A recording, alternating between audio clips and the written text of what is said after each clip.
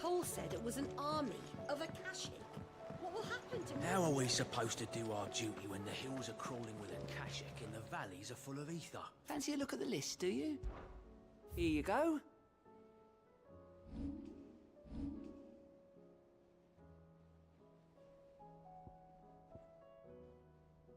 Always something in there. How may I help you today, Clive? Come to claim your just desserts?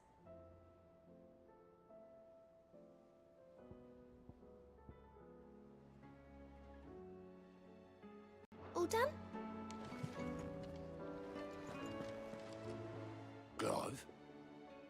But if you're here, where the hell is everyone else? Don't tell me. They're all right, but it's a long story.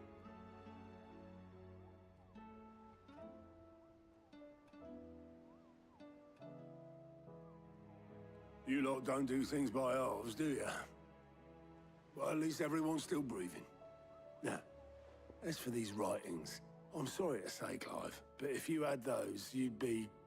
Sitting under a pile of rubble, I know. But we were able to save a few bits and pieces from the ruins, most of which ended up being used to build this place. The more personal items we gave to the next of kin. In the case of Sid's things, that would have been mid. Then I'll check the workshop.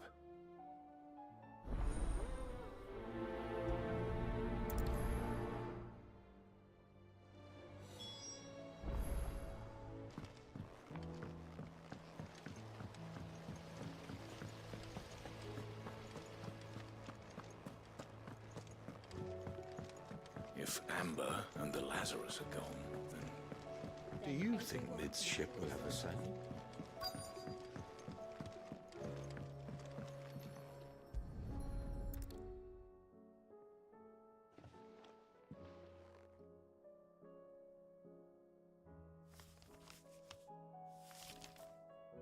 This looks like it's from Sid's old diary. But you'll already have read it. I'd better keep looking.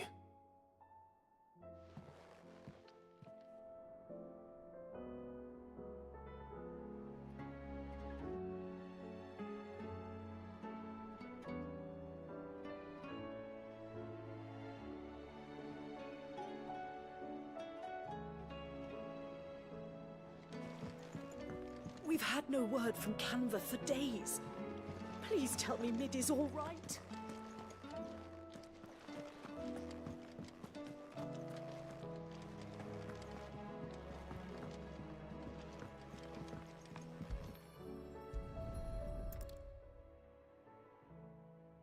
What do we have here? Oh. Sid's pipes. Something tells me Mid won't be needing these.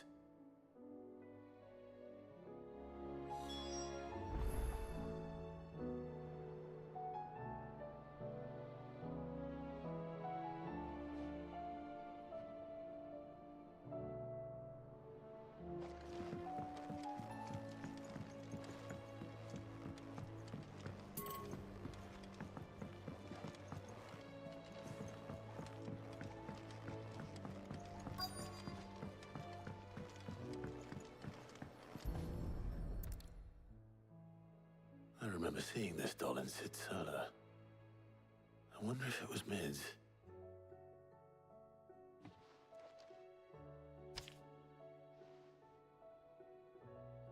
Huh. What's this tucked inside it?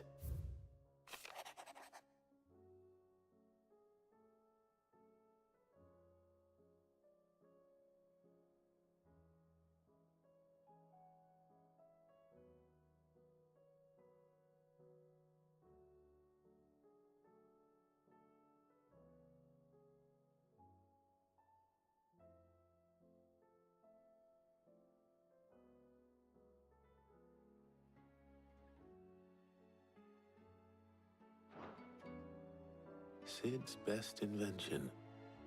Huh. That sounds promising.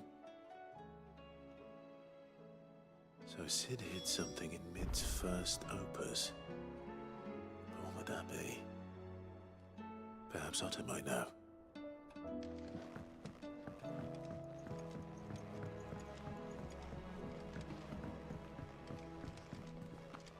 If Amber and the Lazarus are gone, Then everyone in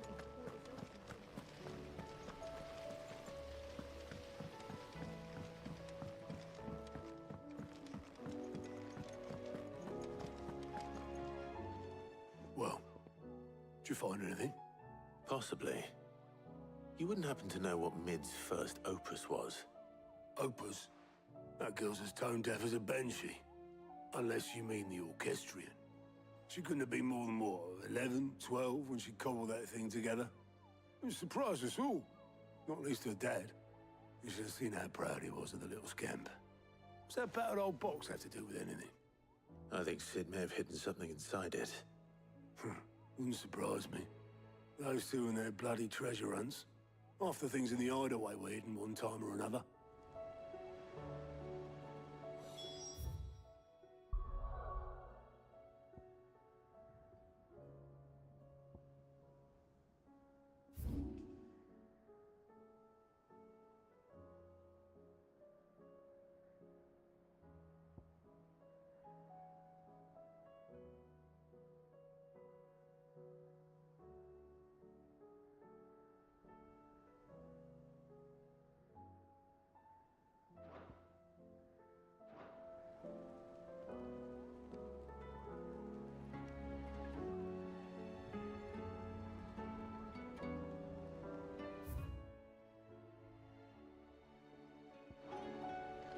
How are we supposed to do our duty when the hills are crawling with a kashik and the valleys are full of ether?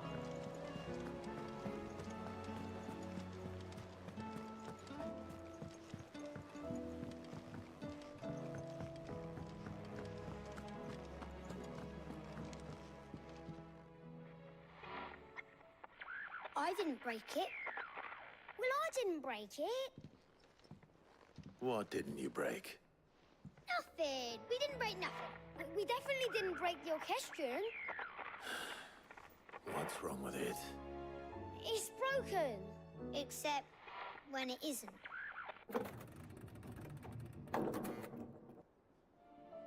See? And you had nothing to do with this? Nope. Nothing.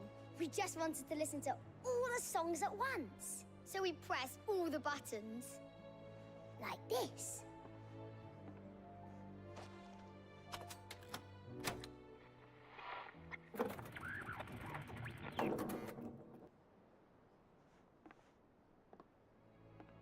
See? All too well. All right, out of the way.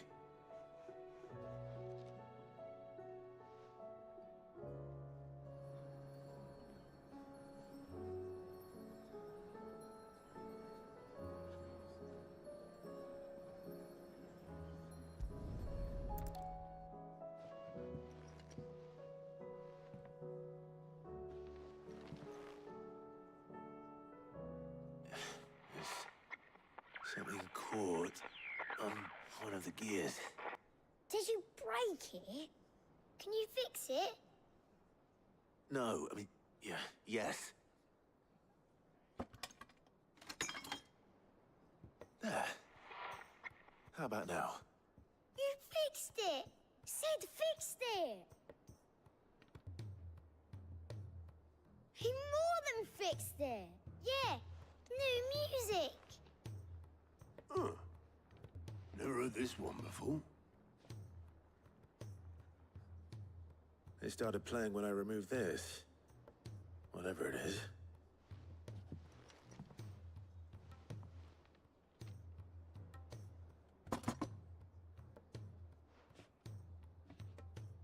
Well, don't look at me. I can tell you it's important, though. Sid showed it to me once and said as much. Said it was the stuff dreams were made of. Let's just hope it's the stuff ships are made of as well. Indeed. Let's see if we can make some dreams come true.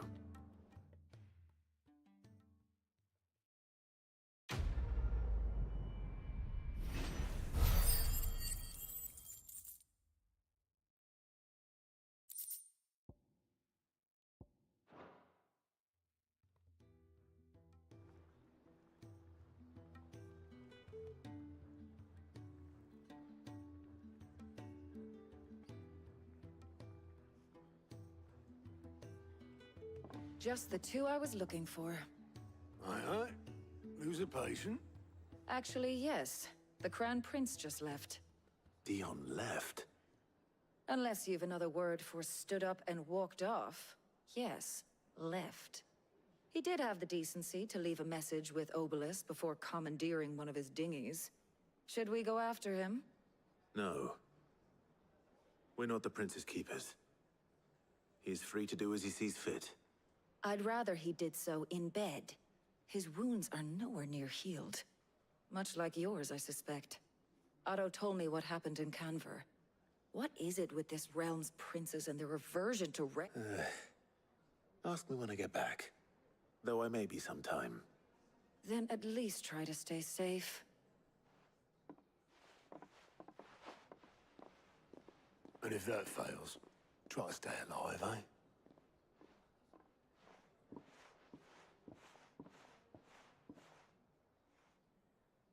Every moment I waste here, the further the flagship sails. I have to...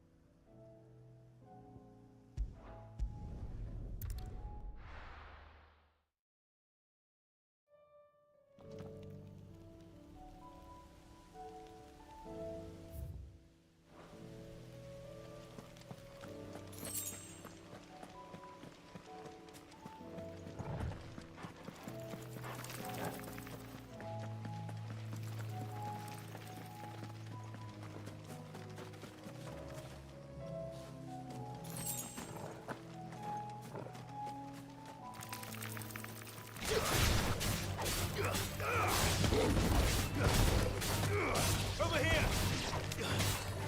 Go for it!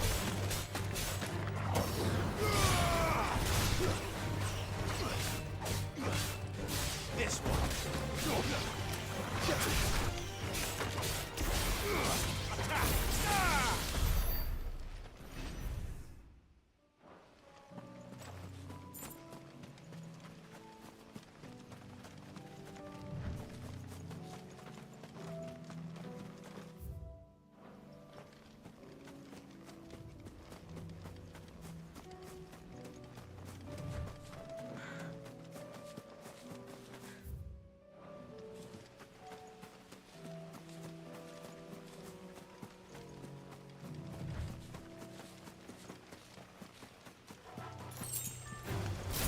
All right.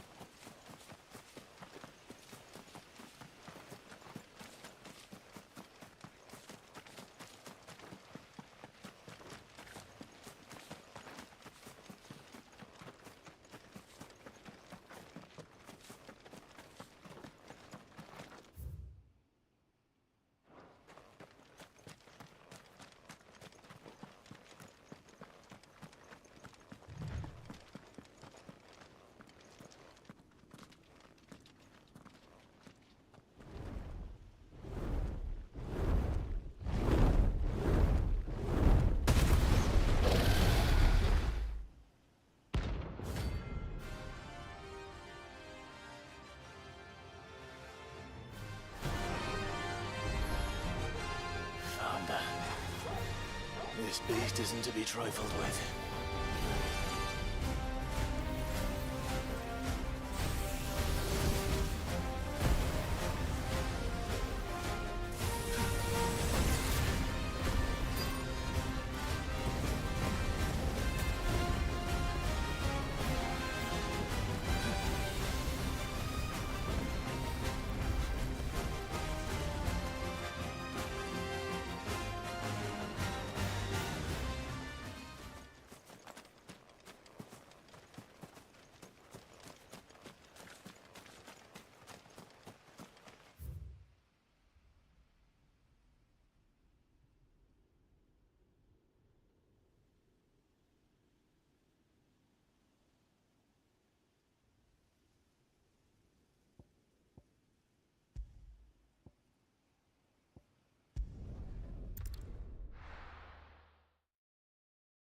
I'll be taking you all to a storehouse in the Bales. Leave anything you don't need behind.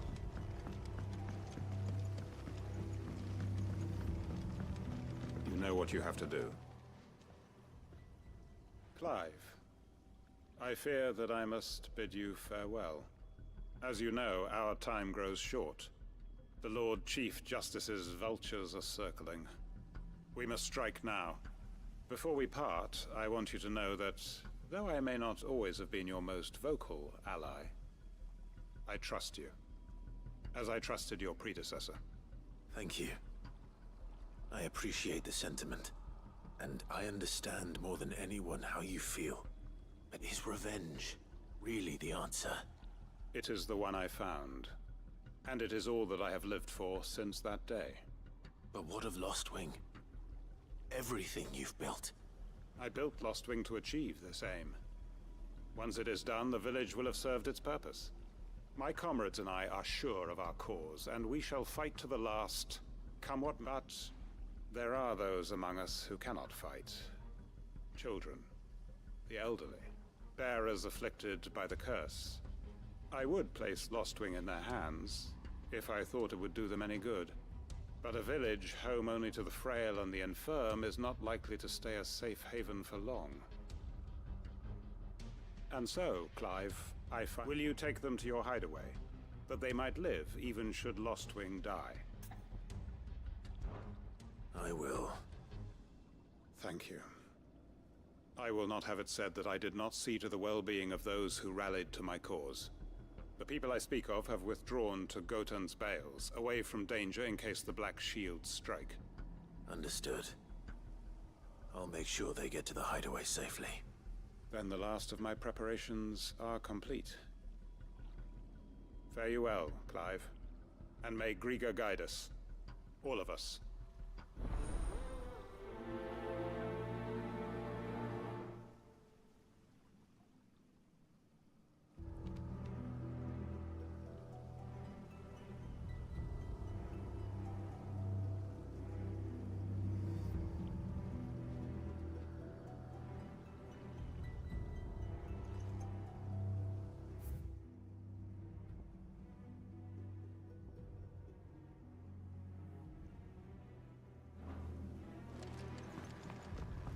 To Gotan's Bales then, and quickly, before anyone else finds them.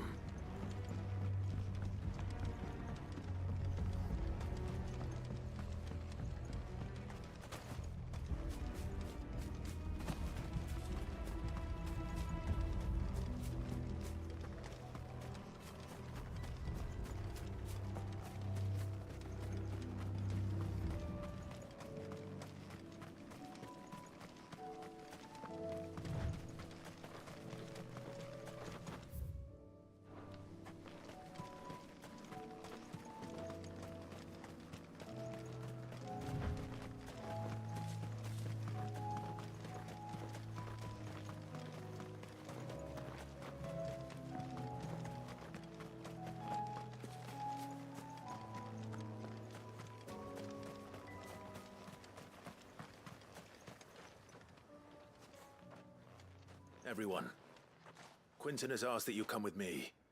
He can no longer guarantee your protection, but I can. There's a safe place I can take you to. Well, if that's what the Master thinks best. Sid, none of us would be standing here today if it weren't for Master Quinton.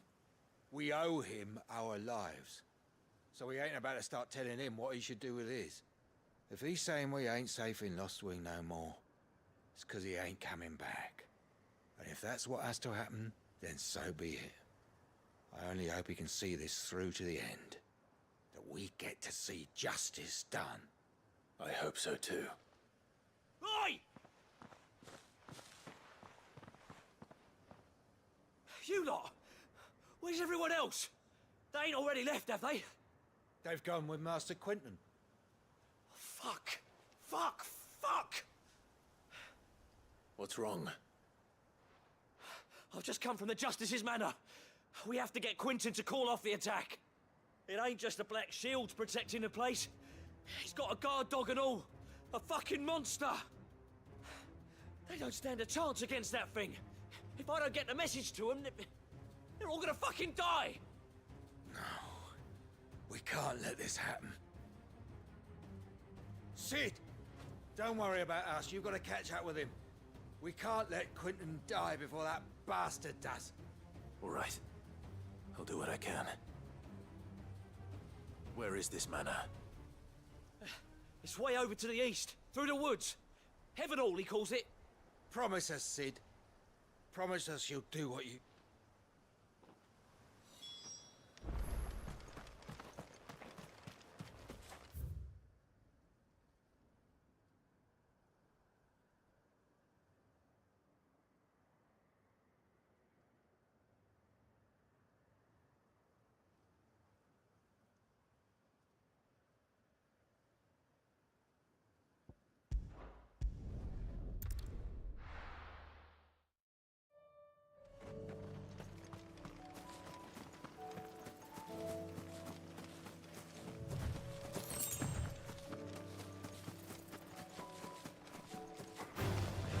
time to fight.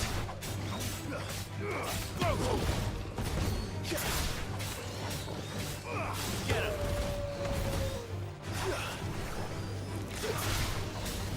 Nice try.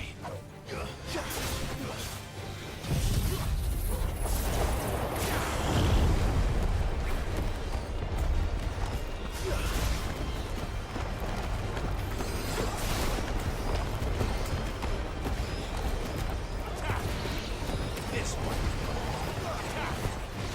This one. Sick.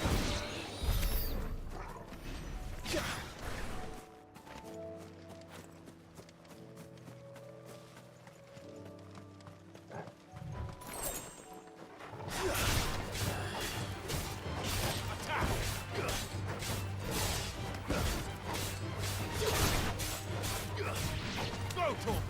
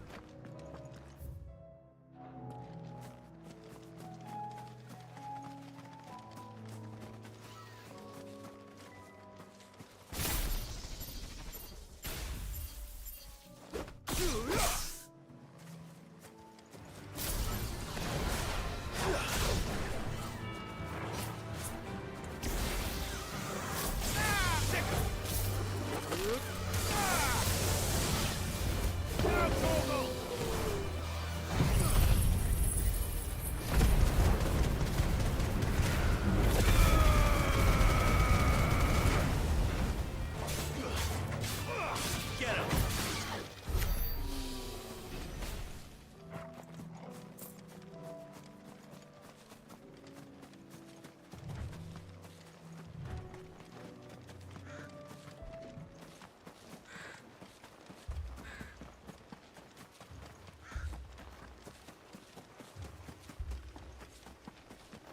Damn it.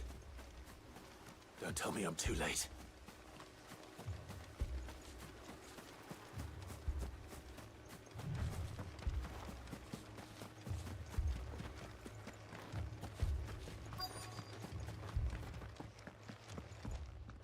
Quentin, are you all right? No. But I am alive. Which is more than I can say for my comrades. They followed me without question all the way here. And they died. For nothing.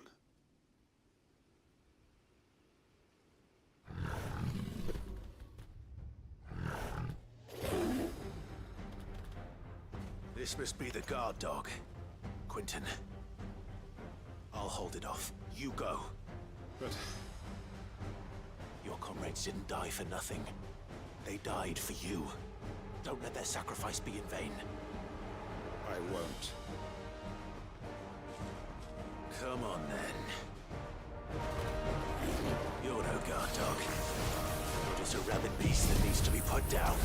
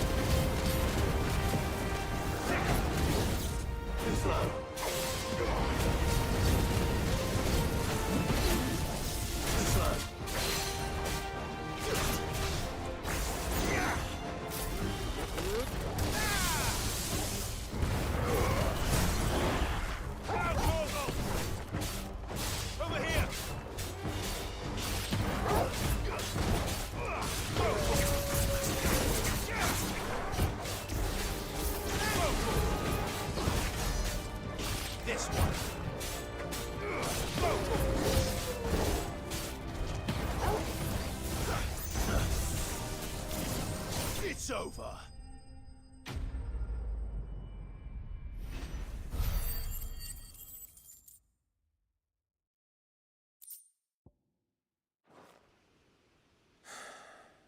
If only we'd arrived earlier.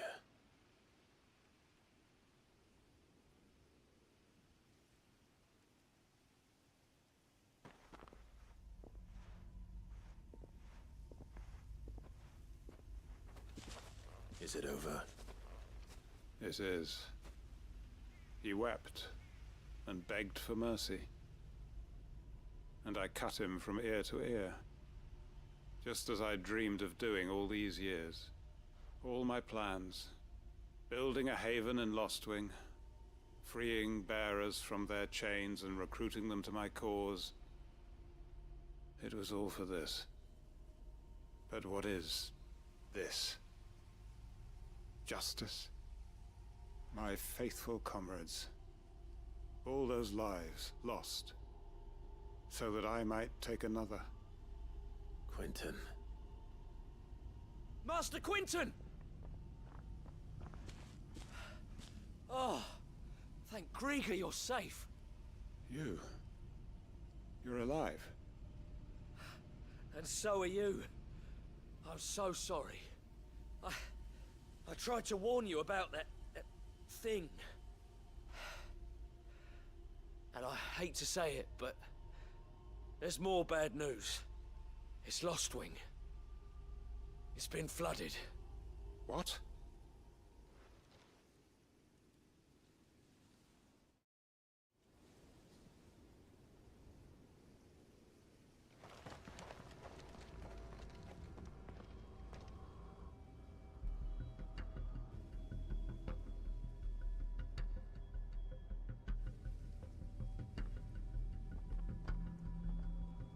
Lostwing. My Lostwing. And look who's here. They must have stolen in after we left, just before the flood struck. What if there are still people in there? Don't be a fool!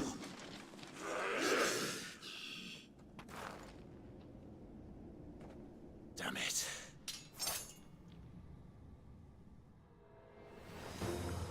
Quentin's not going to last long in there. Come on, Torgal. We need to make this quick.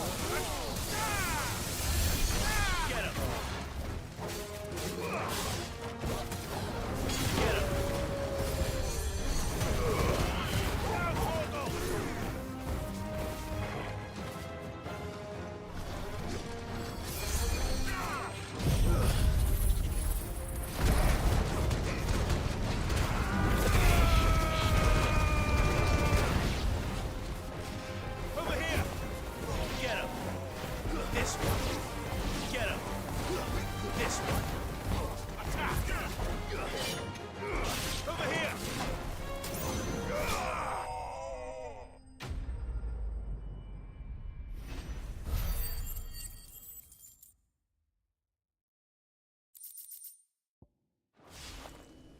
I need to find Quentin.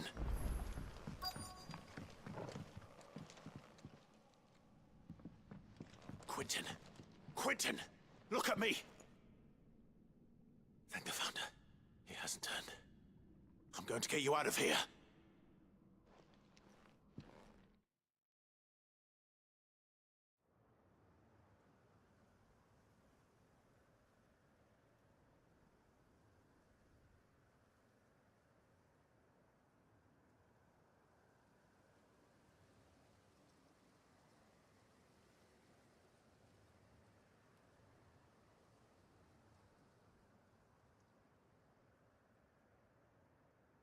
Welcome back to the land of the living. Is Lostwing? The flood has filled the valley. I see. Then all is at an end. A strange way to achieve one's life's ambition. No, Master Quentin. Save your strength. Why?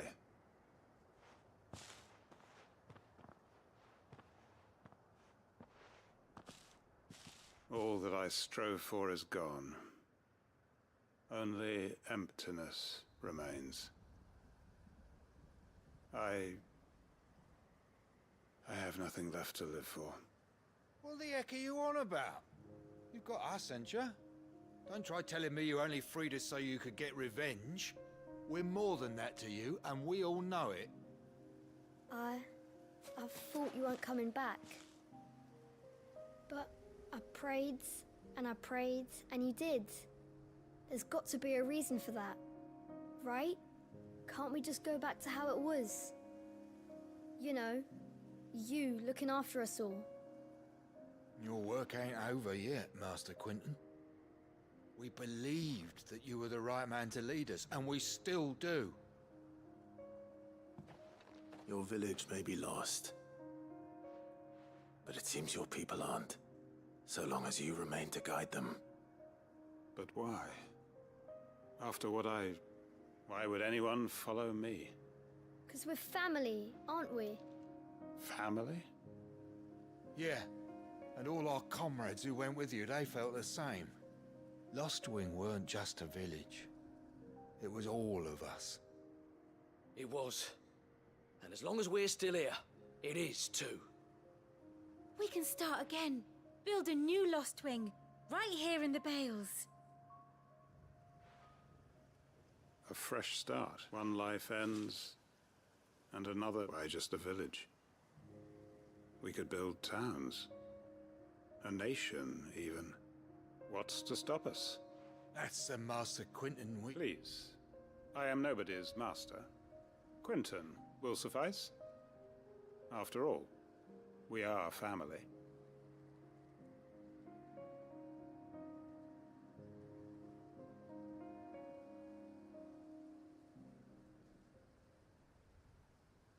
Permit me to withdraw my request.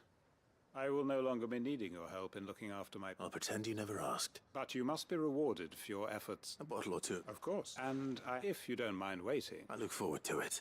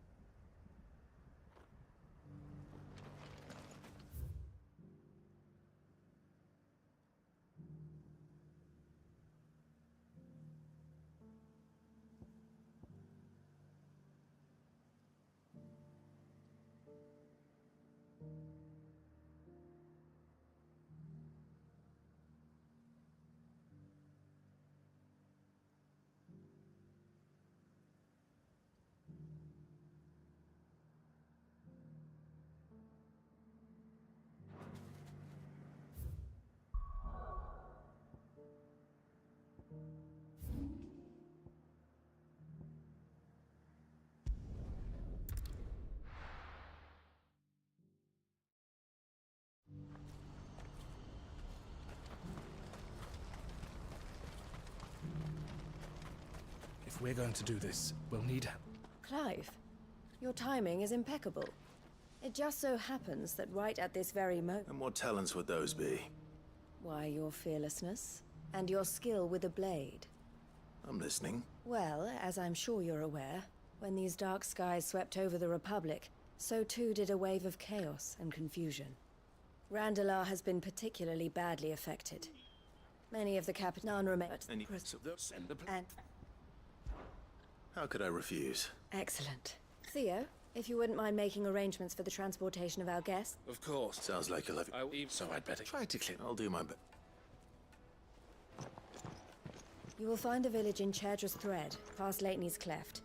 My man there will open the gate for you. All right. I'm sure you...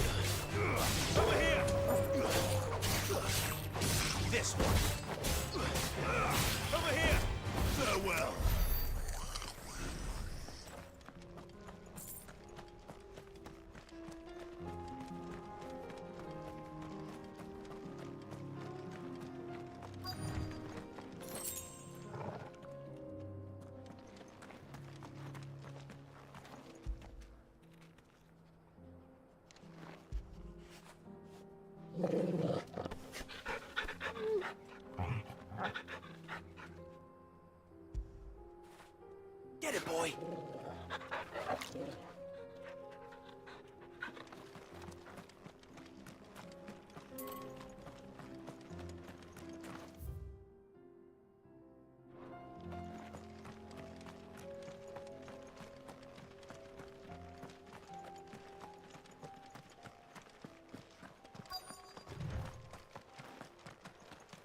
This must have been a nice place once.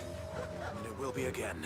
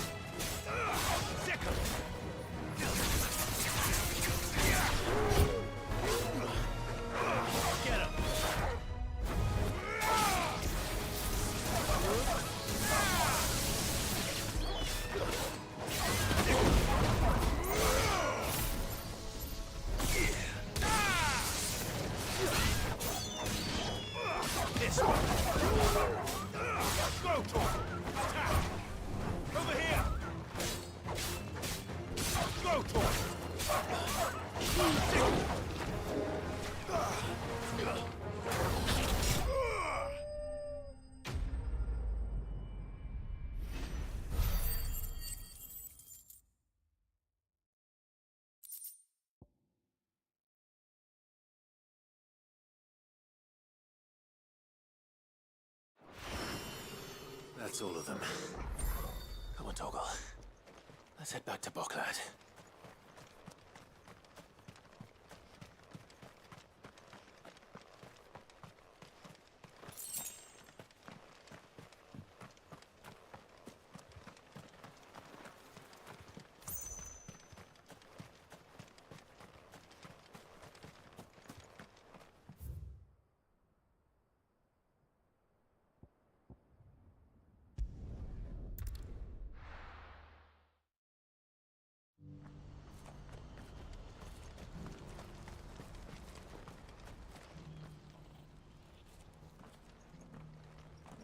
Something the matter, Theodore? Quiet. Those are our terms.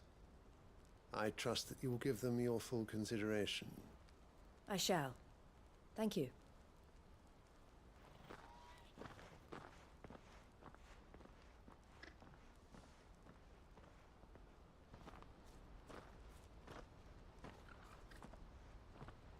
Him again. Someone you know? Yes. And, no. But enough about him. How did you fare down in Cashlock? It's done. The village is safe now. You made quick work of it, as always. I should go and let Eloise know. Don't let me keep you. But Clive, don't tell her I was watching her, will you? She'll only get upset. I'll explain everything once you've finished with your report. All right. We'll speak then.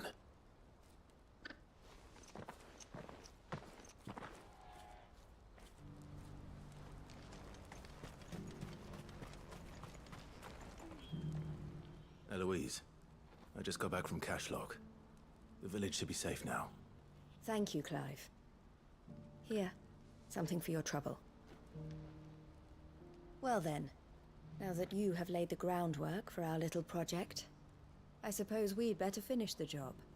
The first thing we'll need to do is make sure our offer for the bearers is accepted. You're still in negotiations? We are. A trusted colleague has been dealing with the Fist on our behalf, but things have been trickier than we anticipated. I suppose it's to be expected. This is the army we're dealing with. Fighting's what they do. But we shall emerge victorious in the end.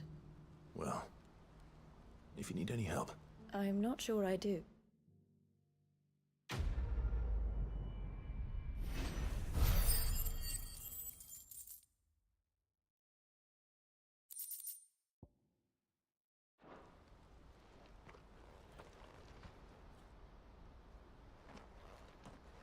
Ah, Clive.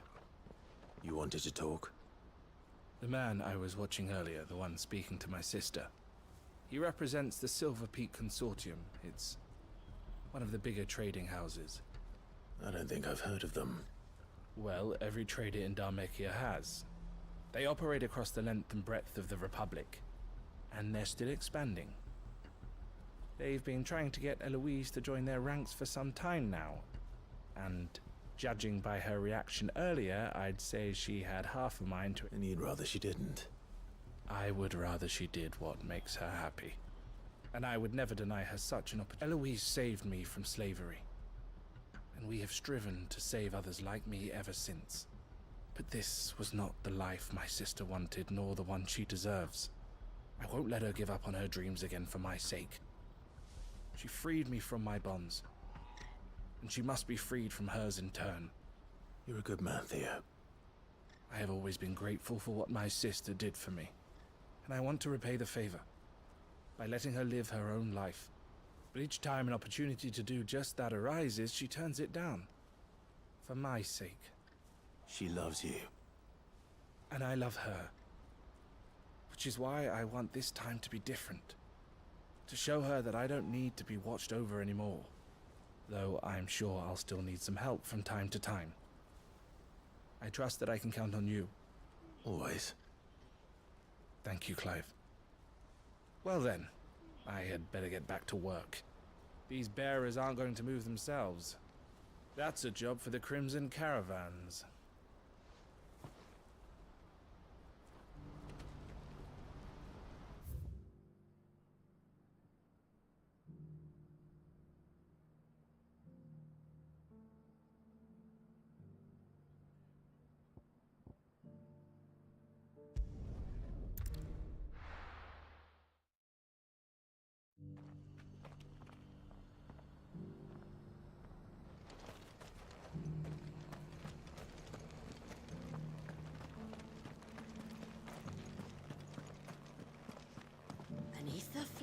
Yes.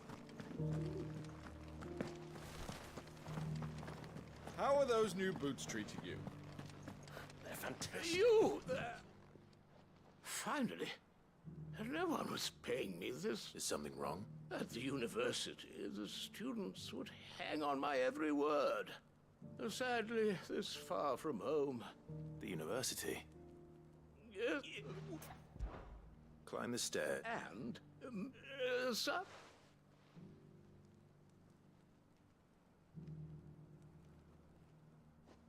The three of them, to be precise. One each to the north, south, and east. I'm here in the hope that those carvings might shed light on a riddle I've been pondering for some time. Namely, the otherwise undocumented origins of Tabor's unique people. People quite unlike those of neighboring lands. I can't promise I'll remember everything perfectly. Remember what you can. I'll piece together the rest. Make for the domed pavilions.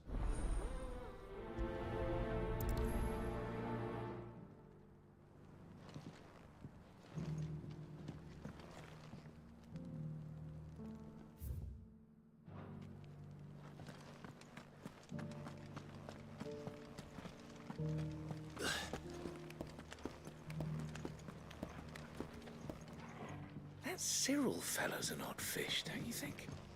Well, scholarly sorts like him.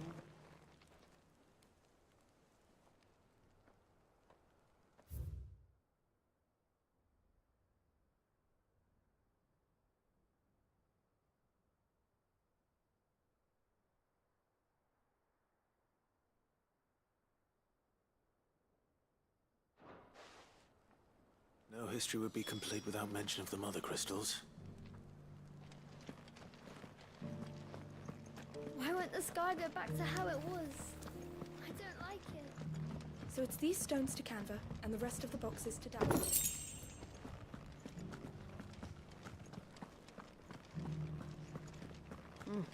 Not a scratch on them.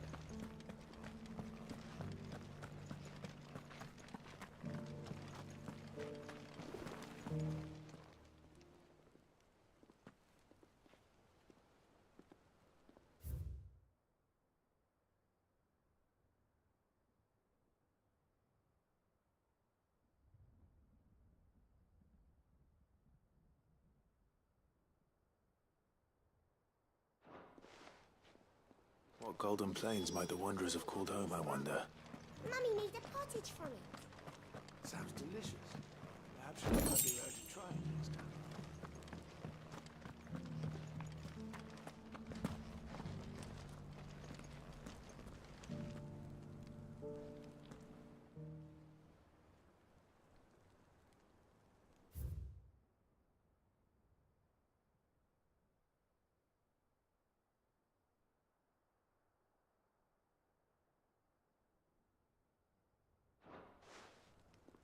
Farmers must have settled here in Tabor. I should speak to the old scholar before I forget everything I've read. The engravings were in good repair considering their age. Oh, would that I could have seen for myself. Come, don't tease me now. What did you learn of this? Let's start with the engraving to the south, shall we? What?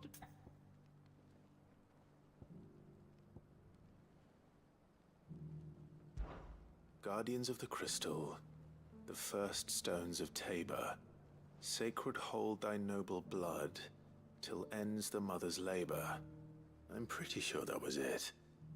Fascinating. It would seem the founders of this city were descendants of those fallen charged with protecting the mother crystals. But whatever could have driven the Guardians so far from their sacred charges, I wonder?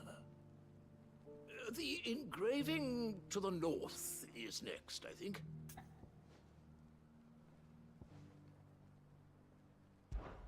Wanderers of the Golden Plains, lay your roots in stone. With pride recall thy noble past, and make these rocks a home. Or, I think that was it, at least. No doubt you're right. There are vestiges of nomadic customs in Tabor its guardian roots could never account for. This is proving most enlightening. Now, for the final stone.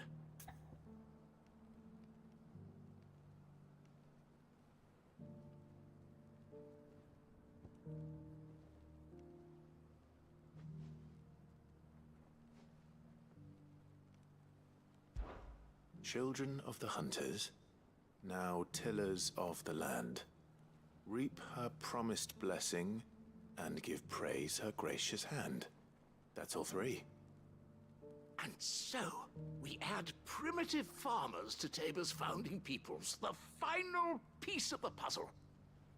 3 engravings, one for each of the 3 peoples to have settled Tabor in ancient times.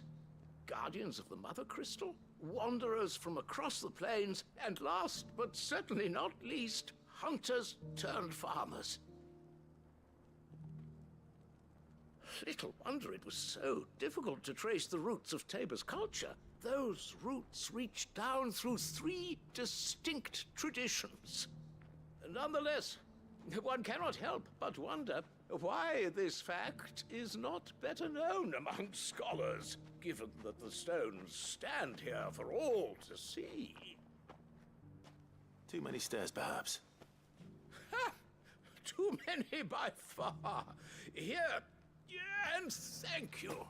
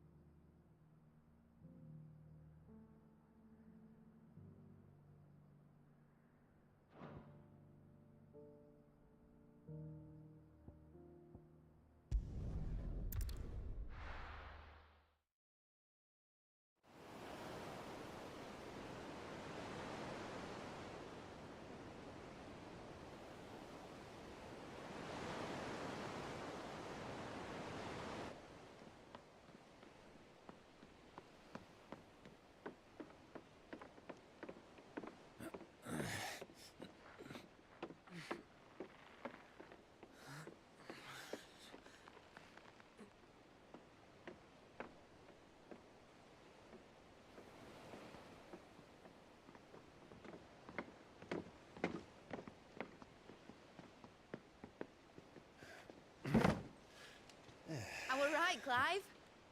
My dad had it all worked out. He'd be proud of you, Mid. His writings may have helped, but this achievement is all yours. Can we catch them? The Ainayar's one of the largest, fastest vessels ever built. And it won't help she has the wind at her back. Any other ship would be hard-pressed to keep pace with her, let alone reel her in. But this isn't any other ship.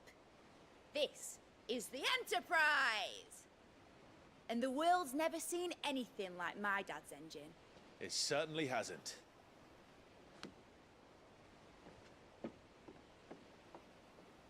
Clive, what do you know of Barnabas Tharm? Only what the bards sing. That he sailed to Ash from southern lands. That it was his mastery of the blade which won him the throne. And that his sword, Odin's sword, can sever the very threads of creation.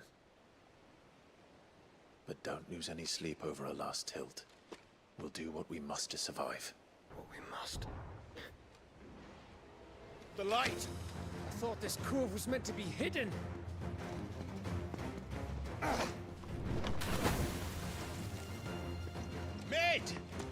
company! Eh? We'll hold them off until the ship is ready. But hurry! Bollocks! All hands! Man your stations!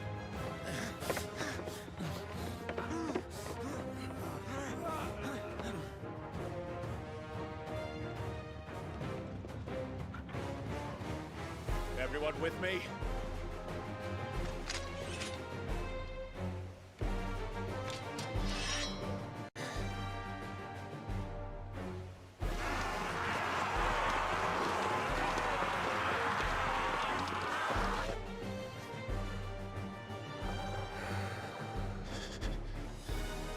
Here they come.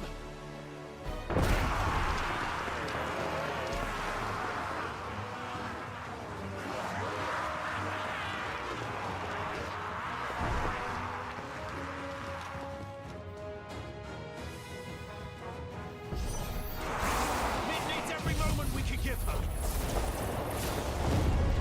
Behind me, Lord Rosfield. I'll take care of these fuckers. Behind! I'll have you know earthbreaking here. One struck fear into the heart of every man in the twins.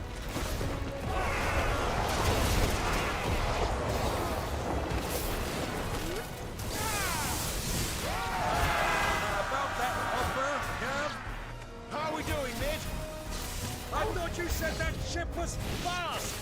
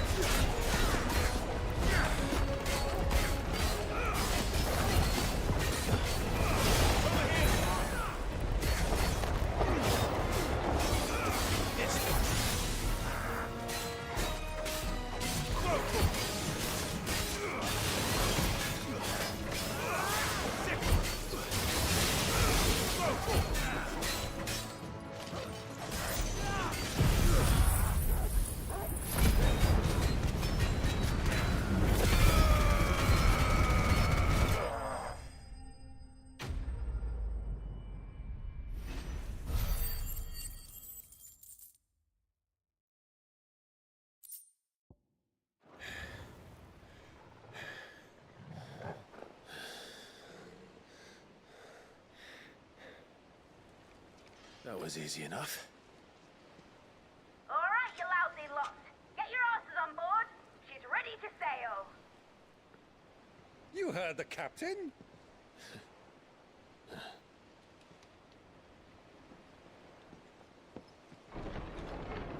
Clive?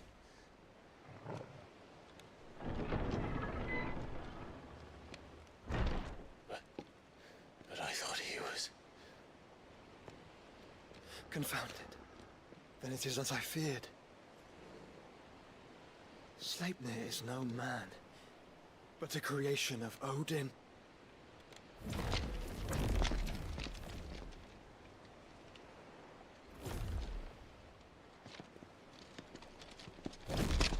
Phoenix's fiery fundament!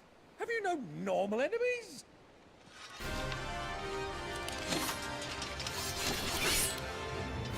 Up for another round? Of course we are. Right, Lord Rosfield? My boy, there was a time people called me the Executioner. Or was it my eyes? No matter, heads will roll all the same. Mate! New plan! You leave! We follow! Follow? Swimming, are you? Oh, bugger me! Weigh anchor! Engine's dead slow ahead!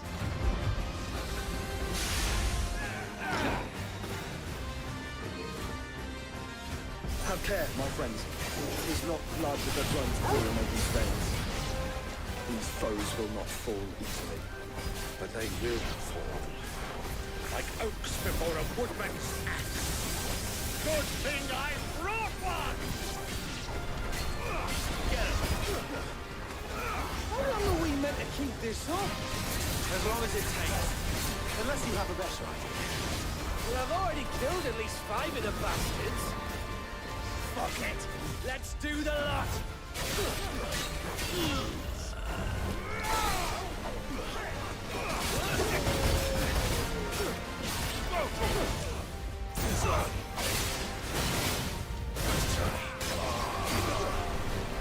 Over here!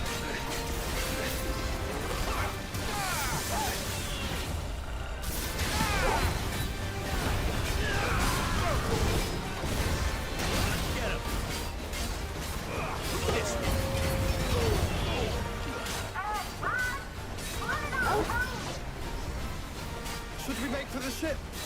Not yet. Wait for my signal. Get it.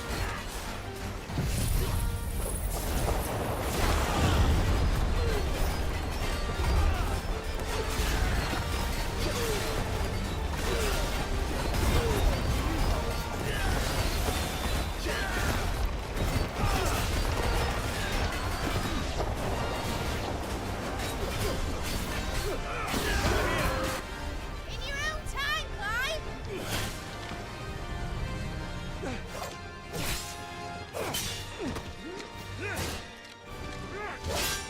Right. Run for it!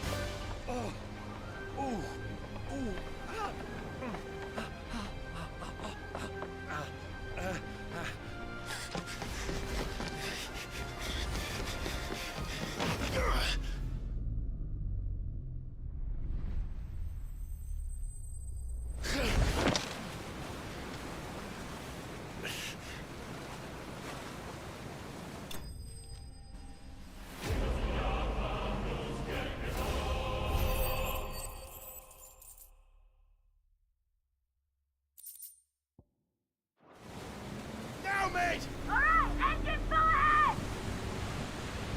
And hold on tight!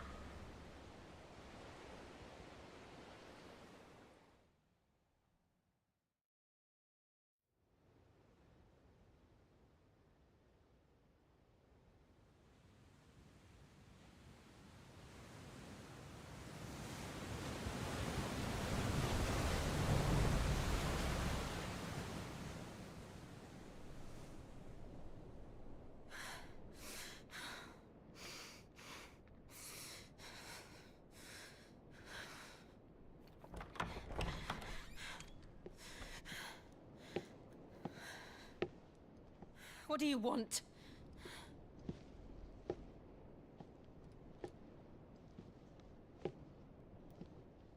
That's quite a mess you've made. And wholly unnecessary. You are my offering to Mythos. I would not see you damaged.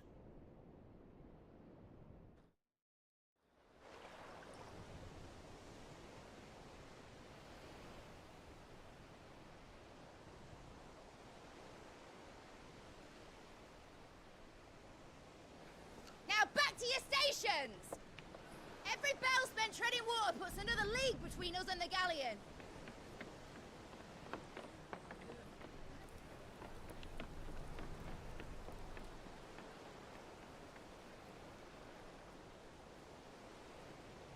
I don't suppose Mid has a spare engine? Since you rose from the grave, my fortunes have plummeted. Are you absolutely certain of this quest of yours, Clive?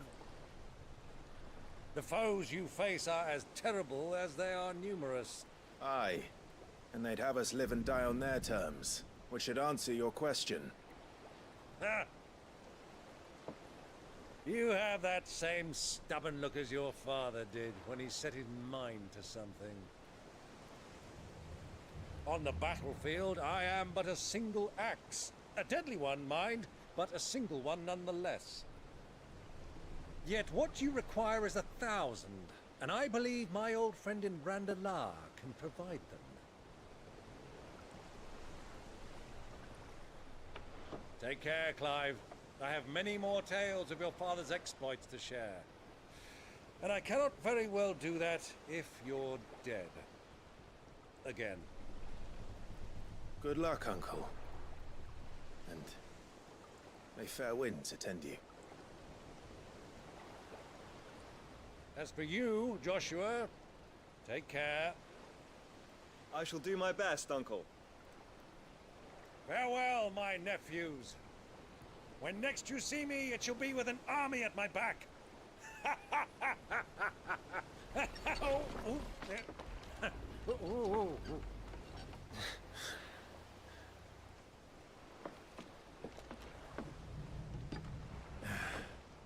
Cheerio!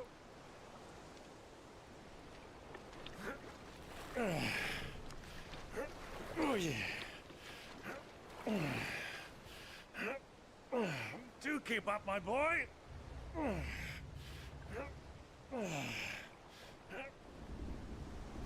Well, we can't have him showing us up now, can we? We would never hear the end of it.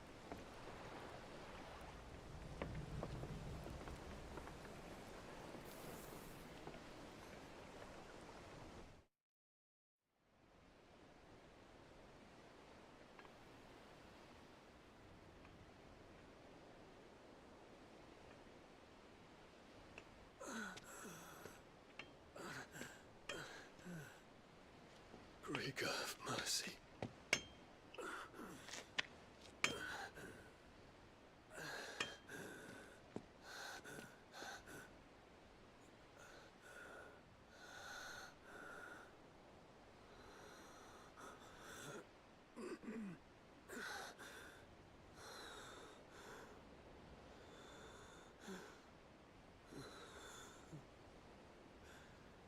All this.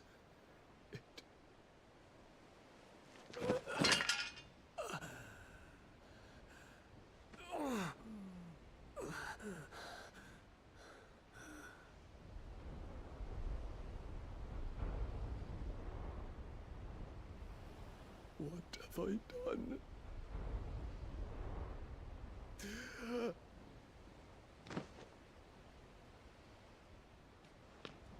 My lord.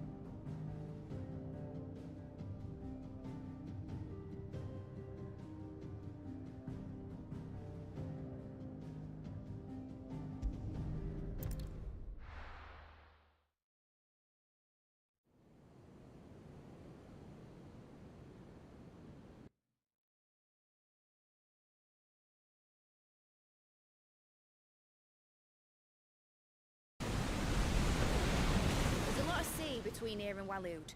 But any ship heading north has to round Zemeckis and put through the Narrow. Maintain our current bearing north-northeast, and we'll catch the Black Galleon before she vanishes again. What's to prevent her from circling around Ash from the south? With these winds in those waters, it's taken forever and a fortnight to reach Stonehere. Mid knows what she's talking about, Clive. Better than any of us lot, anyway. I say we do as she tells. Sails on the horizon. She's ours.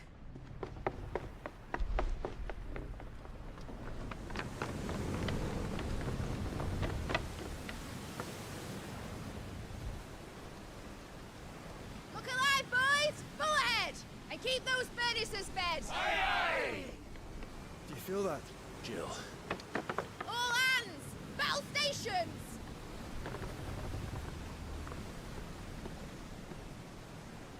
Let's see what this girl can do.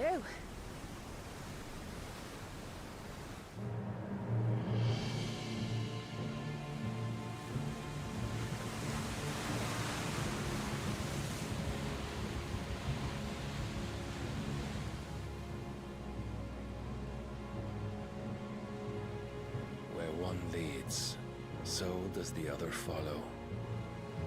The bond of consciousness which joins them, condemning both to the same fate. Yet my every attempt to strike it from their hearts serves only to tighten its hold.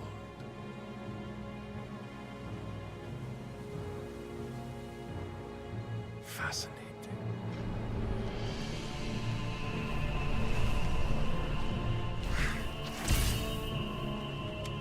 But then, there is naught my blade cannot sever.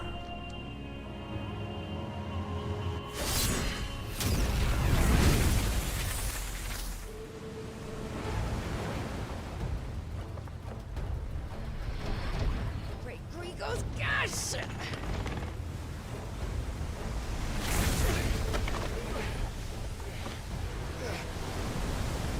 Barnabas.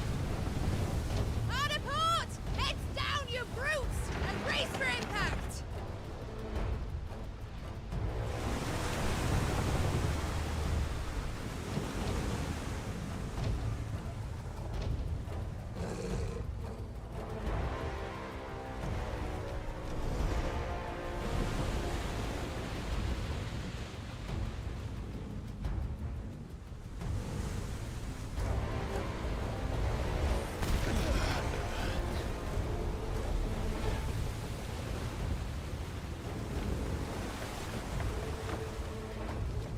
It's now or never. I'll find her.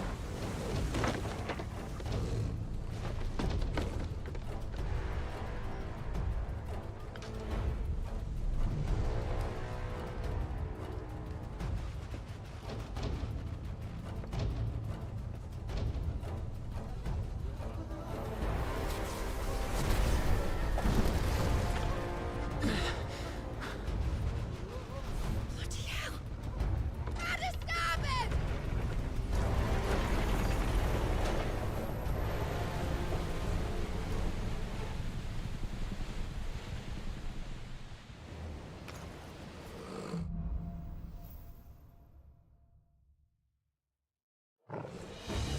Where did you hide her, Barnabas? Cut him down! Sick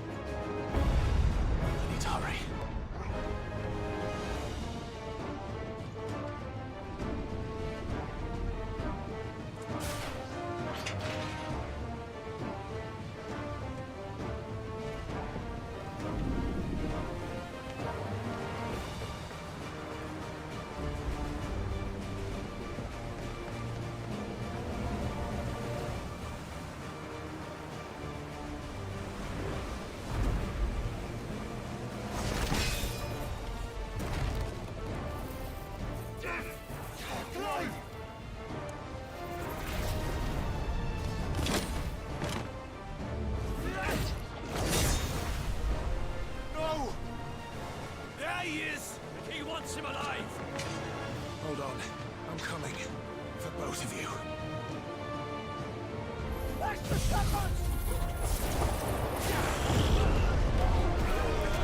Over here! This way!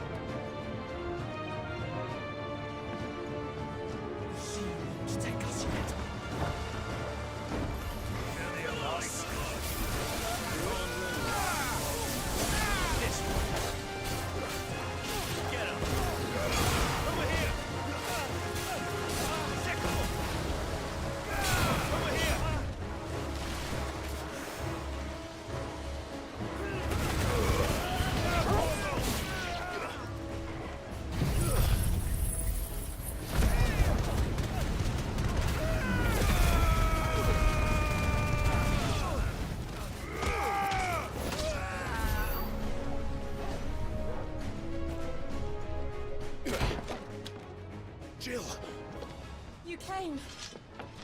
Get back.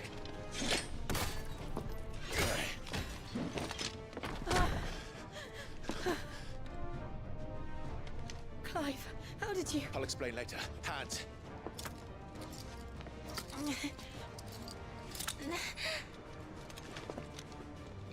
Can you walk? Out of here I can.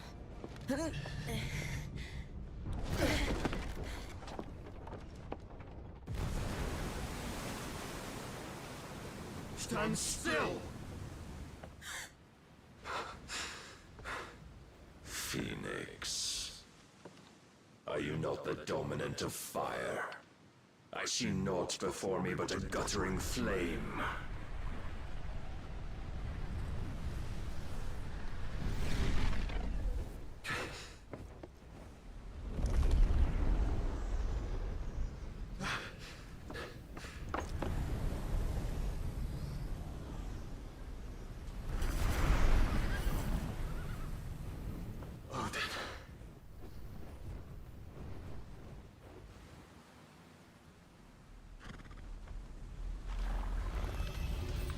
In earnest, then.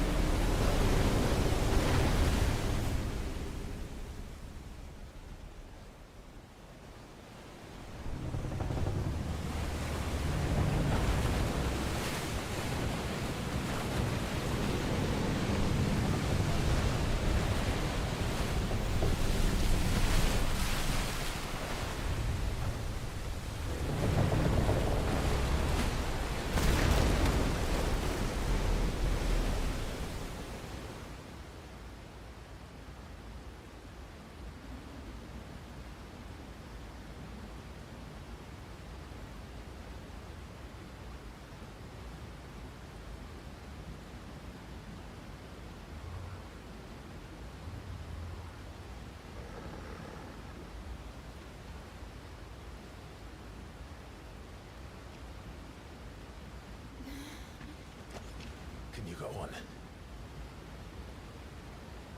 I think so.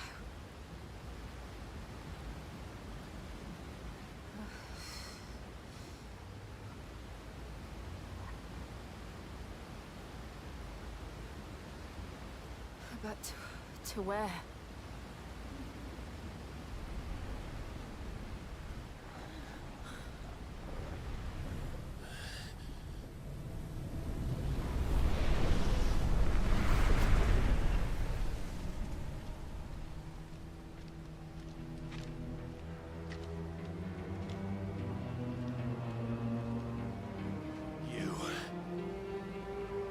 What did you do to Joshua?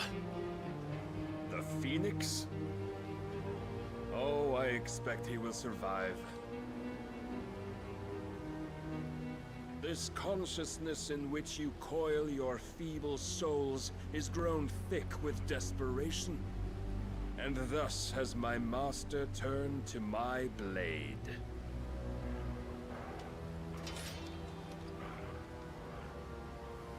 The world will soon be painted in black. And all that live shall gather in death's autumn wake. Not if we remove the cause of this misery. Not if we destroy the last of the Mother Crystals and restore balance to the world. Come. Do you truly think it's so simple?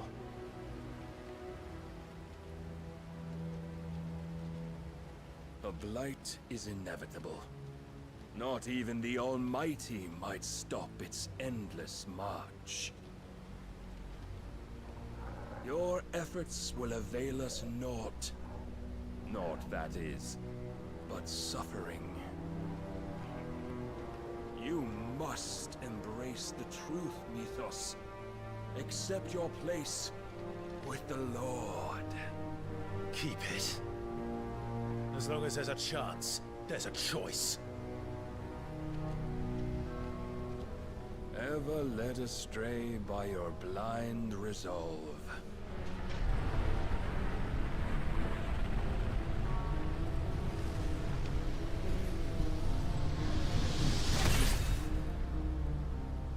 Now, it is time you learn the inevitability of your divine fate. However much it may hurt. Get as far away as you can. Clive, no. Trust me, Jill.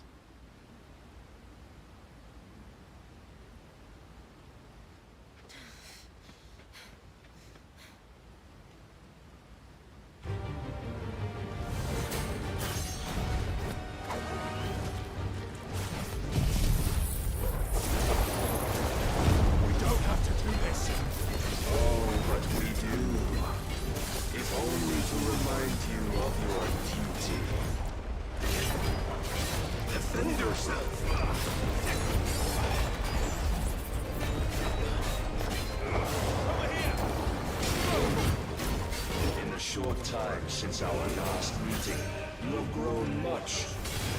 Yet as a vessel, I fear my lord will still find you lacking. Too slow.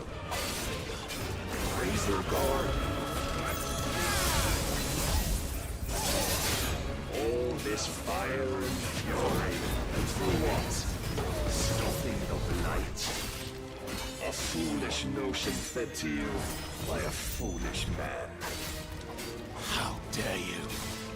You know naught of this world nor of our place in it. If our fates were so easily rewritten, we would all be gods. Get him!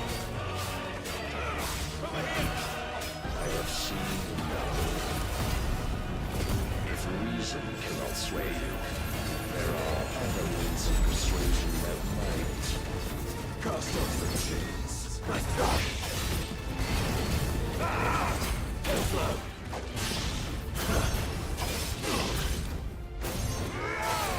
Are you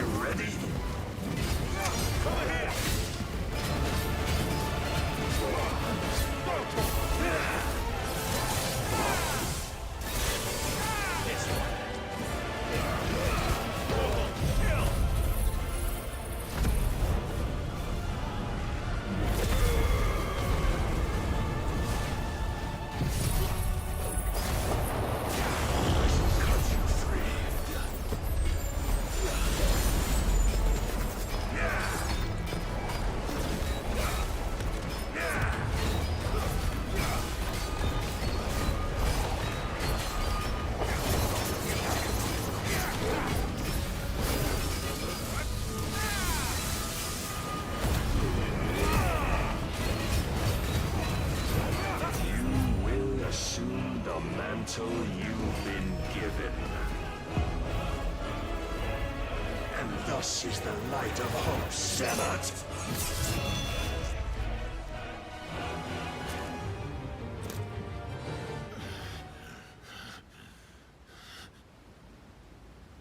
You would yield so soon.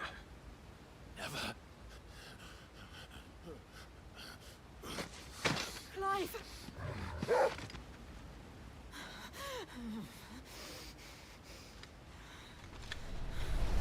Do you not see? Your iron will weighs you down, dragging you ever further from your purpose. And what is my purpose? Mythos. Who are we? What are the dominants? The breath of the Creator still warm on our lips. We carry his light that we might guide the masses in his name. We are but mighty acts of God. We are more than that.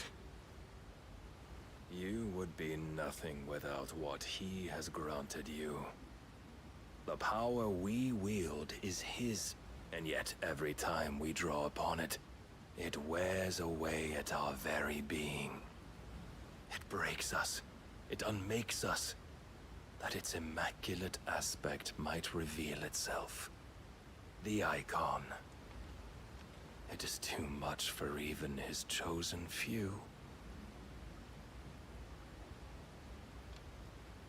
Apart from you, Mythos, you wield the might of many, yet your body does not answer for its avarice. What are you saying? What I am saying is that we dominants are a means to an end. We were created for you, that you might drink deep of our strength and thereby fulfill your divine purpose. Which is? To feed. As you would know, could you only look beyond the walls of your prison of self-regard. As long as you choose to ignore this, you shall never penetrate my defenses. Still, you may take solace in the fact that you are not alone in your plight. The chains of volition shackle all of mankind, but there is yet cause to rejoice. For the Lord, in his mercy, has taken pity on his flawed creations, and shall see them restored to their proper forms. And what exactly would that be? Why, loyal servants to God. No. Manners, Lord Rossfield? They are men, like you and me. Albeit ones unburdened by the wills that drive our kind to madness. They are pure. They are divine. You mean to turn everyone Akashic? Not turn, Mythos. Turn back. For too long has mankind been led astray by their clamorous wills. It is time they return to a world of quiet equality, where they might once more know salvation. Salvation! And abandon everything we hold dear! We don't need your salvation. We'll save ourselves, and we'll do it on our own terms. Not yours, and not your gods! With every defiant expression of your will, the tighter the chains of consciousness become. But perhaps that fact may be put to use.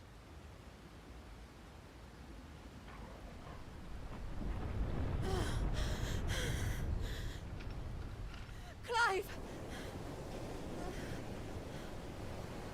The faster it binds you to the remaining dominance, the stronger your hunger will become. Until it leads you back to the only answer there ever was. Mayhap not by the path my master intended, but back all the same.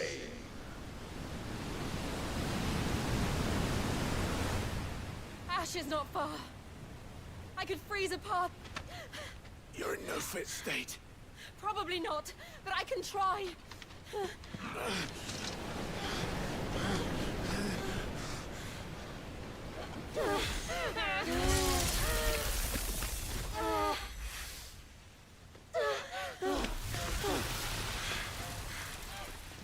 Don't look back!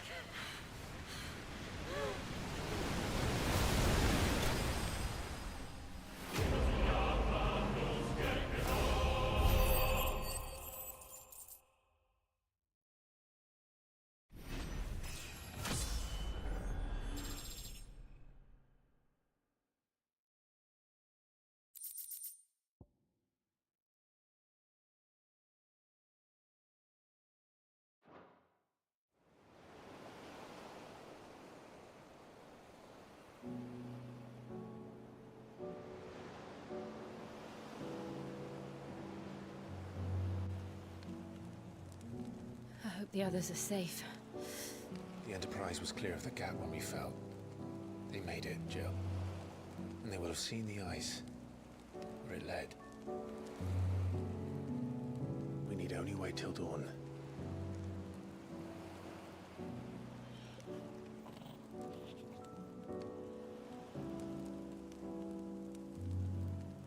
This is the second time Barnabas has bested me. I'm powerless against him.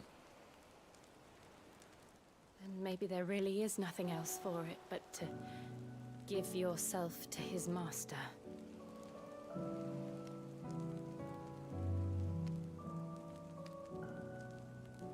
Only you won't do that. The Clive I know would never do that. So you believe? But do you really know me? If what Barnabas said was true, then I'm more monster than man. And each time I summon the flames from within,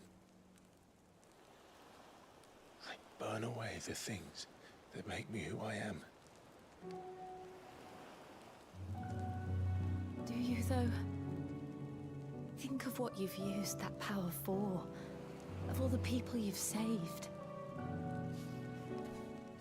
It doesn't matter how or by whom it was granted, only how you choose to use it. And you've chosen to use it for good, haven't you? I've also used it to kill. What if that's my purpose? What if it's all I'm good for?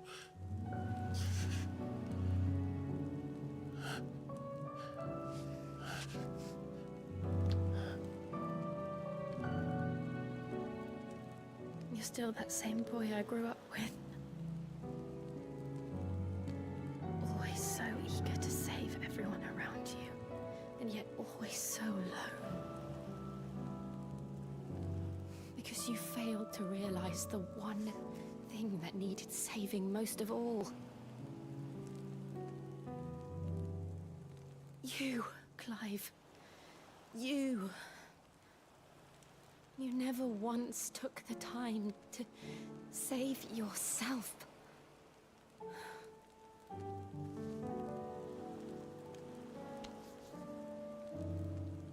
Myself?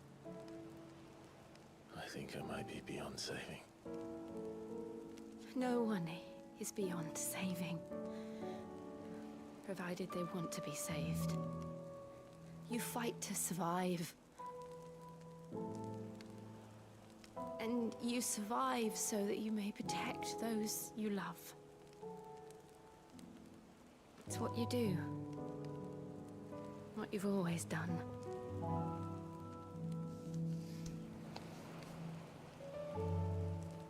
And I know you're not about to change.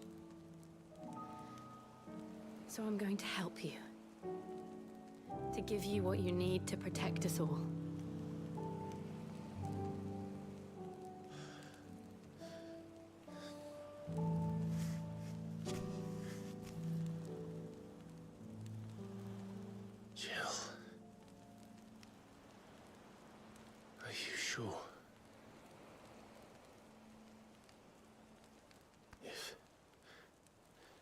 this is what you want, then...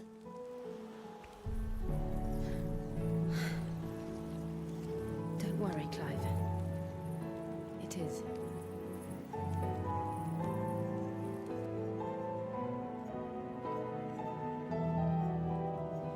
This burden, I'll give you the strength to bear it alone. But I'm not alone. These burdens I carry, my sins, my pain, my sorrow, I see now that they are all a part of me.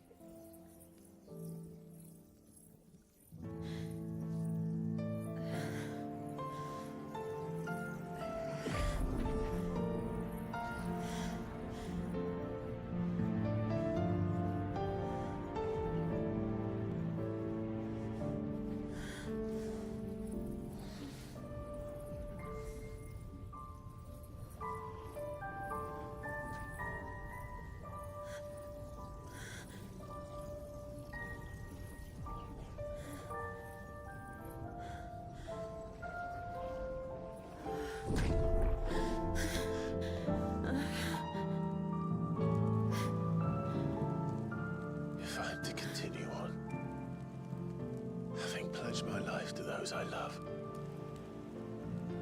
then I will gladly bear your burdens too, until my last breath. Clive.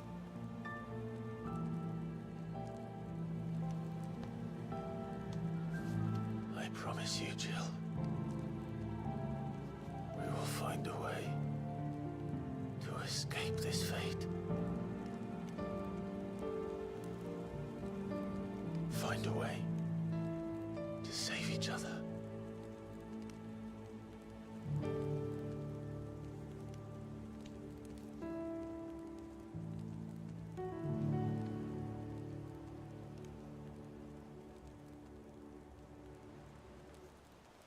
That we might one day look upon the moon again, together.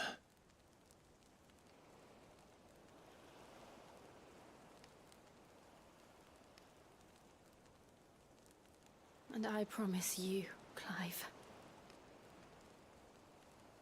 that I will be there, no matter what you must become. I know.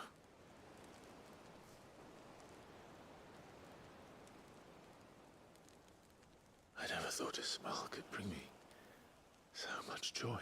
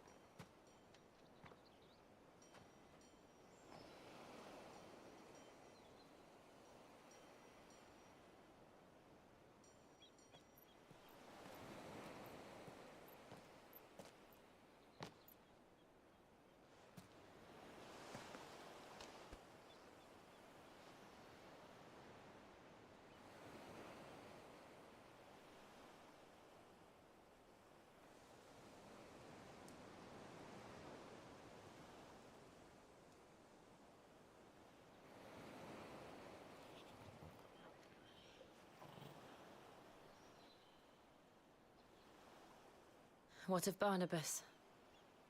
Do we pursue him? No. Our paths will cross again soon enough. Whether we like it or not.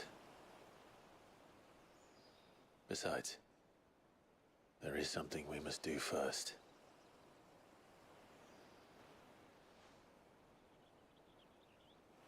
Of course. Drake's spine. The last Mother Crystal. The Einherja is at the bottom of the sea.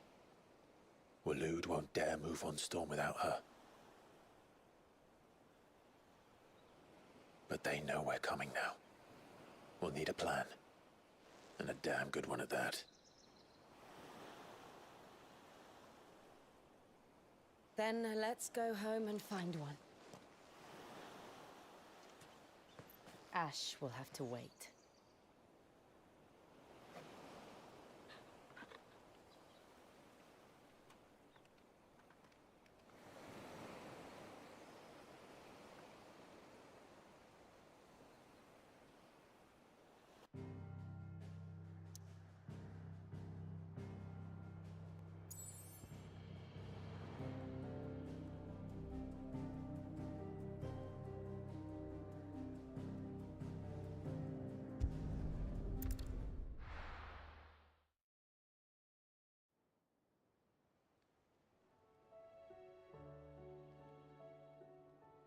Mid says Odin split the sea in two.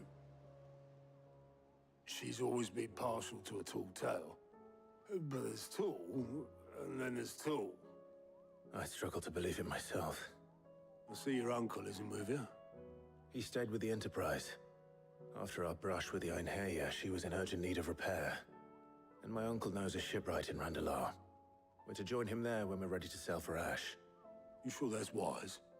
Last I heard, the place was still overrun with Akashic. Show me a city where that isn't true. Ultima's plague is spreading. We're running out of time, aren't we? We've done our best to shore up that hideaway. But I doubt a few planks will stop what's coming. Still, we'll keep at it. Every little helps, I suppose. Let's hope so.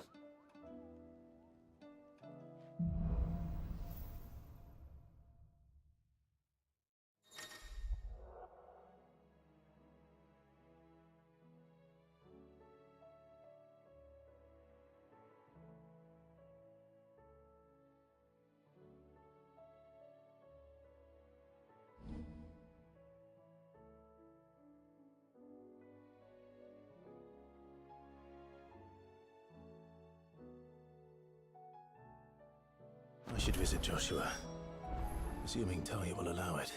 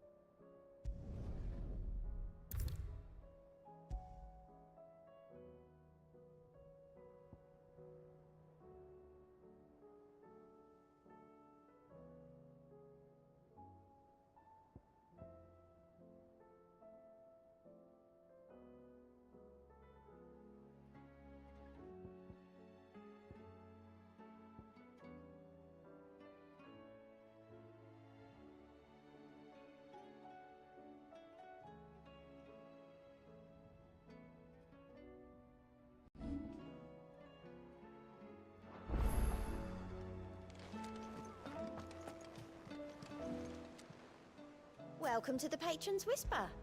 Is everything we've received and everything promised? You earned this. Come again. I may have more for you.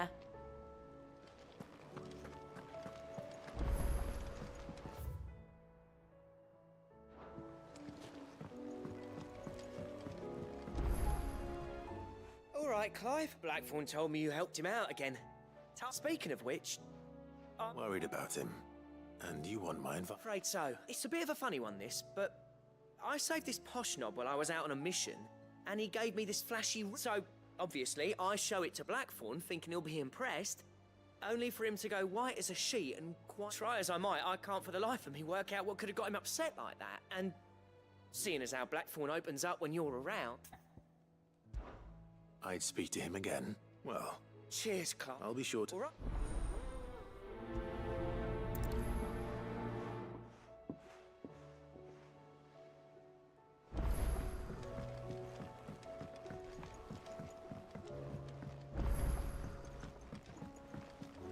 Covered in nicks and lumps, the lot of them. It's a wonder they can still walk. Come back.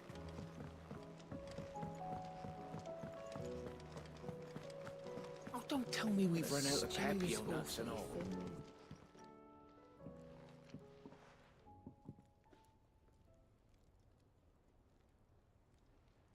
Bloody hell, Clive. Not this again. Oh, ain't you got better things to do with your time? That remains to be seen. August tells me he showed you a ring, and that the sight of it clearly upset you. Would you mind telling us why? Come on, mate. Bottling it up ain't gonna help no one. If it weren't the ring, and it was something I said... It was the ring, right? It brought back some unhappy memories, that's all. Memories bad. Memories of what? There are things we'd all rather leave behind, Blackthorn. And some... We apprenticed together. Back in the day. The ring brought it all back. Busts. It matters, because engraving metal's a nightmare, and I've got no bloody idea how he managed it. The fact is, I couldn't make anything even half that detailed. So what? You're an armorer, not a jeweler. I'm the Hideaway's master craftsman. I'm not stealing a living at some backwater village forge. My armor keeps you lot safe, and my swords keep you dangerous. As far as I'm concerned, every swing of my hammer's another blow struck in the name of our cause. So why? Because... Why don't we then keep providing? What you say? All right. Max, just got that on. Good luck.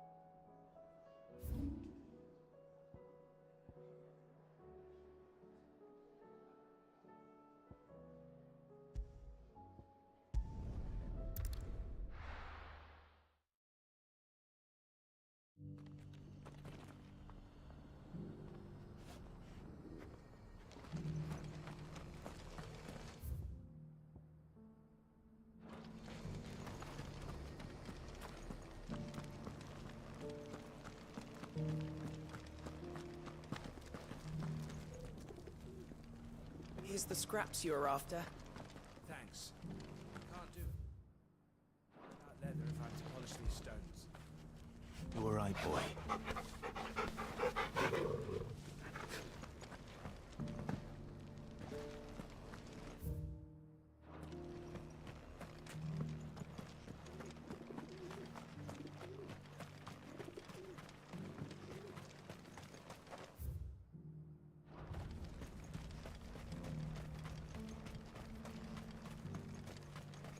No use calling Ambrosia now.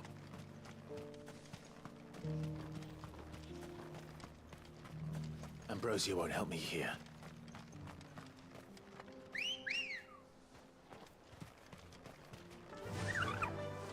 Yeah!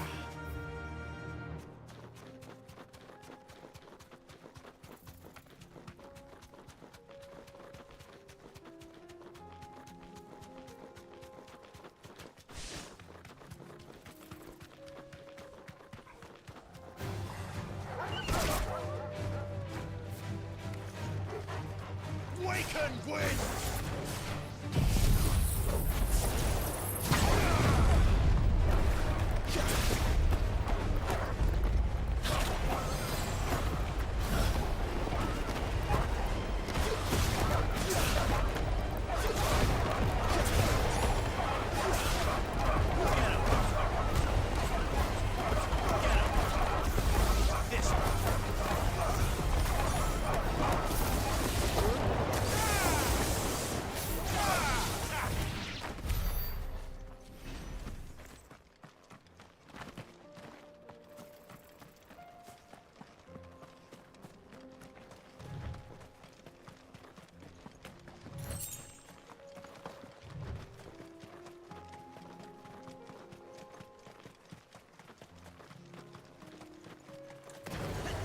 enough of you, are there?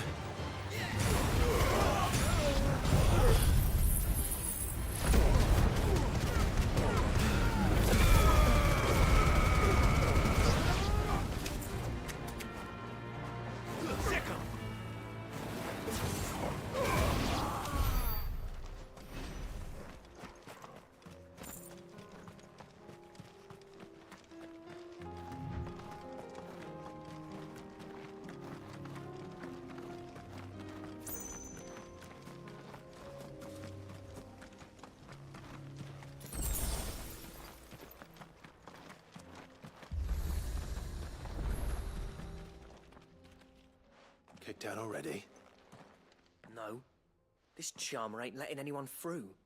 Why are the gates closed? Chief's orders. No one's allowed in without his say-so. Not that I'd have let you in anyway. You look like trouble.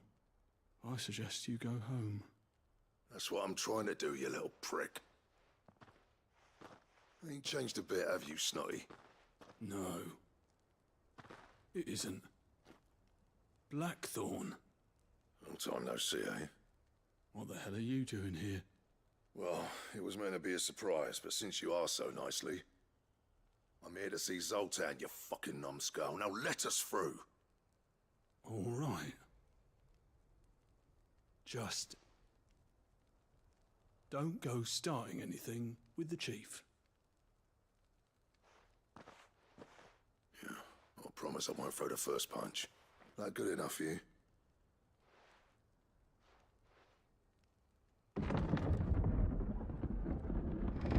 Go on then.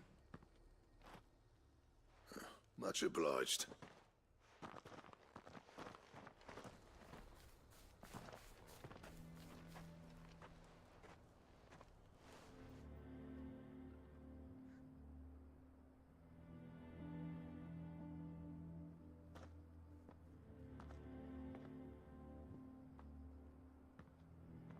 So this is Dravaged.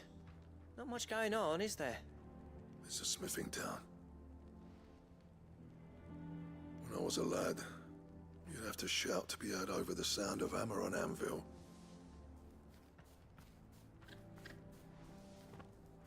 Clive, you're good with people. You speak to Zoltan. Hey, you ain't backing out now, are you? There's a river of bad blood between me and the chief.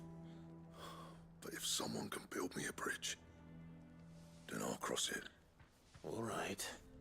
I'll see what I can do. You'll be near the forge on the hill. Good luck.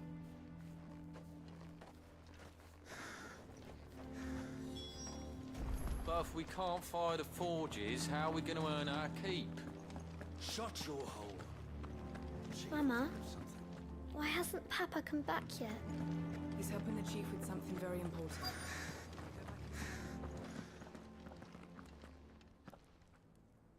Hotter! Hotter, damn it! Those miserable flames wouldn't melt butter, let alone iron. Pardon the intrusion. I'm looking for the chief. That'd be me. It's a pleasure to meet you. I'll bet it is. Keep the gates closed, I tell him. Well done, Snotty. You're not welcome here. Get out. Before things turn nasty. Blackthorn's here.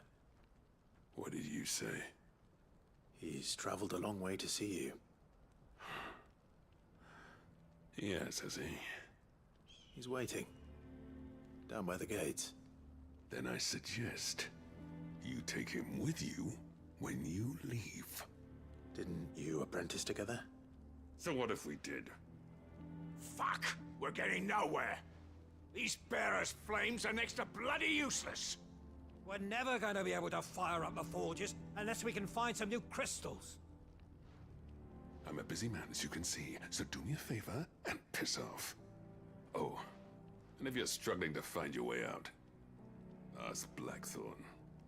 That prick knows exactly where the exit is. He's not wanted here. And neither are you. All right. I'm going.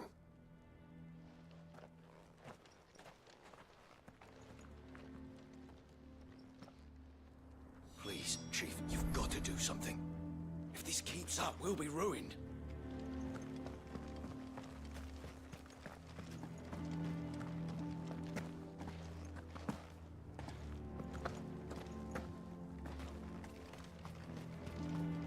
But if we can't fire the forges, how are we gonna... Let me guess.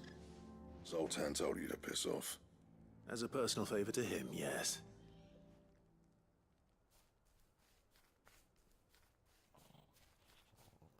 Well, at least he didn't beat about the bush. There'll be no talking him round. Not after what I did. Which is what exactly?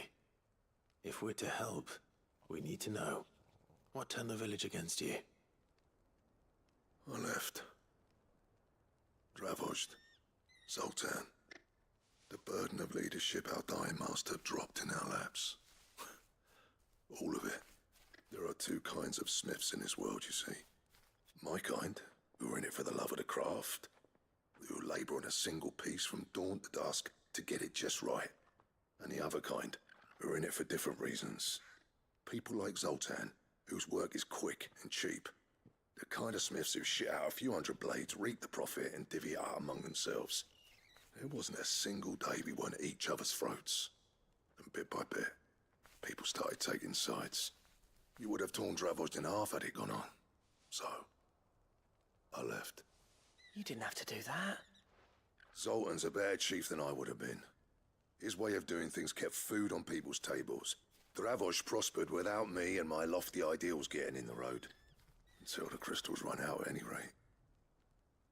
Without magic to fire the furnaces, this place is as good as dead. It depends on how you look at it, though. There's got to be other ways of making fire. We manage it in the Deadlands. Thanks to Sid's ingenuity, yeah. He saw all of this coming, knew crystals were the problem, not the solution, and spent years coming up with ways of doing without. You know what I mean, though, right? Where there's a will, there's a way. What I'm trying to say is that it's not your fault. You couldn't have predicted this. It doesn't matter whose fault it is. I don't want to be the greatest smith alive just because I happen to be the last. Clive. Dravozd won't last long without his furnaces. So, do you think it's time we shed Sid's bellows with the world? The way I see it, it's your decision to make. Hold on, Blackthorn. Sid made those things for us. They give us an edge over the rest. And you'd be throwing it away. All right. Do it. This place was your home. I won't abandon it to its fate. Sid's creations were never meant to be hoarded. It was only ever a matter of time before we shared them. Let this be another step on the road to freeing Valisthea from the prison of the Crystal's blessing. Dravozd will show the world that it's possible. Wouldn't you agree, August? When you put it that way, of course. It's like hearing Sid speak from beyond the grave. Thank you, Clive. Shall I go and fetch the plans, then? I know I'm off by heart. I'll be needing some help, though. Building a furnace isn't exactly a one-man job. Do us a favour and round up anyone strong enough to lug a brick or two, would you, August? All right, then. And I've got a job for you too, Clive. Finding me some salamander skin. I need leather for the bellows and nothing else will withstand the heat. Luckily for us, salamanders feed out in the fields of Carava. Time for a spot of hunting, then.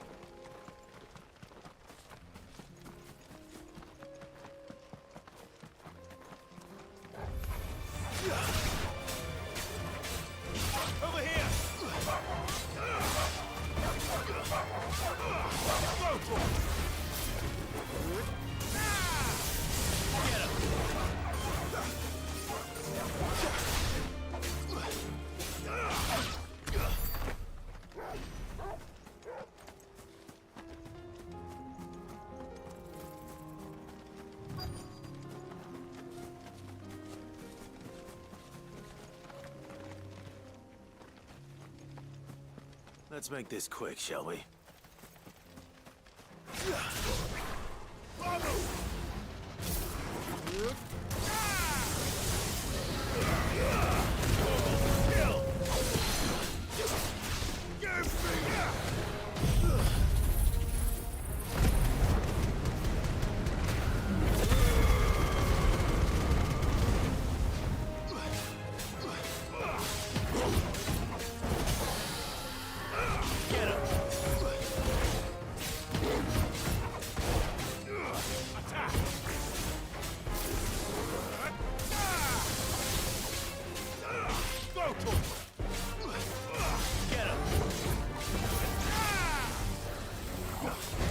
Nice try.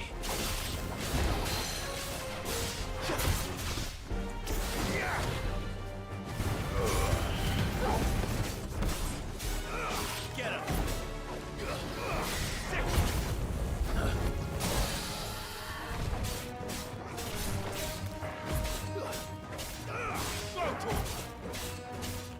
Get him! Over here!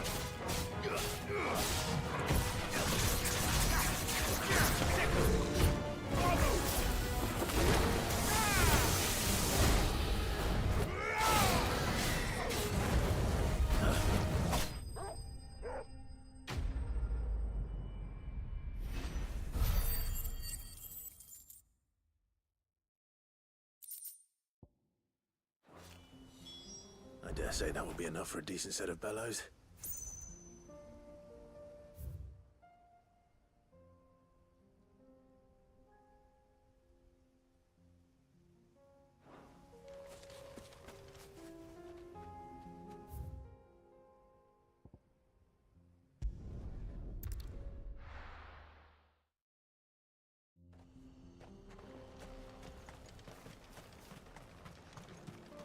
What's this all about then? Don't know. Any trouble finding the skin? Nothing I couldn't handle.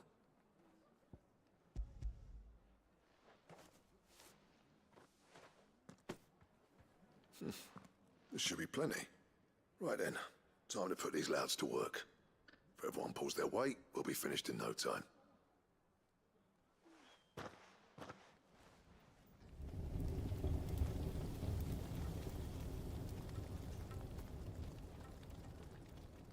Well, I'll be damned. I honestly didn't think it'd work. But it's hot enough, all right. And without a single crystal in sight. You know what this means, don't you? I do, yeah. Dravost is saved.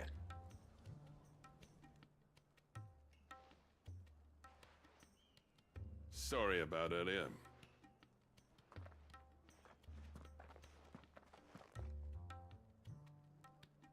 I take back everything I said. That thing you built us is an honest-to-God's marvel. You've saved our village. It's Blackthorn you should be thanking. He oversaw the construction.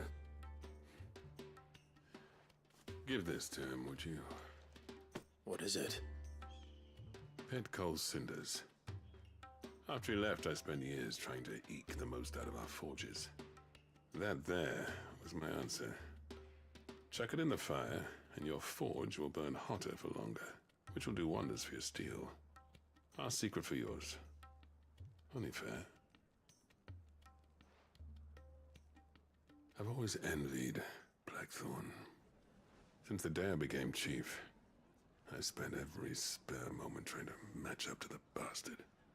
No amount of sleepless nights at the Anvil will ever bridge that gap, though. He's a genius. Plain and simple. The man Dravost needed. But he took all his talent and left. Gifted and free. Is it any wonder I hate his guts? The cinders would mean more coming from you. I need to forgive him first. And that's not gonna happen.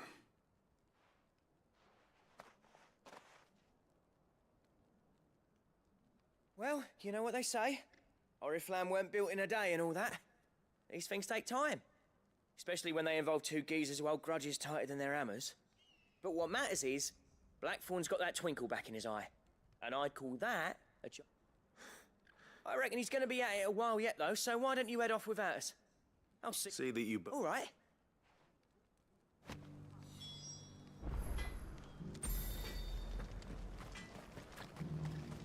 These things are going to take some getting used to. Yeah. Give it a week, and you'll wonder why you ever bother with crystals. Let's run through it again, shall we? so hot without a crystal? Don't ask me.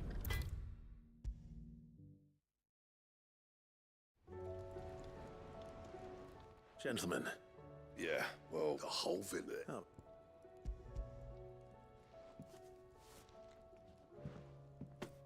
Pico Cinder. How'd you come by this?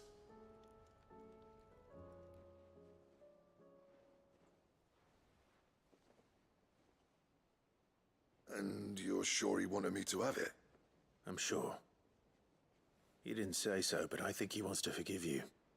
Huh. Imagine that. Yeah. You know I could never leave this place, don't you? Every time you put on mail, you and the curse breakers are trusting me with your... There's no... what was that? Yeah.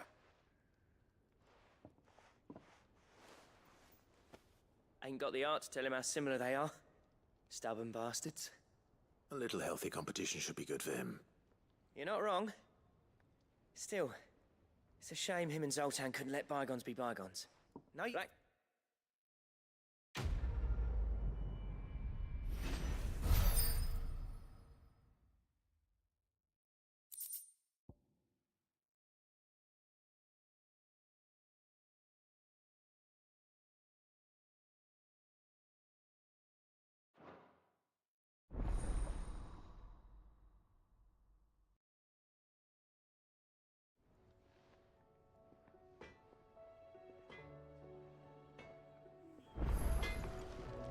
Trouble with your gear, or... What do you want?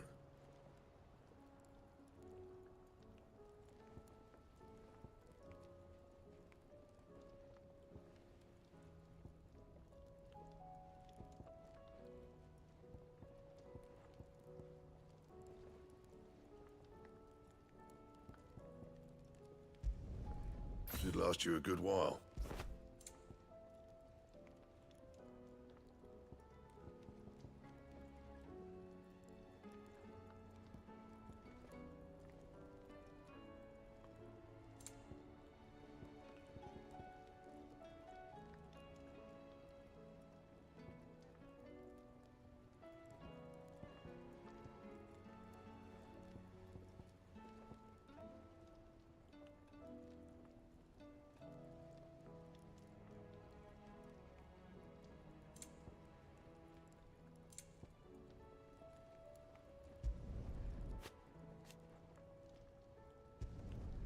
Not bad, if I do say so myself.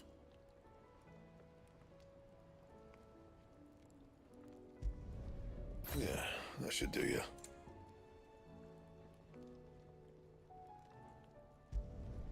You can thank me later.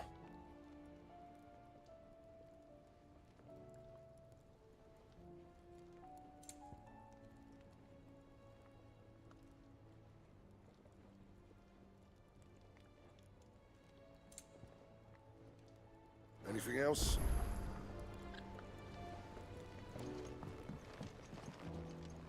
The stew's awfully thin these days. What do you expect? Farmers are abandoning their fields and traders their routes. Most of what we have now comes from here in the Hideaway.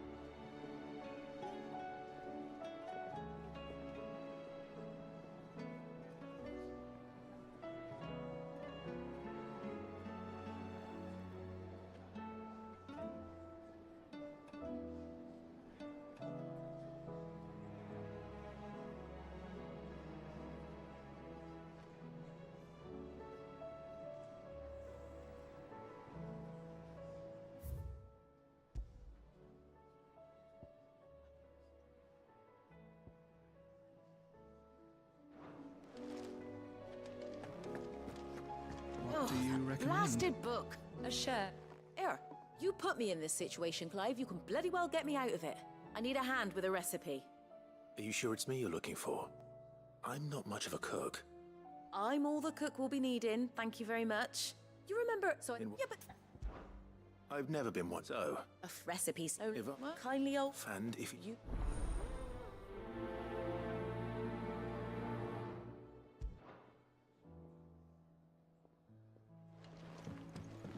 Sid! How about a round for us, little...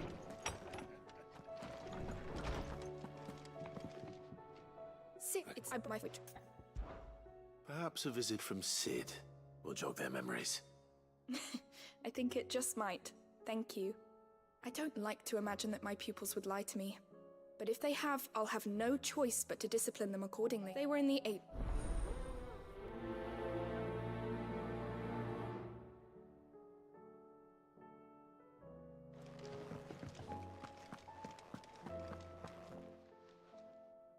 Lawsman Harpocrates, I've come to pick your brain if you don't mind. It's about the book you... Valisthea, a culinary pilgrimage, a classic. One of my... The young man did a wonderful job with the Chance's stew. That's actually... Now, I believe... So we know where to... Say, best.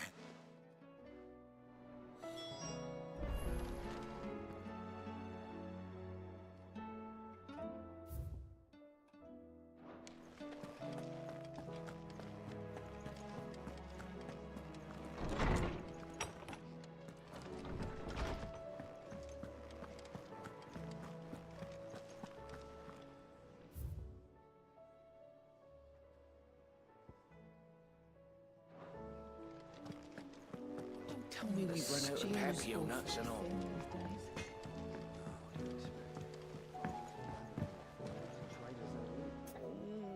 What am I gonna do?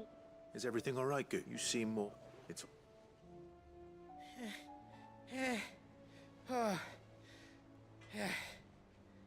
There was a trader came for... Don't worry. Of course.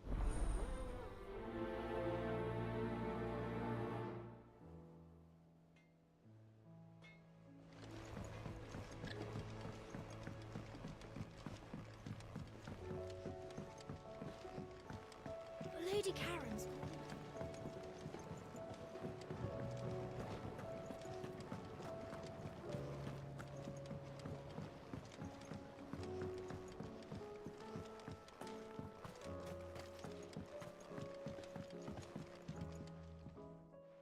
Sid!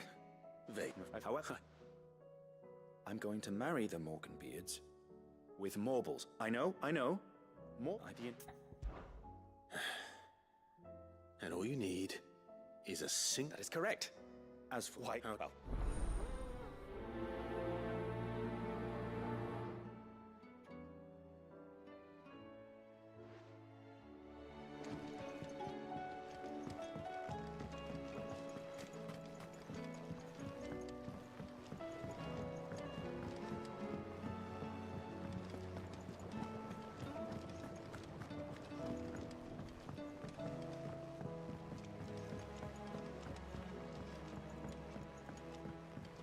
Have you tried Molly's lemon tarts? I've never had anything so delicious.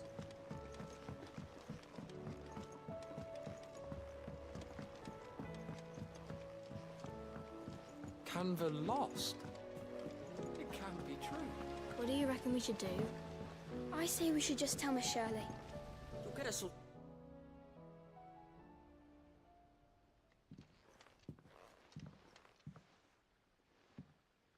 Sid! Hard at your studies, I see. And what is that? It's not a set of scales, is it?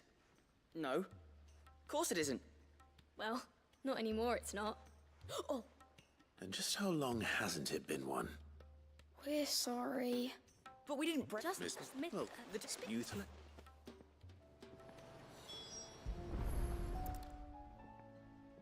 All right. Everything here was once part of Miss Midadol's scales. Every piece has its own role to play, and each is just as important as the others. If even one of them is missing, the scales won't work. So let's think about what those roles might be. You already know one of the pieces. The body. Its role is to support everything else. But what of the others?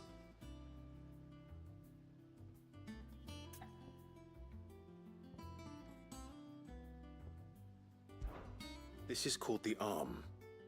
Why do you suppose that is? It doesn't look much like an arm. You're right. It looks more like a wing. Like a chocobo wing! You've ridden a chocobo before, haven't you, Sid? Will you teach me to ride one day? I'll think about it. Now, what do arms do? Hold things.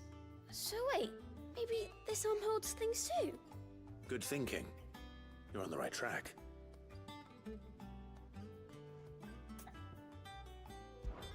These round parts are called the pans. You all know what a pan is, don't you? I do. Molly uses them in the kitchens to fry bangers. But these aren't for frying bangers, you idiot. They're for weighing stuff. But what if I wanted to weigh Goots? I don't think he'd fit on that little thing. Probably not. What are the chains for? Holding the pans up? Well spotted. Which means something must hold the chains up in turn.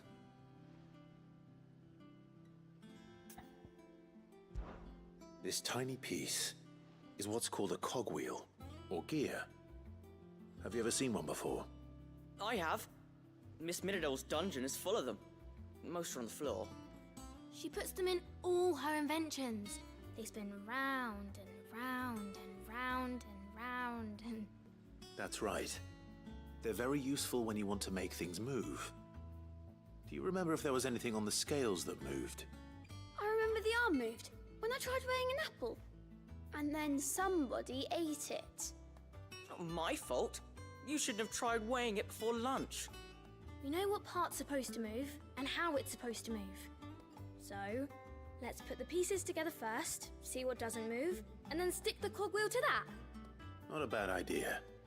You see? It's not so difficult. So, now that we've taken stock of the parts and learned what they do, what do you think? I think we've got it. Then here's what we'll do. You tell me what goes where, and I'll put the scales together. Well, obviously you need to start with the body. All the other pieces fit onto it, don't they? And the arms go on the body, just like real arms. Or wings, if you're a chocobo. And then the arms hold the pans by the chains. Very good. Let's see if that works. There. All finished.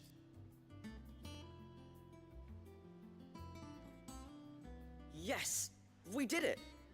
Well, with Sid's help. Oh, I just put the pieces together. It was you three engineers who showed me how. That's right. We're Miss Middledale's hares. Her hairs? Yeah, hares for the future. She's showing us her secrets now, so we can help out the hideaway when we're older. What do you think, Sid? Are we almost ready? With a little more help from Miss Middledale and Miss Shirley, I'd say it won't be long at all. You hear that? It won't be long. Until then, though, do try to be honest with Miss Shirley.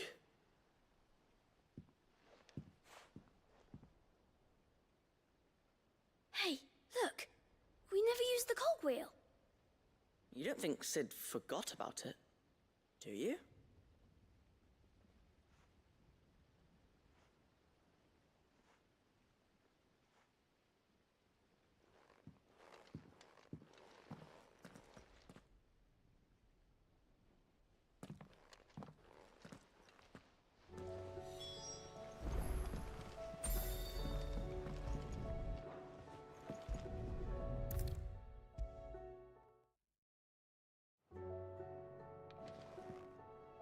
Well, did you solve the mystery? It was as you thought. The children had the scales, or they dismantled them to see how they worked. Ah, no, Mid will have my head. Thankfully she won't. This might even have been her idea. Although I was the one who ended up teaching the lesson. I'm so sorry, Sid. I know how busy you are. I shall see that the children are properly punished. Please, there's no need. Mid seems to have taken the three of them under her wing. She's even calling them her heirs. She'd have them follow in her footsteps. And her father's. I see. Sid, do you know why Mid has been spending so much time at the hideaway of late? She told me it was because her studies have been interrupted by events in Canva. Is that not true? No, it isn't. The university offered her a commission. In exchange for full tuition, room and board, they asked her to oversee the design of several new war engines. To anyone else it would be an opportunity, but to Mid, who lost both her parents to war, it was a bitter pill. But that should come as no surprise. She's only ever cared about bringing people hope. She's working to give them a better life.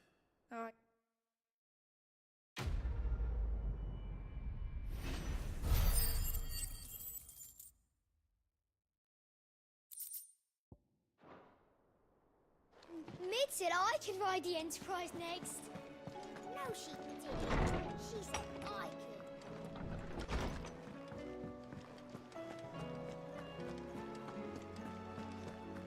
Oh, don't tell me we've... Lady Karen. Not nearly. You're... What no. Just... Well... And what? You believe it? You think I'm profiting off the blood of innocents, do you? Look, I've done things I'm not proud of. Might be there were a time when I turned a blind eye to the wretchedness of the world so I could lie, but that... No. Of course. Good day.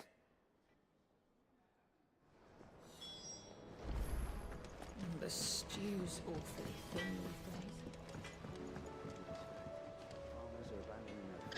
these days. While it sounds like she may have done things she regretted in her past, she says those days are behind her. But why would people say she was? What did she ever do to them? It's not right. No, it's not. But people do things for all sorts of reasons. Perhaps we'll never know.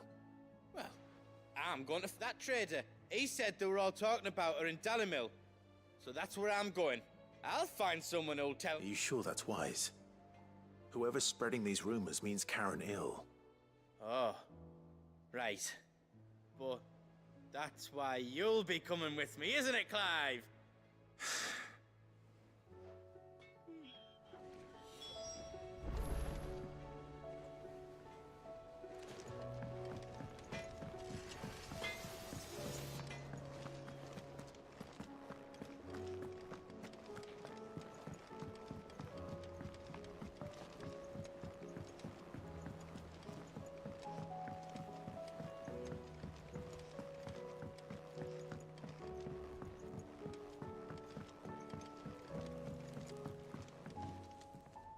The bad one about Zoltaris sent...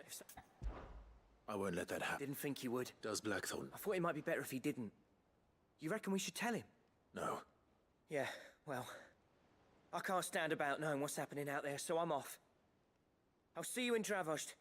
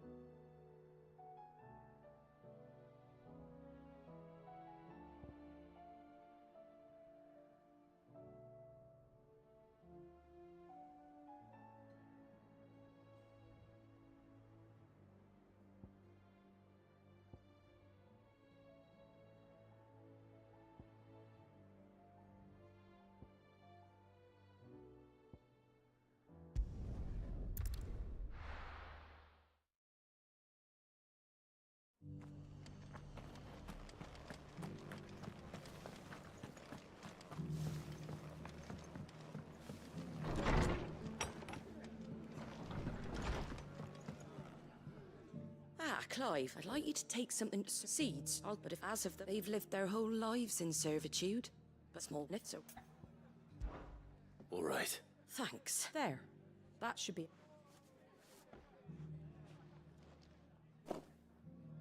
Gizal Greens. Not the most mouth-watering. Better than being... I'll go... I'm sure you will.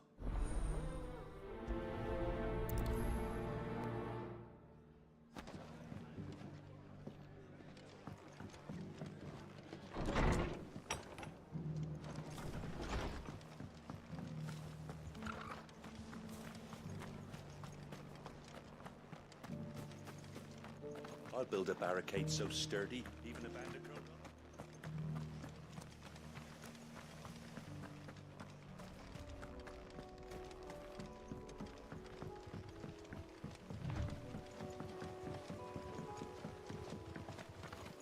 Can hardly make out a blooming thing. Oh, for a sunny day.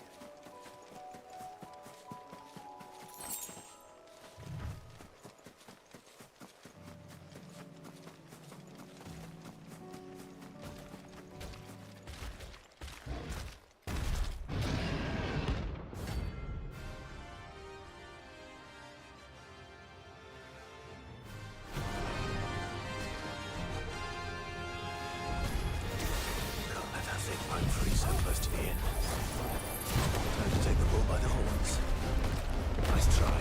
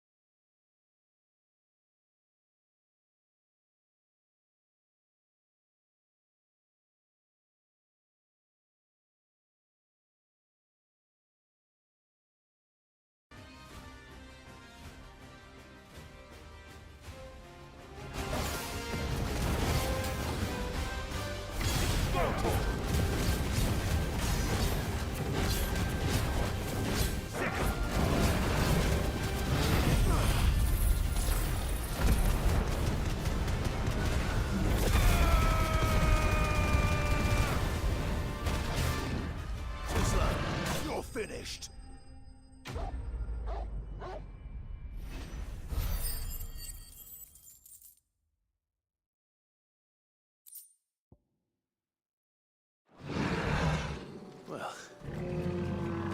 sleep easy without him at their gate.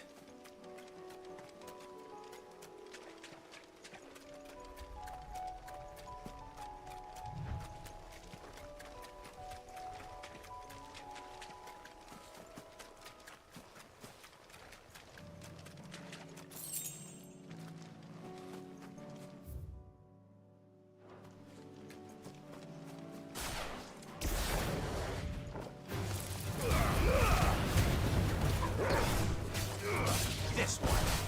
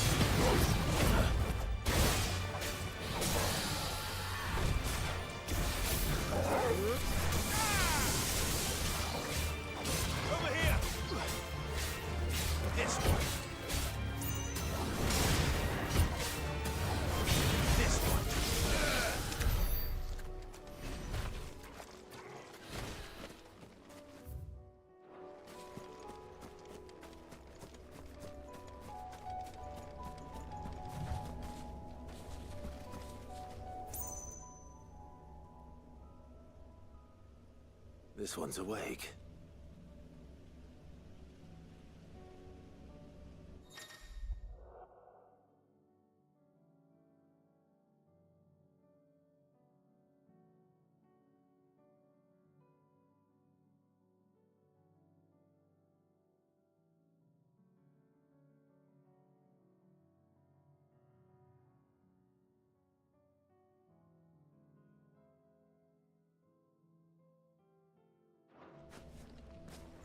Let's see what's inside.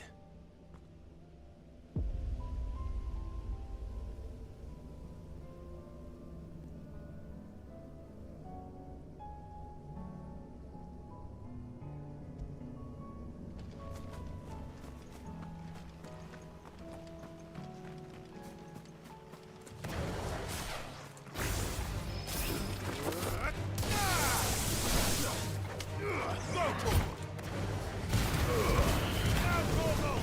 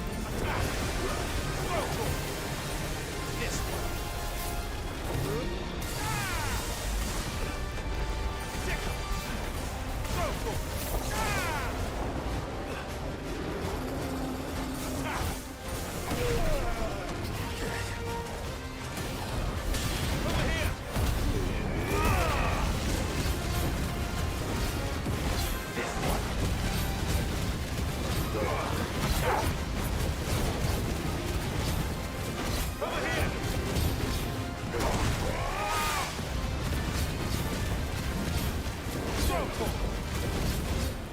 slow.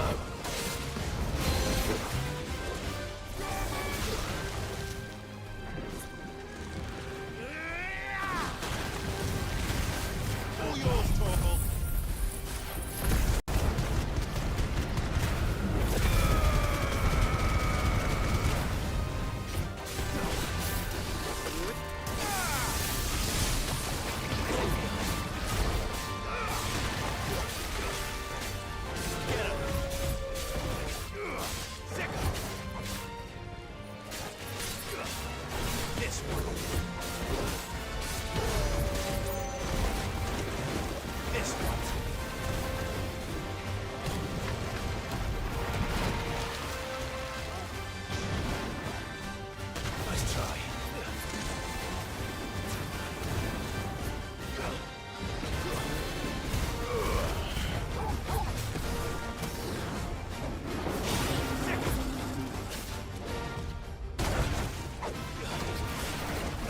This one.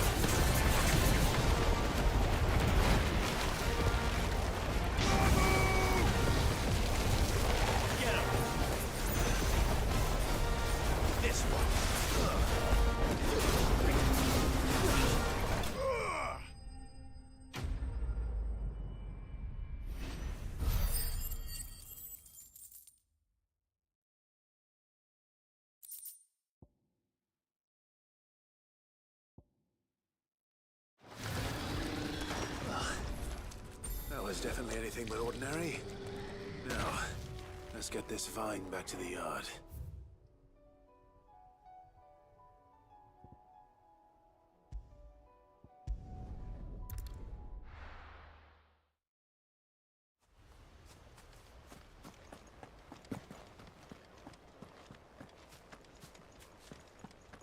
I heard the Guardian saying we're supposed to grow our own food. The victuals Martha sends us are more than enough for me.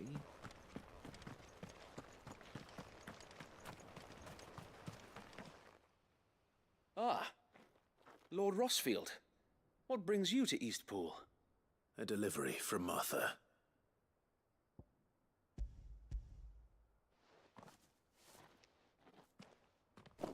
These are Gizal green seeds. Martha's keen to cut the apron strings, then, is she? I jest, of course. You see, I had thought we might be able to revive the old wheat fields, but they'd long since gone to seed, only without the seeds. Martha was hoping you might be able to show the bearers how to plant and tend these, so that they'll be able to fend for themselves. That's not a bad idea. These bearers had only recently escaped their bonds before we brought them here. They know little of freedom, of providing for themselves and their loved ones. Unless we teach them how to live like free men, I fear that all we have achieved in bringing them here is to exchange one master for another. Not that myself and the Guardians have been the best example to them so far, subsisting almost entirely on Martha's charity as we do.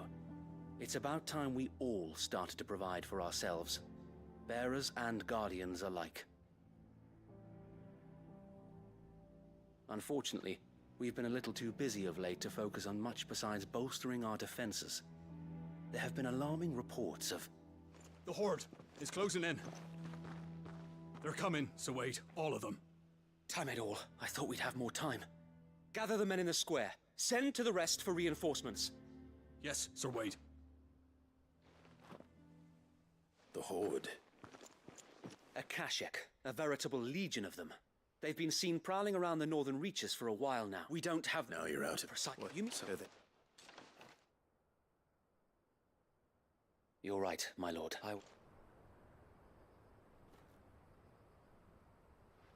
My friends, I humbly beg your aid. We Guardians are few and our enemies many. But I swear we can defeat them with you at our side. You would send us to the slaughter, to serve as bait for those fiends so that you and your men might be spared.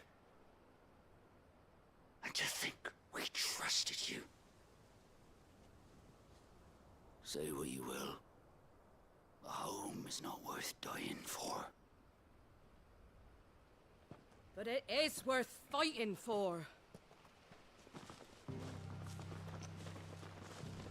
Sir Wade fights to give you lot a chance. Just like I do. Just like Sid does. We all wanted to give you a home where you could be free. And you got one, didn't you? This place, Eastpool. This is your village. Your home. And if you don't fight to protect what's yours, you'll lose it. You know I'm right. This world wants to take everything from you. Everything. Your homes, your freedom, your very lives.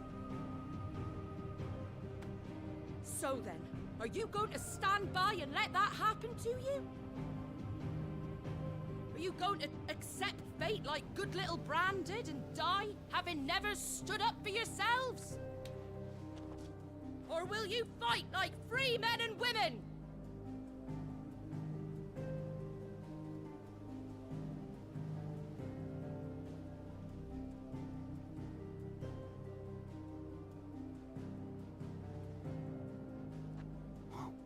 What do you do? All right. Give me a sword. I never dreamt I'd have a home of my own. And now that I have, I don't want to lose it. I will protect what's mine, or die trying. We all will. Free men and women, fighting together.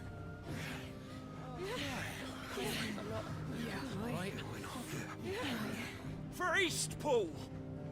For Eastpool!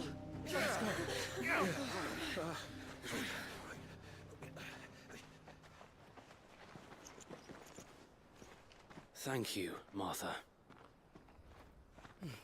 Don't mention it. Just promise me one thing. That you'll show them how freeborn fight. Gladly.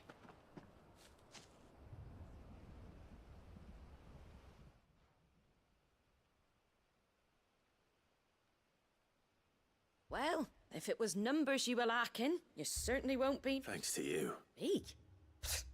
Oh, I just love the sound of my own voice. Lord Rossfield, my lady. So what's the plan of action? We'll divide our forces into several small detachments. I am. Bike with Besides Lee.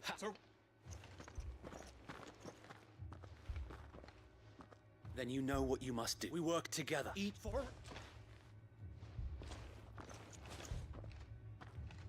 We've no time to... Suppose we'd better do our bit too then, eh? Right you are, Martha.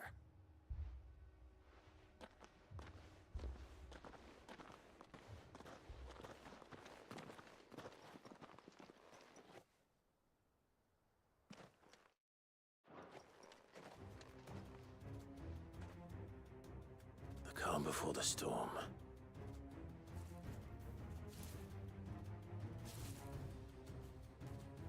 And here it comes. I will not let this village fall.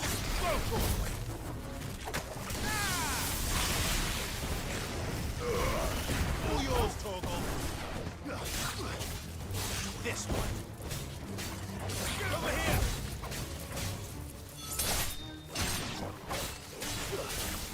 Go! Get him.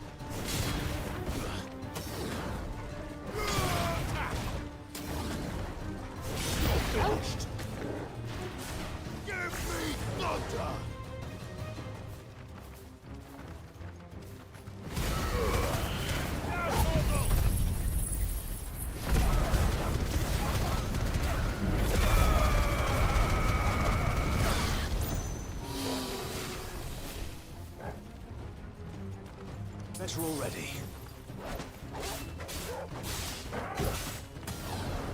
This one.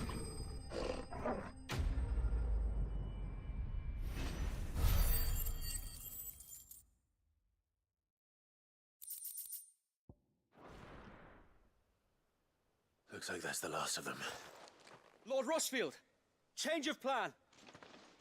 What is it? Owl from the rest. An Akashic curl's been sighted on Rhiannon's ride and is headed in their direction. Well, the better half of her guard is here. So wait, how many Akashic remain in Eastpool? Hard to say. My men are still facing some resistance, but I think the worst is behind us. I could order a detachment or two to fall back and No. Let them finish the job. You stay here too, Sir Wade. Your men need you. I'll go after the Curl. Join me only when Eastpool is won. If you're sure, my lord. May the Founder protect you.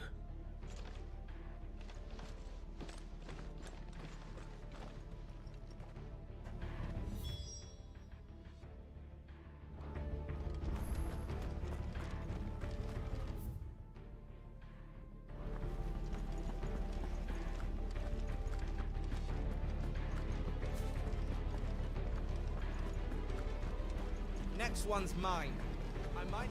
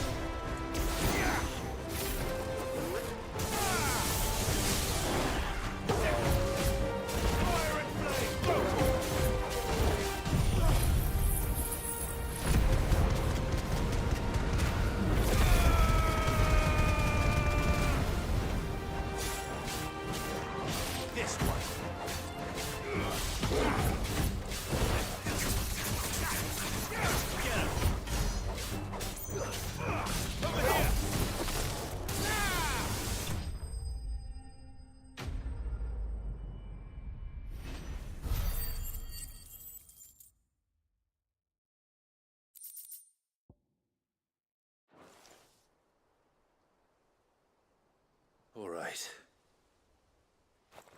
Back to Eastpool.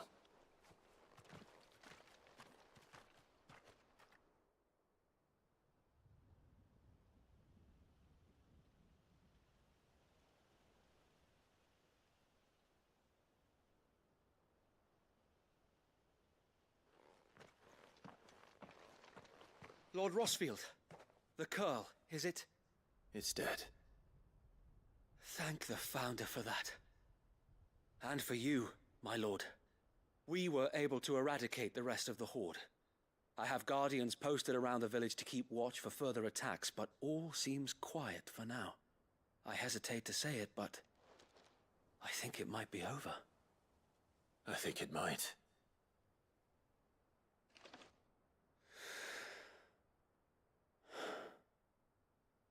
We did it. We saved Eastpool. Thank you, my friends. Thank you. No, Sir Wade. It's us who should be thanking you. You brought us together. Showed us what it means to fight for what you hold dear.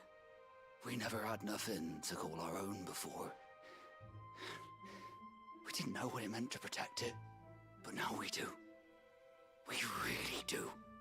Forgive us, Sir Wade. You and your people saved us, and still we doubted you. But there's no doubt in my mind anymore. We're free men now, so we have to start acting like it. We have to fight to protect. And we shall. This is our... This village.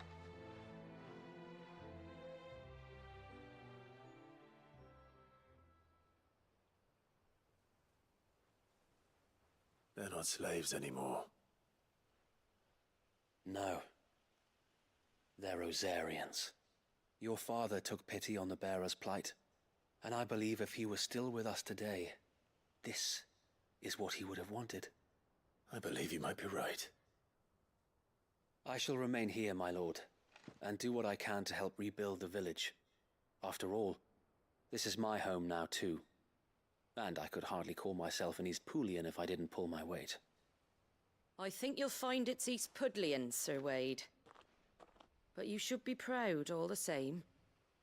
I'll have to pull my weight too. Can't have the rest getting outclassed. Speaking of which, I ought to be getting back. Can we continue to count on your support, Martha?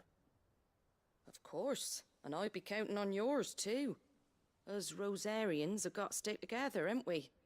Indeed we have. And Clive, come by the Golden Stables when you get the chance. I ain't paid you for delivering them seeds yet. All right.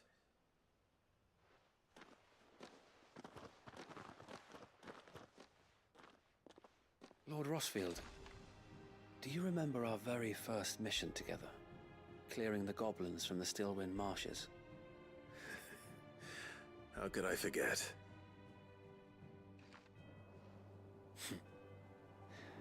There's one sight that I shall never forget. You. Since that day, there have been more than a few times when I felt like giving up, when the odds seemed so stacked in the enemy's favor. I thought I may as well just lay down my sword and surrender.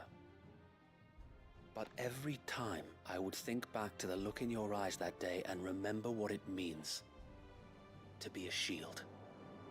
Know that whatever trials Eastpool may face, I shall never lose courage. Thanks to you. So Wade, you have always been a true shield. I know that Eastpool and Indy... Thank you. I know the rest...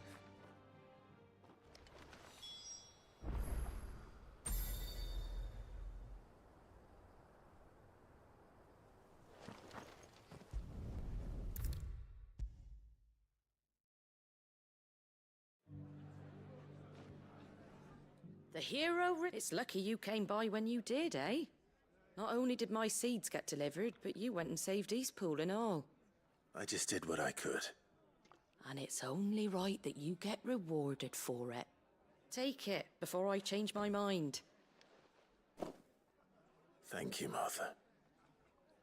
So, Eastpool's finally back on its feet again. And a home to free bearers. Who'd have thought we'd see the day, eh? Well, it was your idea. I know that, but I never stopped to think what it would mean. Bearers in charge of themselves, thinking for themselves, working for themselves. Like your hideaway, but not even hidden away. Though I suppose the rest ain't much different nowadays. You know, bearers living free like that reminds me of when I first met Sid. Loath as I am to recall that particular day. I take it you didn't always see eye to eye. What happened? Well, if you really want to know, I started doing what I do long before I met Sid. In fact, that's how I met him. Or at least how he came to meet me. He showed up at the stables one day, asking questions about who'd been buying up bearers. Founder knows what he thought I was doing with them. Running a hunt, poking around in their innards. Something awful anyway. Me, I thought he was a new constable. Thought the game was up. But somehow we both managed to work out what each other was about. And before I knew it, the cheeky arse was rattling on at me about how I was doing it all wrong. After all my hard work. Told me I was giving them relief, but not freedom. That my bearers were still dying as slaves. Got right under my skin, it did. Told him if he didn't like it, he could bugger off and report me to the garrison. And do you know what he did? He smiled, and then he laughed. And then I did the same. We made a pact that day, that whenever one of us was in need, the other would always be there for him. And you were? Well, we both wanted the same thing. To make life better for bearers. Just like your dad.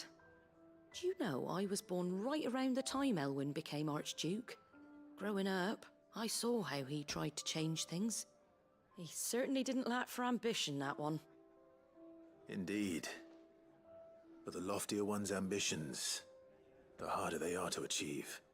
Which is why those of us who follow in their footsteps need to finish what people like Sid and my father started. Suppose you're right, aye.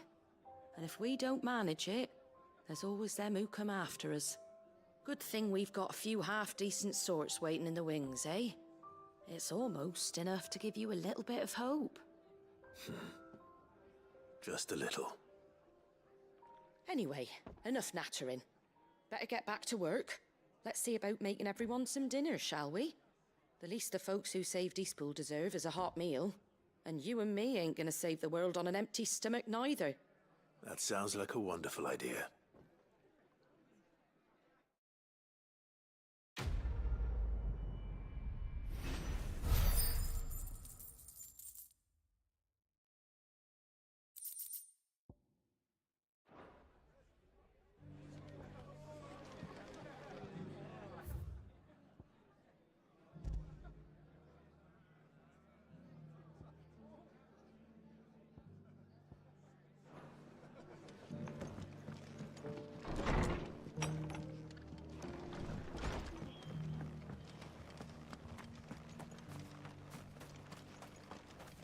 Anything catch your eye?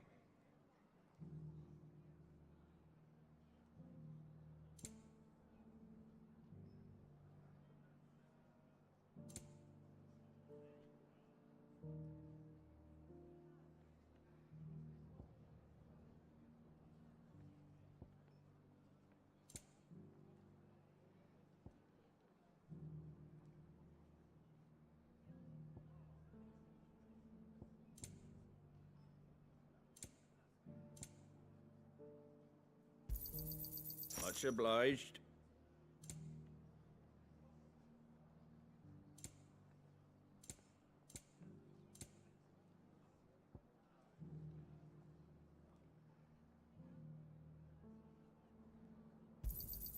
There you go. Ain't you got a few more coins tucked away?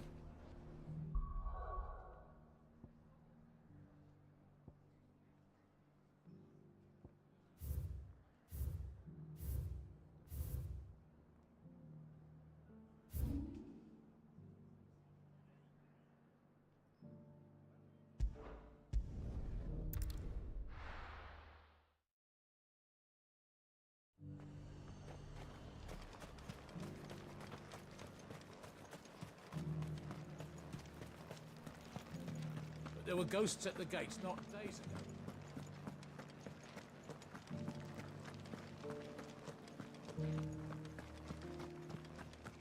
Those things I said before about not being able to fight. Oh, Clive. What am I to do? My wards and I may soon be without a home. What's happened? The High Cardinal has descended from his lofty throne and taken up residence here in Northreach. The High Cardinal? Leader of the Council of Elders, second only to his Radiance at the head of the Imperial government. Not that any of those things still exist. Now he goes by his noble title, the Duke of Oriflamme. And what does he want with Northreach? He wants to transform it into a foundation upon which to build a new Sanbreque. He's already secured the support of the various army remnants, with promises that they shall be afforded the respect they deserve in his empire. One built on the... He would rob the populace to pay for it. Believe me. What is going to... How am the now forgive would for you and I'll see what I can do. Thank you. Tell me in the garrison. Overseeing the troops. All right. Wish me luck.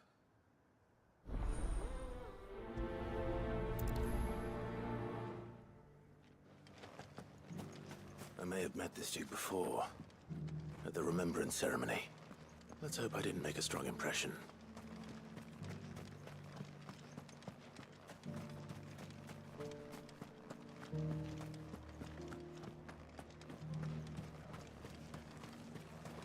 As long as you remain, the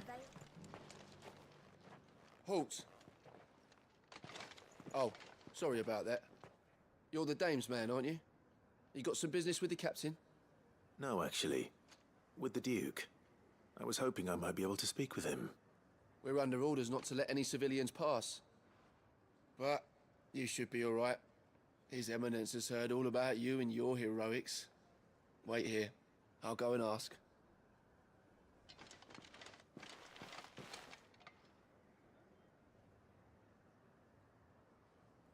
So, you are the sellsword who lent his aid to the garrison. The Empire owes you a debt, and I shall see it repaid. But tell me, is it wealth that you seek, or favor? Neither, Your Eminence. I thought only to inquire about your plan to turn Northreach into a stronghold. Ah, I see. You are worried the expanded garrison will render your services redundant. Yet you needn't be. A proud fighting man, pride of place, in fact. For too long has the contribution of the noble soldier been under-reckoned. But no more. For it is they who shall see the Holy Empire rebuilt, beginning right here in Northreach. Why here, Your Eminence? The town has been fortunate enough to escape largely unscathed from the recent troubles. Her defenses are sound, and her garrison, which is more than can be said for Oriflamme or Twinside. The Empire wants for a capital, and I believe with Caer Norvent as her citadel. Once we have seen to the refortification of both the town and the castle, we need only build a wall around both to create a city that would be the envy of the twins. Plans are already underway for the construction. Soon enough, these thralls shall learn that they are no match for the might of Sanbreque. I fear you underestimate how dangerous these creatures are, Your Eminence. Should they return in force, you will need all the people of Northreach to come together in defense of the town. Something they may be loath to do if they've been deprived of their worldly goods. The people will do as their leaders command. If Sanbreque is to be rebuilt, she will require a functioning government. One whose authority is beyond question. That is why this levy is necessary. So that any man who wishes to join the army might do so and be fed, outfitted, and paid as befits a defender of the Empire. And yet there are those who persist in peddling the treasonous lie that I seek to steal from the people and drive them from their homes. I suspect they're afraid of losing what little they have left. Precisely. The common folk have little and less, and you mean to deprive them of even that. You would sow the seeds of your new empire in your own salted earth. Sabine, we have discussed this. Yes, and I told you then how putting the empire before her citizens would lead only to revolt. Without an empire, there are no citizens. And in yours, there will be only beggars. Is that what Griga wills for her people? Do not take her name in vain, Sabine. I'll come back later. A citizens' revolt. I wonder what the people really think of the Duke's plan. It wouldn't hurt to ask them, I suppose. Let's begin with those on the other side of the wall. As long as you remain, the Veil will see to your needs.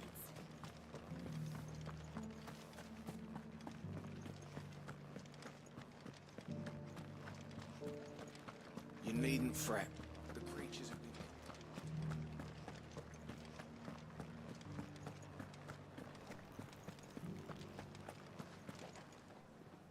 Right there. What? Just your opinion, actually. I wondered what you thought of the Duke of Oriflamme. Oh, him. Not much. None of us traders do. It's thanks to nobles like him that we had to set up shop this side of the wall in the first place. Couldn't have the rabble getting any closer to the holy capital, could they? And now he's trying to drive us out completely, threatening to take everything we got from us if we don't clear off. If the dame said she wanted him run out of town, I'd be straight through that checkpoint, tar bucket in hand.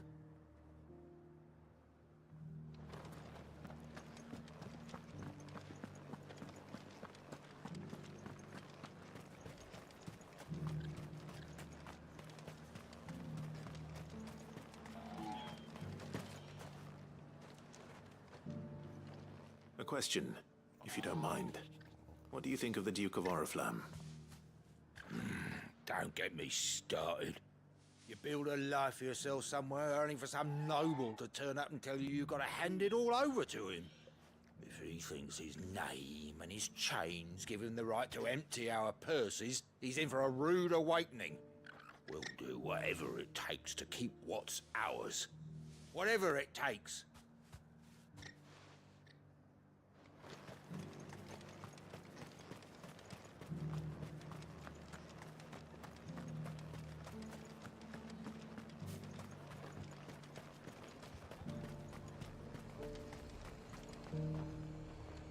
I've been hearing a lot of talk about a certain Duke.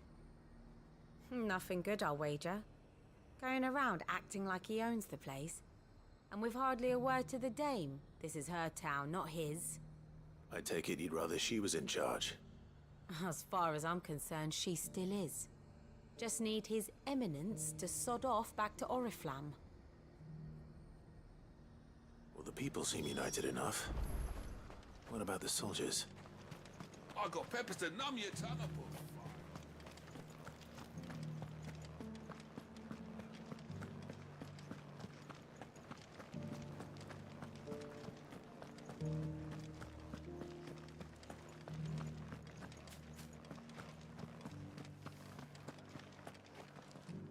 Excuse me, do you have a moment? I wondered if you'd mind sharing your thoughts on the Duke of Oriflamme. Well, he's made a lot of enemies coming in the way he did. I mean, look around us. You can see the state the realm's in. The traders might not like having the screws put on them, but if they volunteered a few more of their hard-earned gil before things got bad, maybe they wouldn't have to. I think the Duke's got a point when he says rebuilding the Empire's the best way of making sure we're all protected. And if that means people who don't know one end of a sword from another have to make way for those who do, well, that's just how it goes.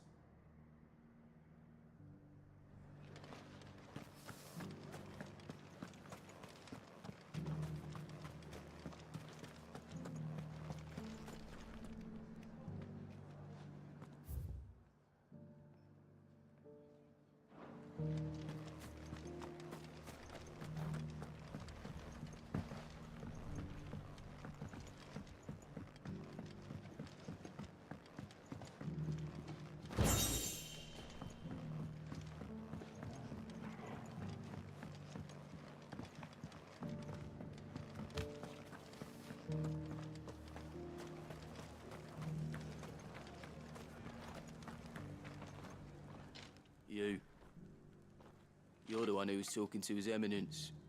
On the Dame's behalf, yes. I was trying to persuade him not to take the people's goodwill for granted, but it seems my words fell on deaf ears. What do you think of his plans? I'm a soldier, mate. He tells me what to do, not the other way round. Listen, I've got nothing but respect for the Dame, but I've got a family to look after. That's where my loyalties lie, not with the town or the Empire, but with my wife and children. If the Duke can get us cement and the equipment we need to fight off those blue-skinned bastards, I don't care how he does it.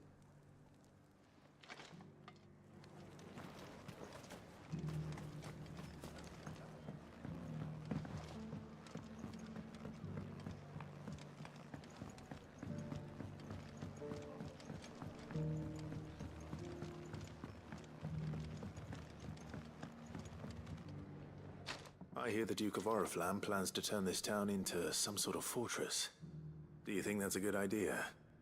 It's not for me to say. All I know is that unless the Emperor orders me otherwise, His Eminence's word is law. Look, no one likes all these taxes and tariffs, but empires don't come for free. Once Sanbreque is back on her feet, we'll all reap the benefits. Let's see what Philippe makes of all this. Sabine, you are embarrassing me.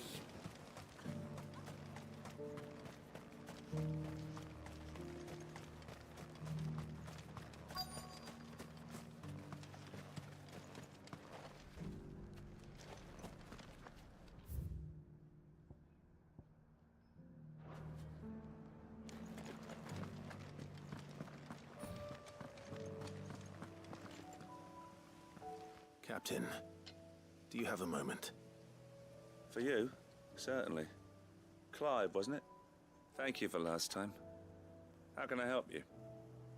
I wanted to ask you about the Duke of Oriflamme. Do you intend to go along with his plan? But to tell you the truth, I'm in two minds. It's my sworn duty as a captain of the Imperial Army to obey his orders. But I can't say I agree with him. Philippe, I remember you saying that you became a soldier to protect the people you loved. The Dame included. That's right, I did. Well, she doesn't agree with the Duke's orders either. She thinks they could tear Northreach apart.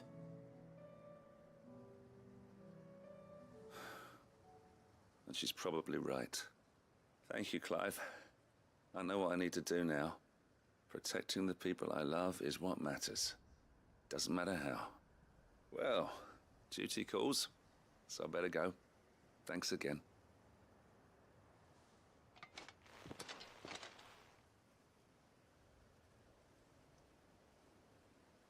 It seems Philippe wants to do the right thing at least. I expect Isabel will be pleased to hear that, if nothing else.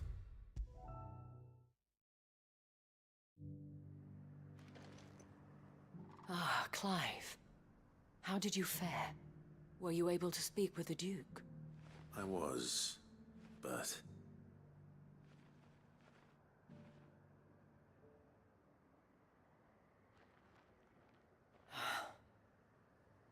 So Northreach is to be a fortress after all. Well, it will certainly help to hold back the thralls. There's no denying that. Though I doubt it will come as much consolation to the townspeople whose worldly goods are confiscated to pay for it. They deserve to be heard, Clive. To have a say in this new empire the Duke means to build. Sadly, His Eminence values their obedience more than their opinions, and hopes to reassert the authority of the state. I fear he sees the people as mere pawns on his chessboard to be sacrificed for the greater good. Needless to say, they themselves are of a different opinion, and would rather their destinies were in your hands. The soldiers, meanwhile, are content to follow their orders. And not just because of the Duke's rank, but because of his vision. I thought as much. Had I sworn to protect Sanbreque, I dare say I too would want nothing more than to see it rise from the ashes. Thank you for... I don't know about... What happened to your uniform? I handed it in, along with my resignation. Told the lads I wished them well, but that I owe it to those I love to call it a day. But why? Because I realize what really matters to me. Not following some nobleman's orders for the sake of it, but protecting what I care about. Protecting Northreach. I honestly don't know when those monsters will return, but I'm certain they're not finished with us yet. And when they do come back, we need to be ready for them. We need to stand together, all of us. And with you to lead us, milady, I reckon we can do it. It was you who finally convinced me, Clive. There's no point following orders if they go against everything you believe. Indeed. All of us. That is all we thank. And speaking, I fear His Eminence has loftier tasks in mind for the Guard. Not at all. Be my guest. Wouldn't be the first time.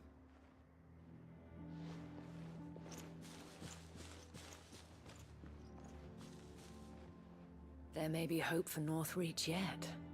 Especially with men like you and Philippe to champion our cause. I, for my part, shall continue to work upon the Duke, in the stubborn belief that I might still tempt him into joining. But I suspect I shall have to call upon your aid again. Until then, Clive. Until then.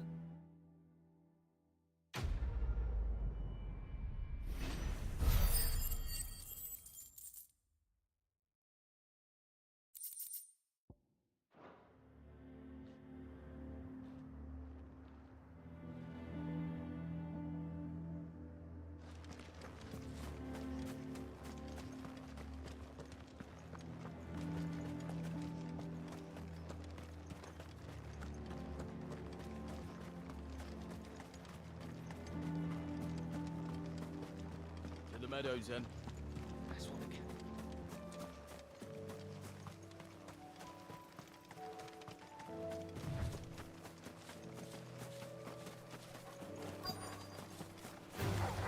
This might take a while.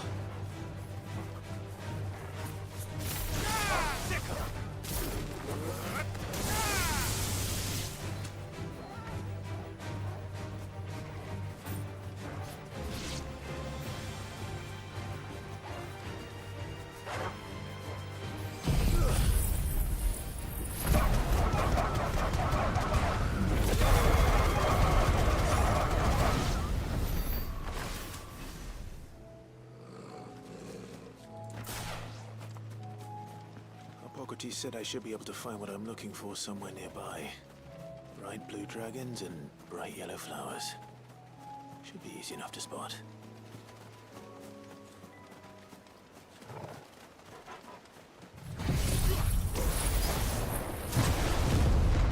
This must be our wyvern. All right. Let's get this over with. Too slow.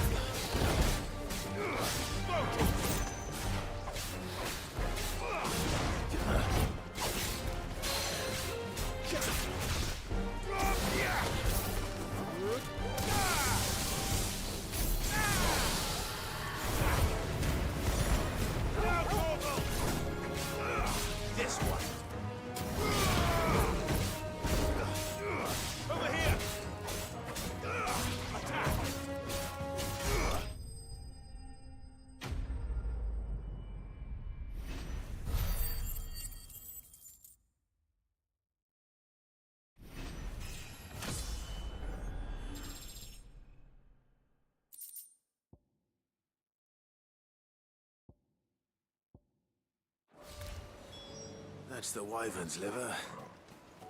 Now I just need to find the herbs. Bright yellow with a heady scent.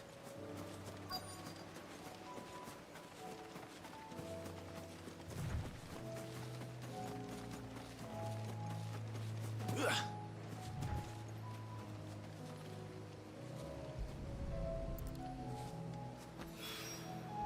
I think that's everything Molly needs to resurrect her recipe. Better head back.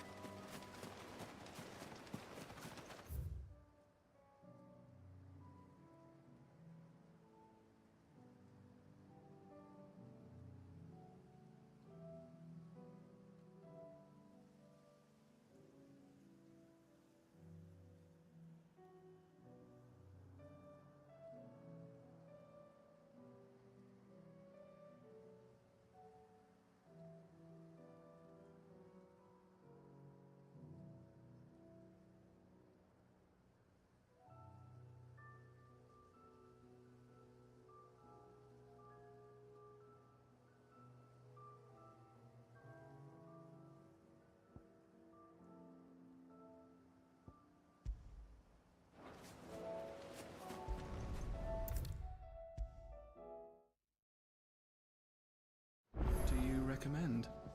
A shirt. So, I did.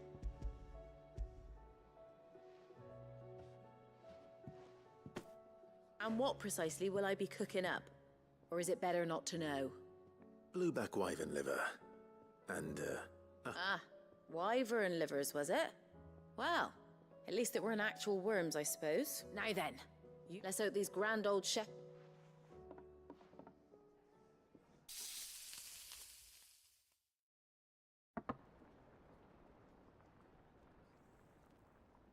And here we have it. Fried mortress of skyworm. Ivan's offered to make sure it's fit for consumption. Well, I say offered. He as good as begged. And rightly so. Is there any higher honor than partaking in a slice of culinary history?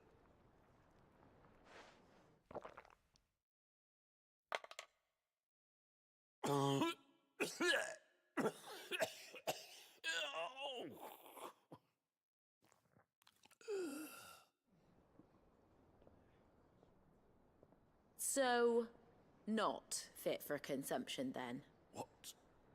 What witchery is this? The crackle of the crust gives way to an almost violent richness. Yet, it is the piquant kiss of the saint's bonnet that tames this savage dish. It is a tour de force. A force of nature, even. A maelstrom of flavour and sensation. A graceful beast emerging from centuries of slumber. I think he likes it. Well, I can't quite tell with all that nonsense he's talking. But I reckon you might be right. Decent. Sid, might I suggest that you command a party of your finest men and women to procure a dozen blueback wyverns forthwith? I'll give it some thought.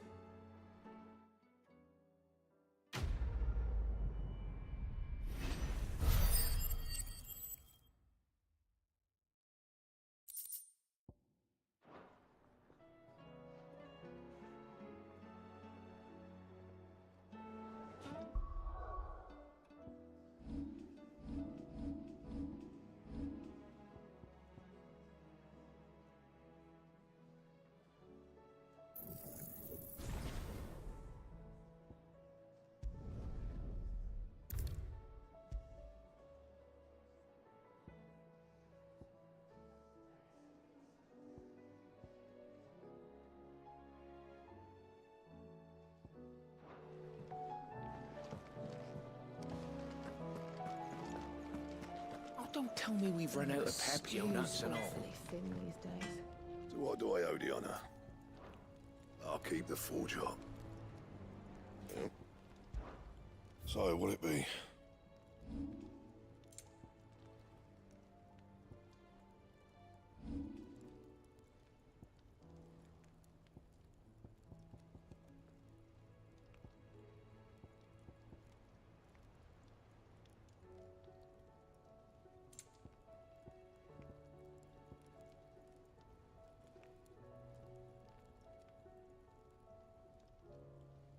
That it? Fine.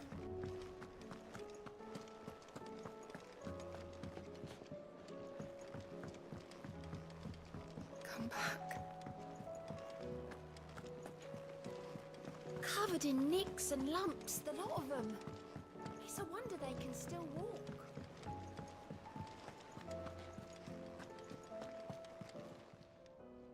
Oh, I wasn't expecting you back so. You earned this. Come again. I may have more for you.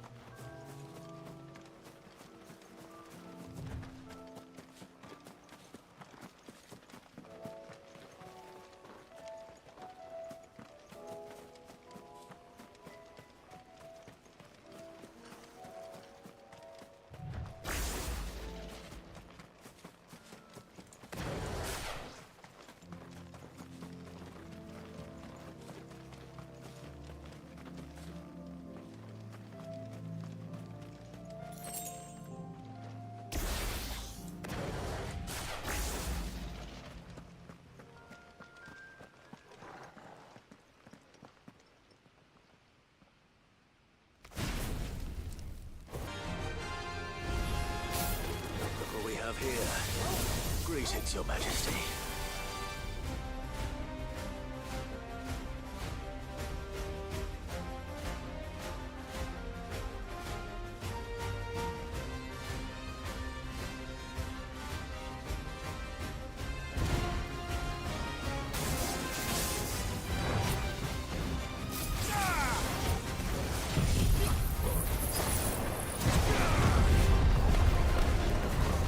Nice try.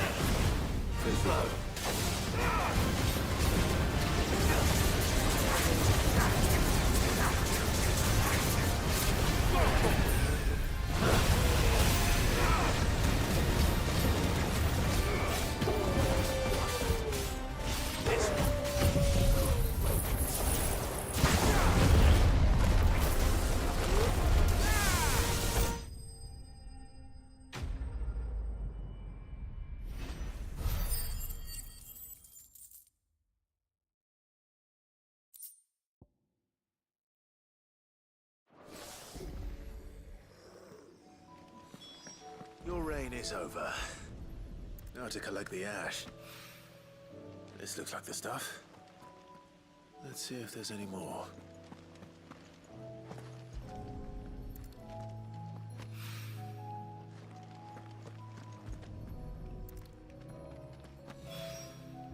That should do it. If the wine needs more than this.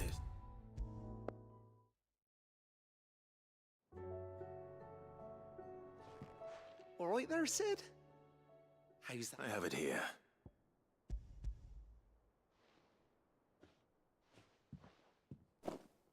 That's the stuff. And plenty of it, too. Enough to keep the Olympic bubbling away for a good old while. You're a gent, Sid. Let nothing say otherwise. Right then, let's get this control.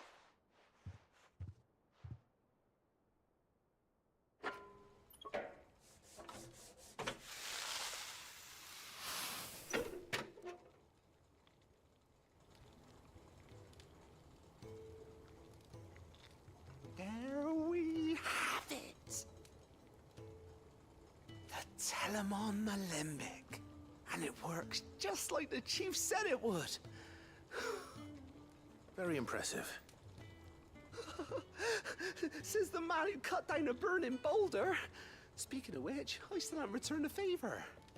There's no need. The good it will do for the hideaway is reward enough.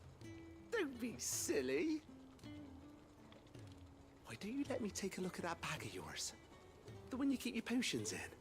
Reckon I could work some magic on that, huh? What kind of magic? Well, we happen to have isolated a substance in our test run of the Alembic that I reckon will make even the toughest leather supple as anything. Thought we might use it to breathe new life into old boots and the like. Save the hideaway a few gil. But I reckon if we slap a bit on your bag, it'll loosen it up enough for you to squeeze in a bottle or two more. Well, it can't hurt to try it. That's the spirit.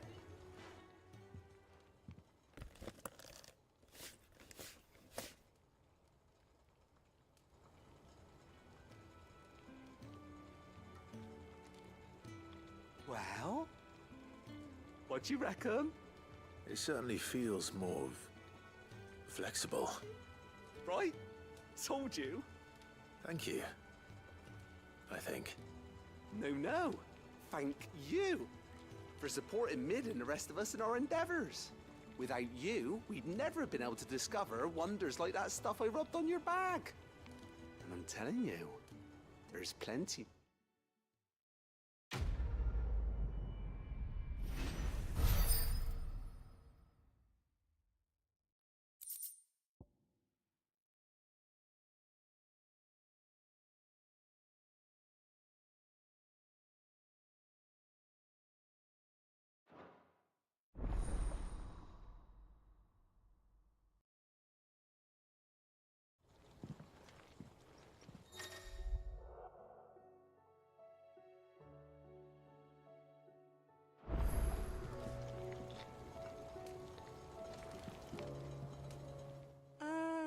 Sid. Don't tell me.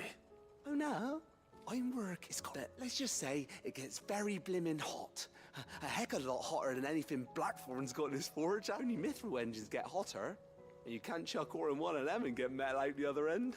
Trouble is, we won't be able to make it out of any old rubbish neither. We need, and I hear... If it's for the good of the hideaway, I'd be happy to. Oh. So, what exactly is this good stuff you need me to find? We've got a couple of examples here. Spherical echoes, we call them. More fallen materials. So this smelter is similar to the mithril engine in more ways than one. That's right. They're a bit like the thermal helms. Fallen ceramics deal with heat like nothing else, see? And what's more, they're directional, transferring heat from the inside to the outside. But these things, they're all outside. If we line the hood with them, they'll reflect the heat right back into the furnace. We've collected as many as we can, and I know where we can get the rest. Trouble is, they're all watched. So you want me to visit some ruins, destroy... That's it in a nutshell. There's one up and... All right then. It'll do.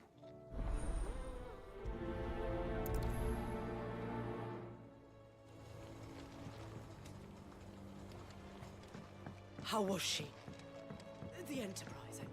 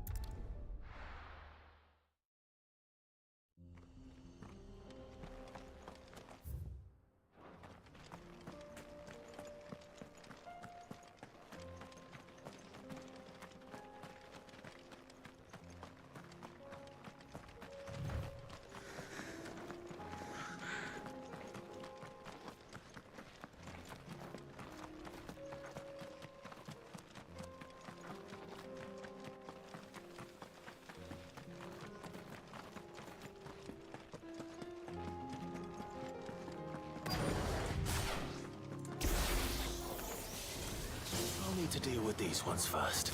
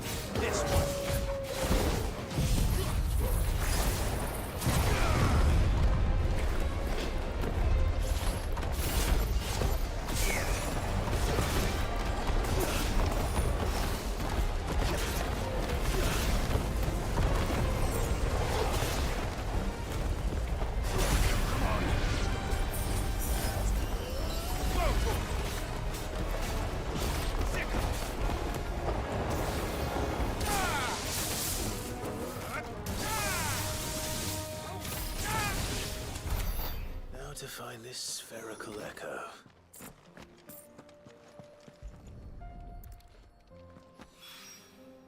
This is it.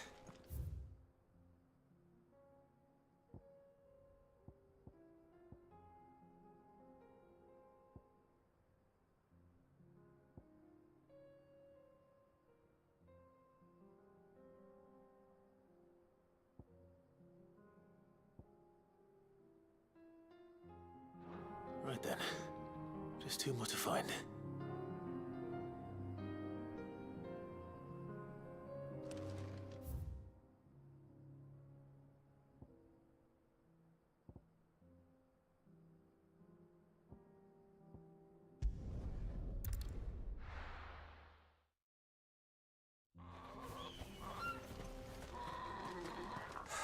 So Dravost is still standing. For now, at least. If you can swing a hammer, you can swing a sword. I just... Good day.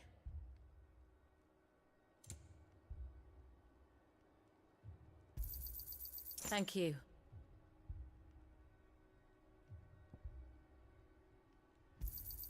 Certainly. Thank you. Certainly. May we meet again.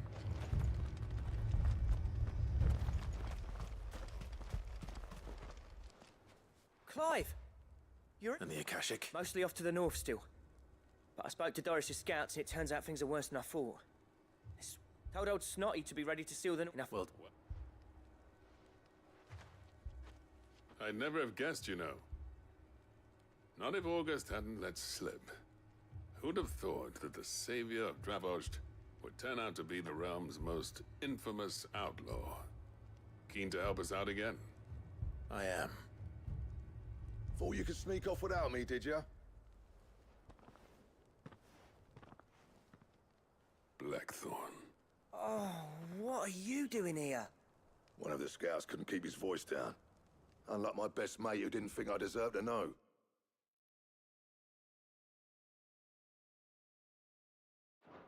So then, how long's it been?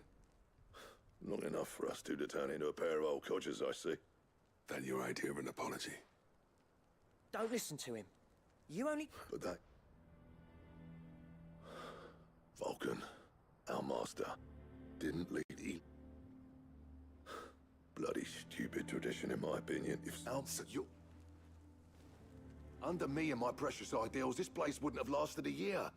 What you had to do was your... Even enough. You could... Yeah. Sorry. You, We can't afford to waste any more time. Right you are. Don't want to... Oh. Akashic on the move. How close are they? Within... what? Good.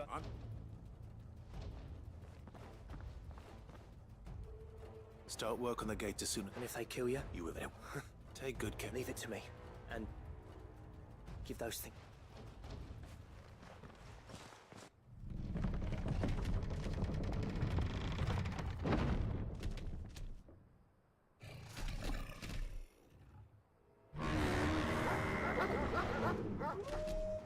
All right. Which one of you's first? Wait! Awaken winds!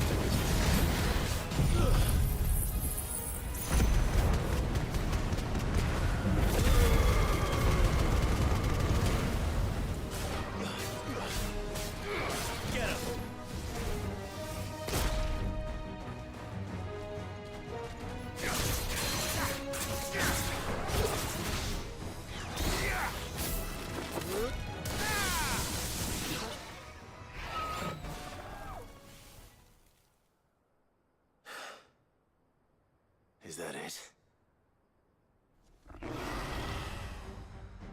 Apparently not.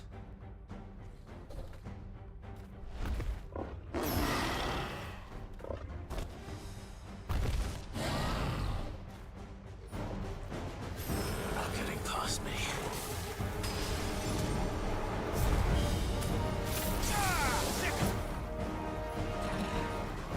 Nice try.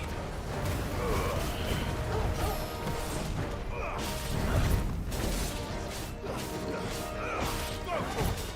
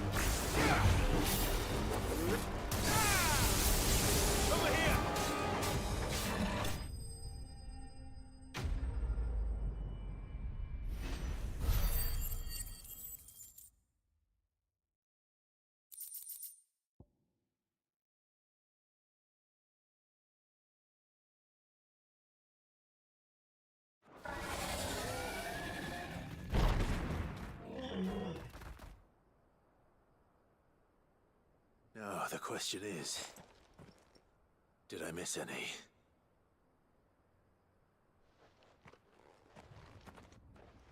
Man alive! You're still in one piece! I slew as many as I could. As many as I could, he says. The old bleeding lot, more like it. Well, almost. Only almost. Yeah, one or two did try to sneak over the wall. But we got the bastards, don't you worry.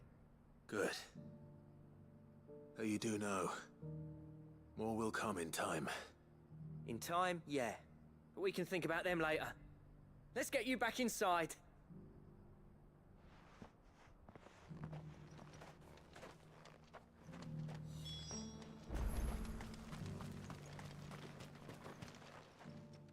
Sid!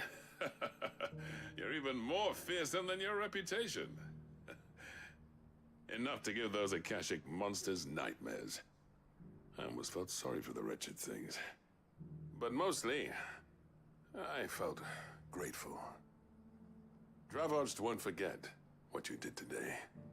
I'm afraid I've only delayed the inevitable. There's no getting rid of that ether flood. Meaning that any living thing which stumbles into those mines will end up clawing at your walls again. And that's if the flood don't spread. If it does, well, I hate to say it, but the village's days are numbered.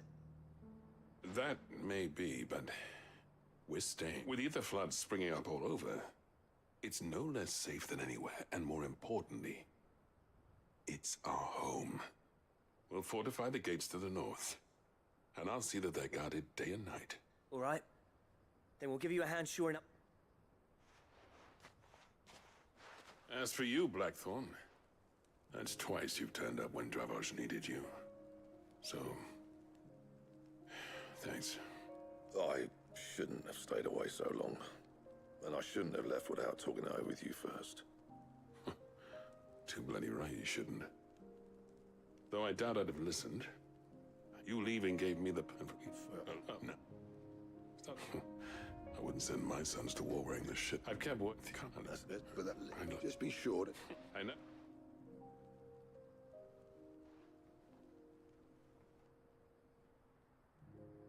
I'd say that went pretty well, wouldn't you? Even better than... Sid.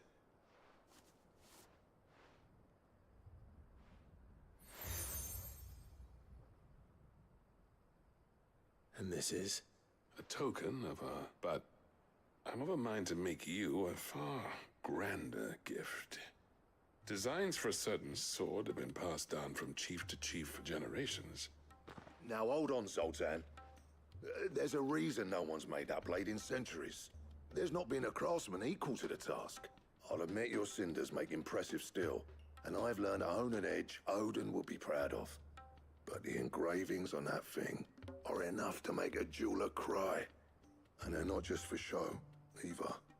Have you forgotten what brought you back to Dravoged in the first place? I knew I'd never surpass you with the hammer and tongs.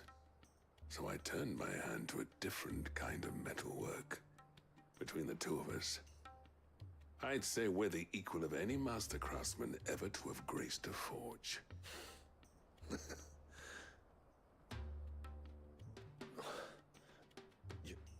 Clive, you wouldn't mind if Zoltan came back to the hideaway, would you? He's more than welcome. As long... Right. Zoltan, get your tools. We've got a legend to forge.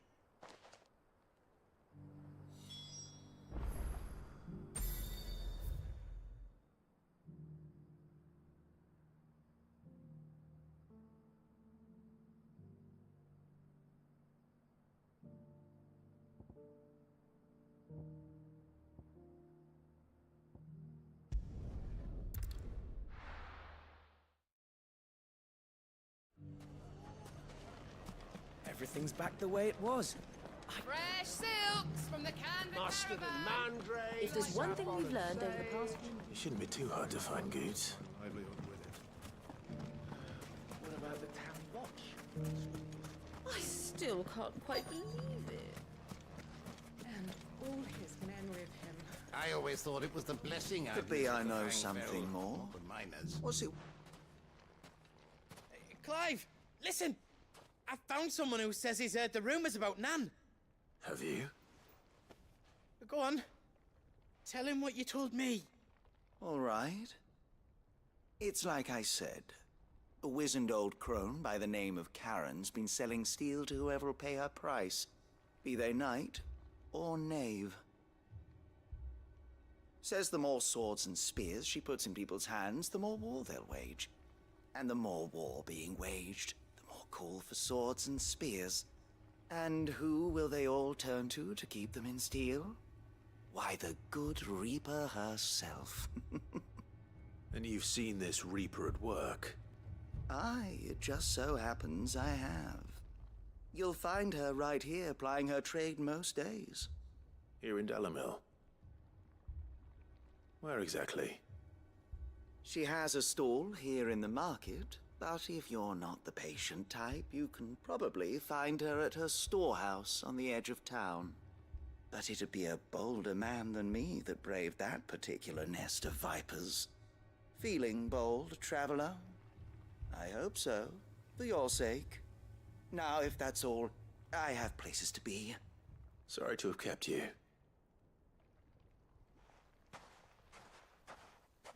You don't think Nan's the Reaper, do you?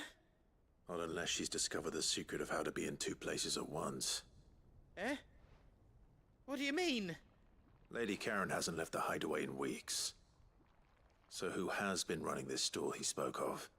Good question. I'll go and have a look. And I'll visit this storehouse on the edge of town. All right, but be careful, Clive. You too, Goots.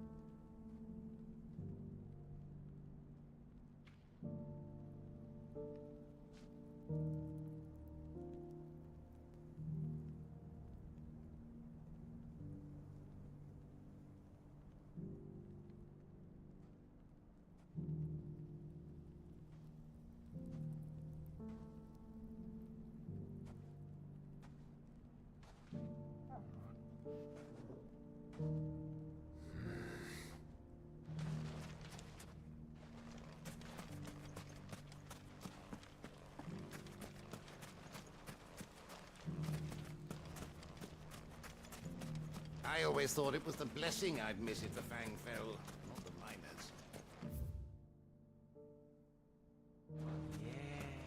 I still can't quite believe it. And all his men with him. When the fang fell, it took my livelihood with it. If there's one thing we've learned over the past couple of Mustard and mandrake. Fresh saffron and silks from the Canva sage. caravan. Take that, Like you naughty naughty Clive! To what do I owe the pleasure? I just wanted to see how the town's been faring since you brought everyone together. Since we brought everyone together, all is absolutely wonderful. Conrad and Natalie's hands remain safely away from each other's throats and firmly at the helm. Our stores are full, and the bandits still too disorganized to raid them. Just as the good Lady Jane and Lord Underhill intended. Are you a lord? Lubor's going to be one too. They're going to make him the Lord of Dalimil, because of how he stopped all the grown-ups from fighting. It's the mayor of Dalimil, dear child, and the vote hasn't taken place just yet. But if the people wish me to lead them, I shall. And my first act will be to build a school so that menaces like you two learn not to interrupt your elders. Speaking of menaces, there may be a rather worrying one just over the horizon. May there indeed. I'm afraid the example Conrad and Natalie set in putting aside their differences and presenting a united front might have caught the bandits' attention. And they might have elected to take a similar approach. They have formed what one could call a League of Outlaws, and they grow more organized by the day. But we'll fight them all off just like last time, no matter how many of them there are. Won't we, Lubor? Of course we will. If we continue to work together, we can overcome any challenge we choose to face. The longer we avoid facing this one, the more difficult it will be, until the only way to overcome it might be to run for the hills. Our best hope is to nip these efforts at organization in the bud, by finding those ne'er-do-wells who have yet to join the cause, and ensuring that they never do. Perhaps a certain Lord Underhill might be willing to lend us his aid once more?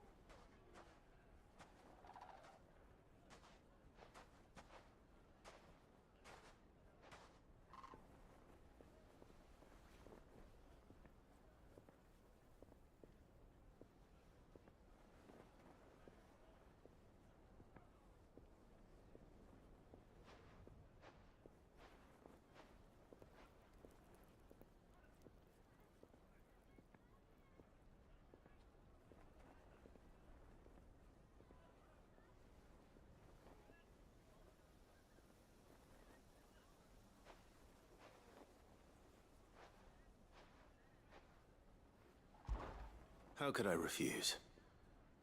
Thank you, my lord. Victor will fill you in on the particulars. I have him stationed by the desert gate, receiving and collating reports from my scouts. Such an amenable soul. He reminds me of you. I'll go and speak with him.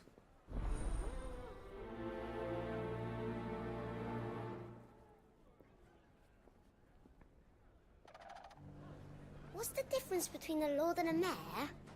That's easy. One of them swings a sword, the other forges them.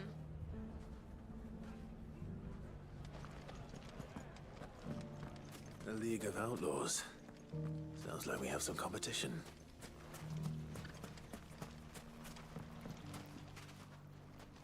Still in Dalamil, Victor? Ah, Sid. I thought you'd have returned to Cosnis by now. I did. Then I came back. I've developed something of a fondness for the place. And having worked so hard to see it saved from one fate, it would seem remiss to abandon it to another. A sentiment Master Lubor certainly isn't shy about exploiting. Hence my doing his bidding yet again. You're not the only one. What does he want you to do? He asked for my aid in putting down the bandits. And he said that you might be able to help me find them. Then you've come at just the right time. I was on my way to speak with Conrad about how to organize our forces. There are more camps in the vicinity than we can safely strike at once. But we must strike together, and we must strike soon at as many camps as we can. We can't give this league of theirs time to rally its forces. All right. Which camp shall I take? There's one upriver. Just out there, across the dunes. Leave it with me.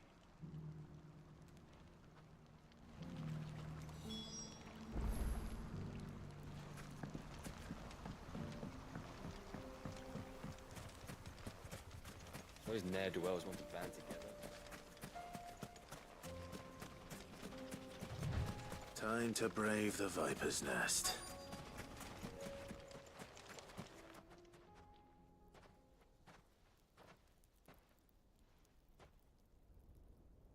Just you, is it? Thought I might have laid it on a bit thick. It was a fairly unconvincing tale. So, what now? That's up to you. Die a slow death, or a quick one. Boys, he's all yours. But that sword is mine.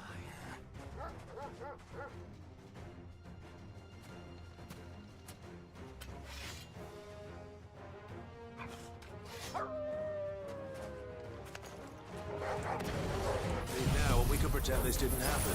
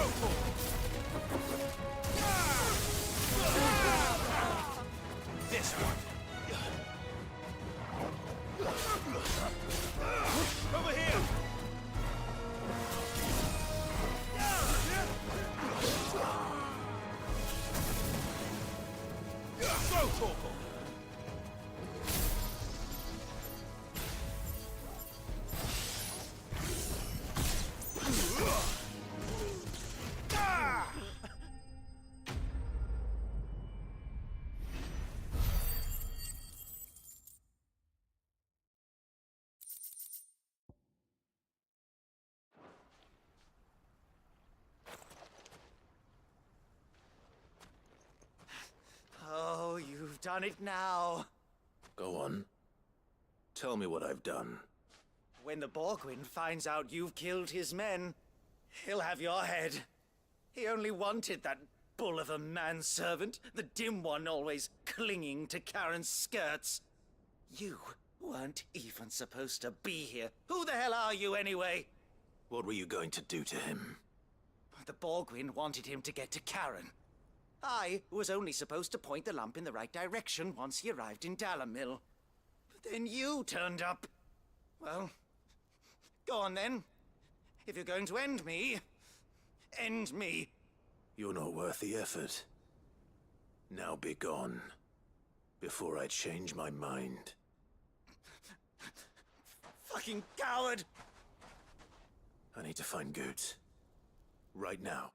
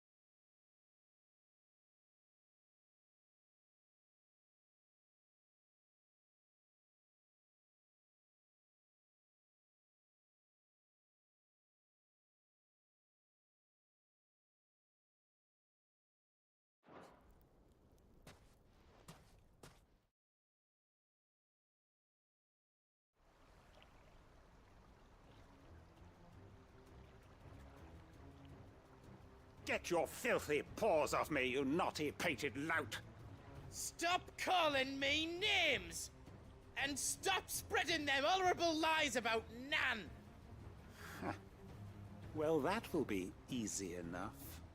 For they are not lies. Every last word is true. And she must pay for her crimes in blood. Blood? Goose, are you all right? He's gonna kill Nan! He said she had to pay in blood! After what she did, it is only right. She ruined my life and the lives of countless others. That loathsome harpy's very existence is a crime, and I will not allow it to continue. Goots, was it? I have no quarrel with you. Only with your employer. Run along now. You need not pay for her sins. No. No? I don't care what she did. I won't let you hurt Nan. Promise me you won't hurt her, or I'll kill you myself! Goots, no. Enough, all of you!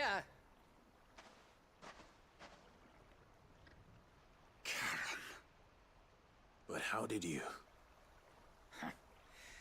You're a sight less clever than you think you are, the pair of you.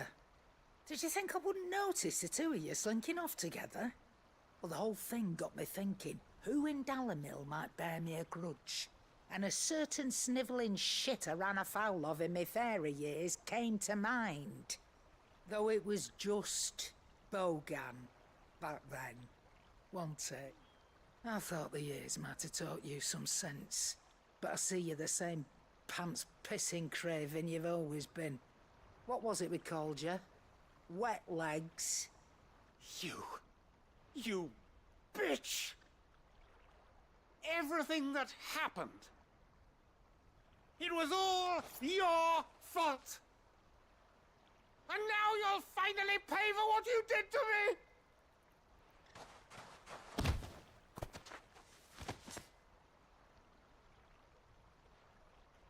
Goots, you... If you want a piece of Nan, you'll have to go through me. Fuck! You great galoot! Out of the way, I can handle this myself. So, wet legs, you remember what you told me when we last met? An eye for an eye. Wise words, Sam. Wise words. And now, it's time to collect.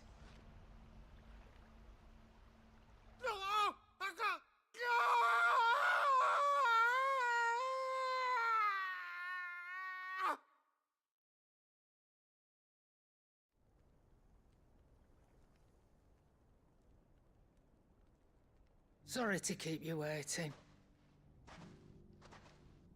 Is he... Dead? No. But I reckon he wishes he was. It ain't easy going through life one eye short of a pair. After all, I should know. You don't mean... Oh, don't tell me you didn't notice. Lost it to old Wet Legs back when we were working the same routes. Said I'd stolen from his strongbox. I'd done nothing of the sort, mind. But that didn't stop him taking his little revenge. So I took some of my own. Sorry, lost everything. His coin, his clients. Always knew he'd be back one day to claim his due. But he crossed a line dragging poor Goots into this. He didn't hurt you, did he? No, Nan. Still got all my arms, see? Legs too. But what if he comes back again? What if he does? First we take the other eye, then we work our way down. He'll learn his lesson soon enough. But something tells me the Wet Legs has learned it already. Right. Let's get you back to the hideaway. You've attracted quite enough attention already. Ta-ra, Clive. Remind me never to cross you, Karen.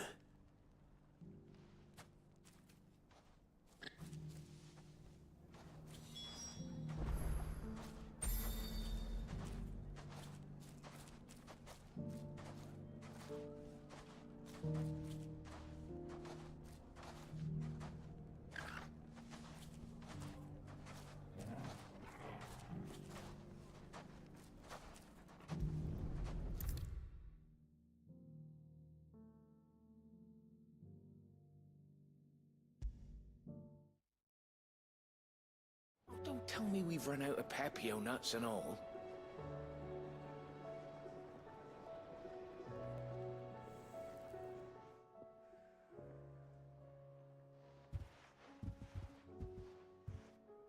Nothing. I just reckon the you've what? There's nothing. That's as maybe. Until then, of course. I don't.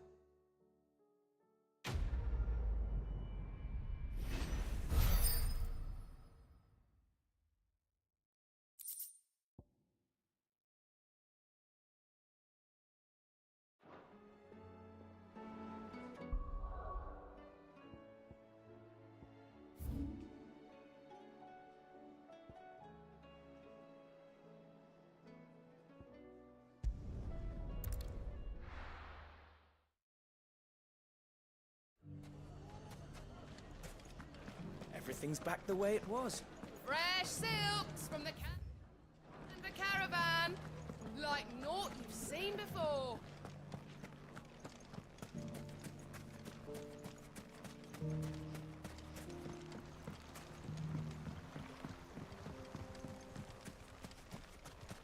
Those ne'er-do-wells want to band together.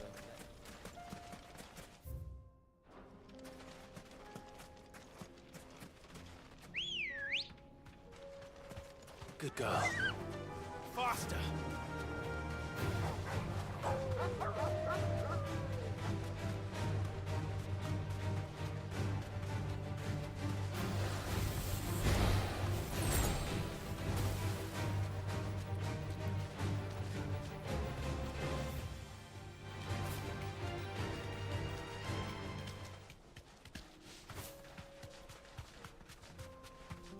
That must be the camp Victor mentioned. Come on then, Toggle. That's him! The one who killed Locke and Fingers! Take his head off!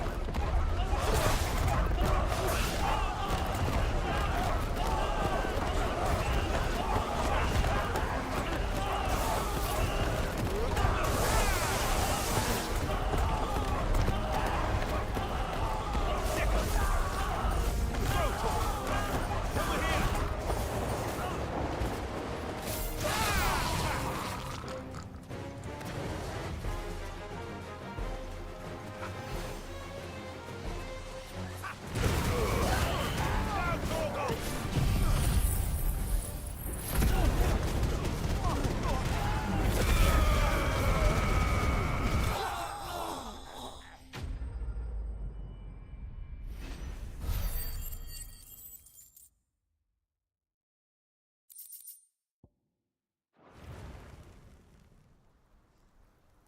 I'd better let Victor know.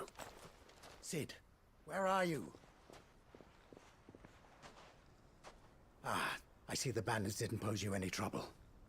No, but that's not why you're here, is it? No. Something's happened. We need you back in Dalimil. What is it? The whole town's in uproar. They're saying that Lubor is a bearer. What? Seems that one of our parties wasn't as thorough as they should have been. They let one of the bandits escape, and his escape route took him right through. Some of the children spotted him, and he was about to silence them, and when Lubor felled him with a bolt of magic, and without a crystal. It is, if he has, well, I wouldn't blame him. No man is branded by choice. Still, all those people see is a man who's lied to them all his life. One who was made a leader of himself when the world believed he should have been a slave. Fuck. I don't know where we go from here, but I know one thing. Lubor needs all the friends he can get right now. You're right.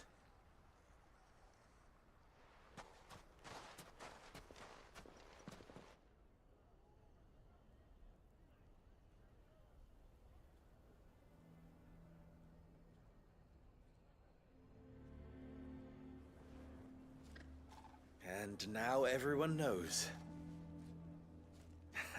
I made it a habit to keep a crystal close at hand for just such an occasion. And when that occasion arose, I forgot to reach for it. Well, it was bound to come out sooner or later. We're sorry, Lubor. We tried to keep running, but we just couldn't anymore. There's nothing to be sorry for. I rather enjoyed playing the hero for once. All that matters to me is that you two are safe. Look at him talking to his betters like it's nothing. All lies, I'll wager. Just like the ones he fed us all these years.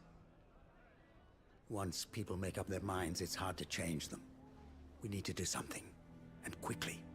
Convince the people not to let their prejudices blind them. Convince them that nothing has changed. That their enemy lies outside these walls, not within them. You're right. We should speak to everyone. I'm glad you agree. I'll handle the townsfolk. I'm a Dalmec born and bred. They listen to me. You head to the tavern. Make Conrad and Natalie remember who Lubor really is. They know that Lubor and I are friends.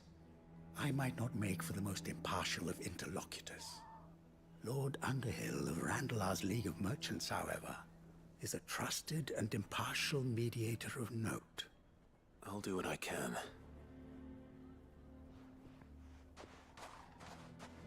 Lubor, stay here with the children. I can't promise anything, but we'll try. And that is all I can ask of you.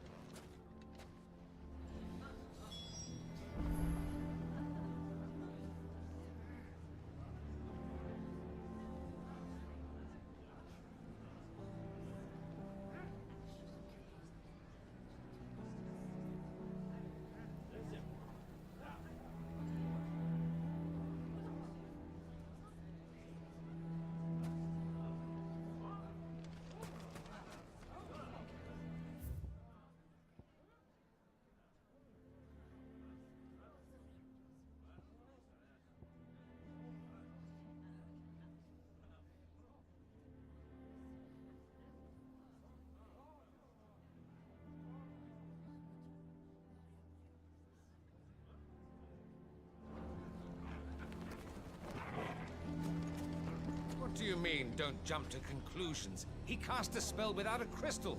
What other conclusion is there?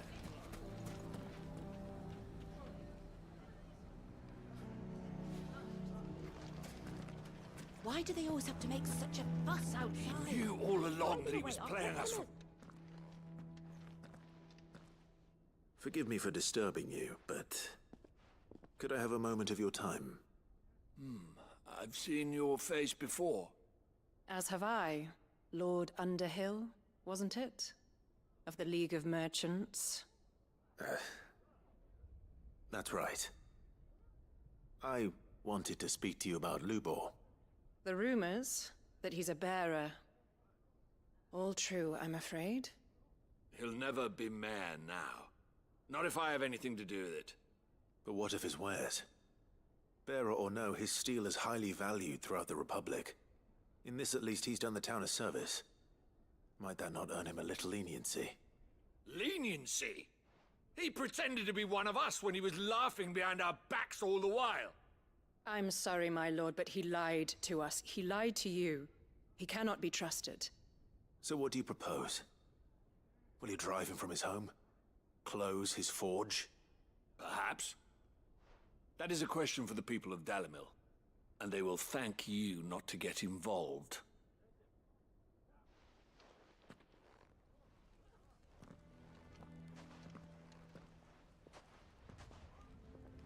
The townsfolk have made their minds up. There was nothing I could do. Nor I.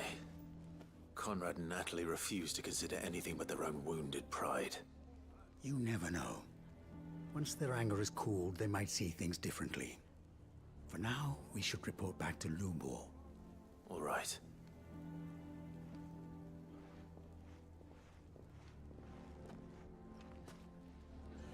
Why do they always have to make such a fuss outside? It's driving away our customers.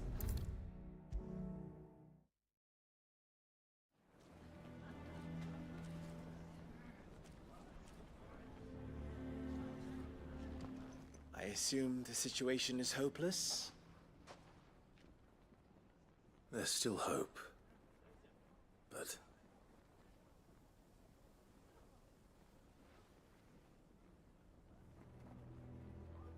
But perhaps not in this lifetime, I think it's fair to say. You mustn't think like that, Lubor. Give them time. They'll come around. We'll talk some sense into them in the end, you'll see. No, you won't. And your efforts would be better spent elsewhere. But Lubor... Rosina would often tell me that steel does not lie, that a blade is a reflection of the smith who forged it. To yourself be true, that was her point. Rather an ironic one when you consider that her life was taken with a blade of her own making. But I do not doubt that she was always true to herself and what she believed in, right to the end. And so must I be. I must do what I know to be right, no matter what others might think of me.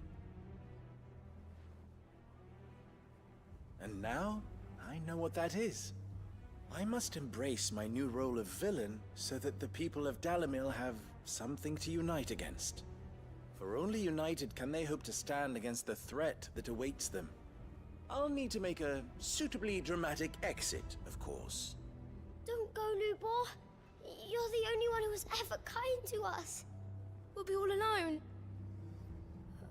Again. Trust me, little ones, it is for the best that I go. Not only for the town, but for you, too.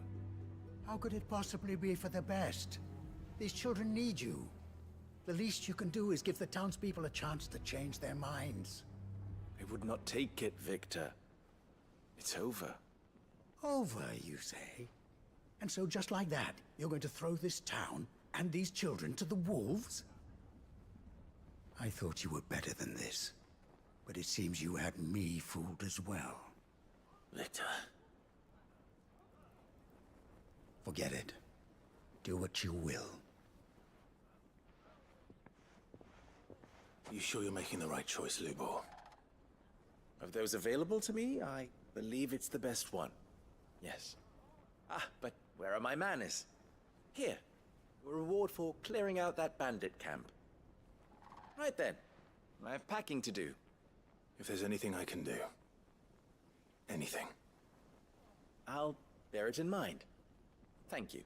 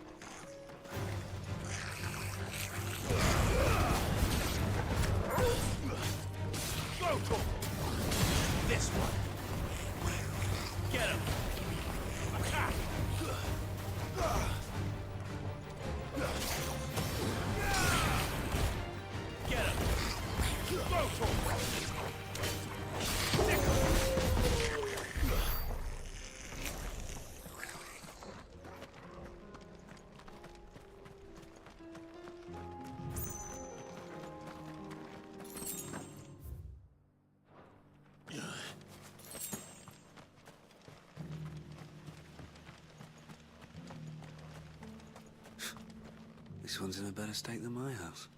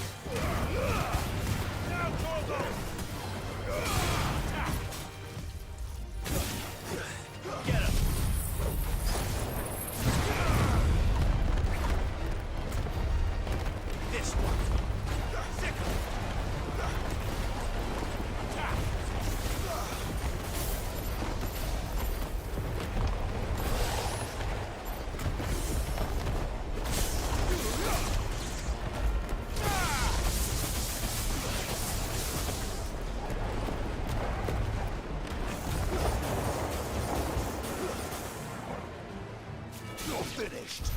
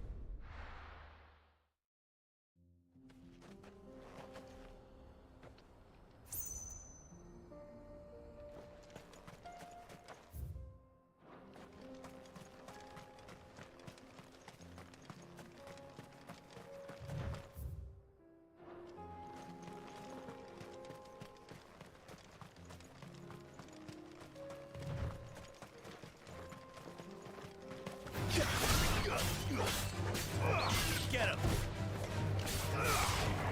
It's over! Sick him!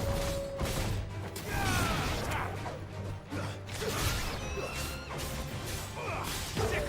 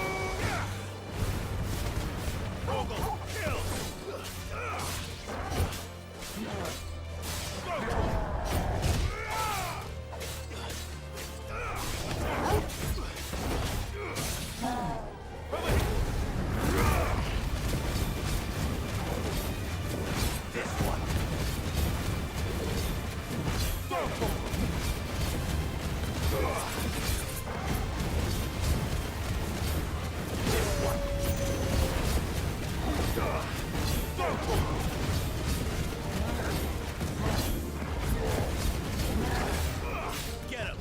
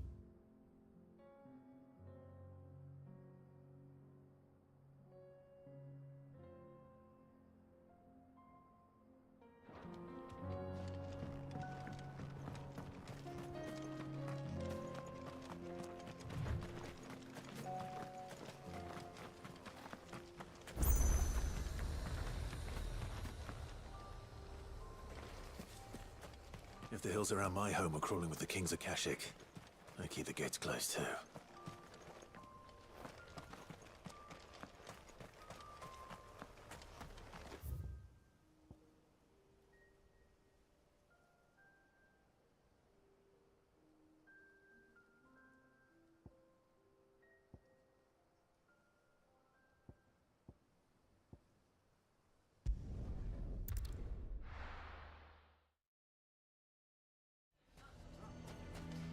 Why the hell would Victor take the bearer's side?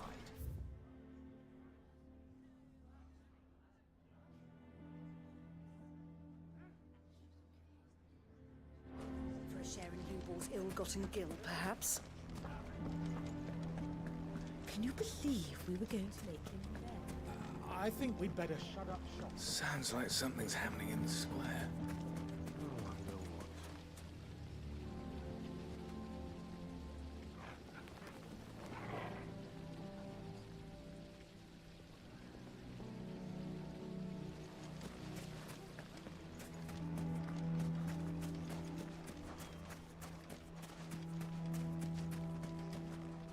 Are you looking for something in particular?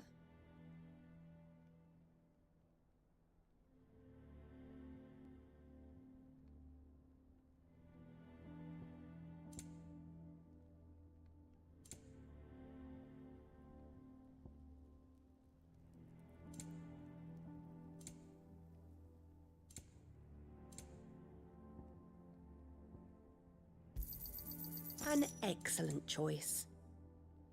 Thank you for your custom. Nothing to report. Same as yesterday.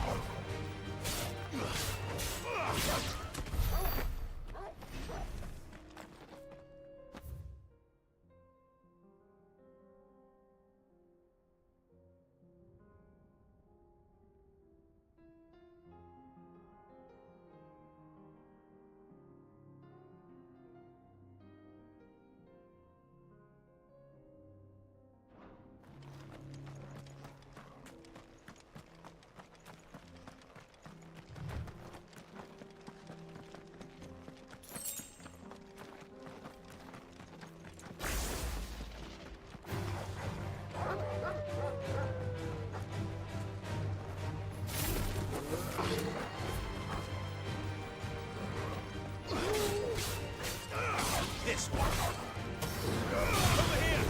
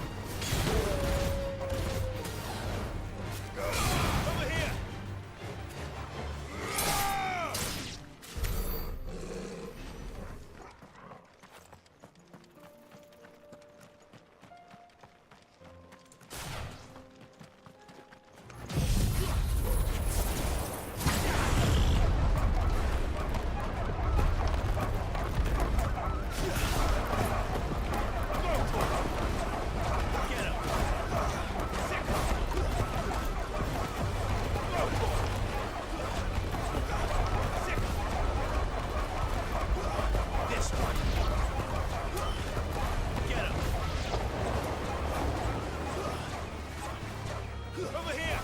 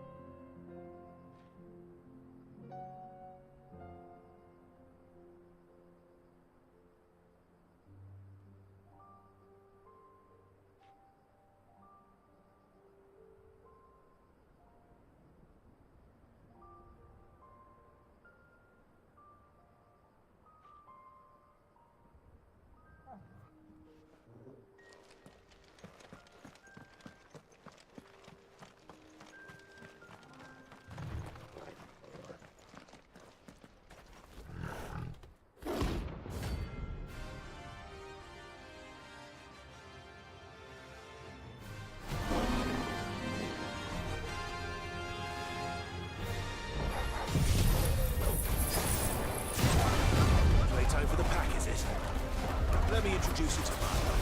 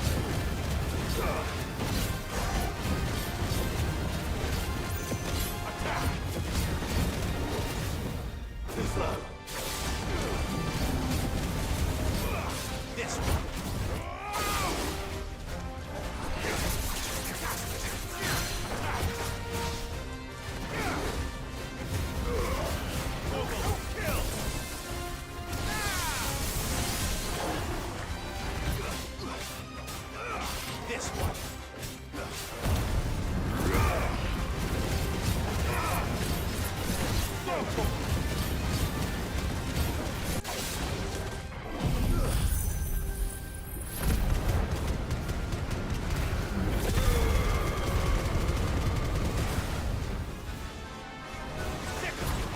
slow.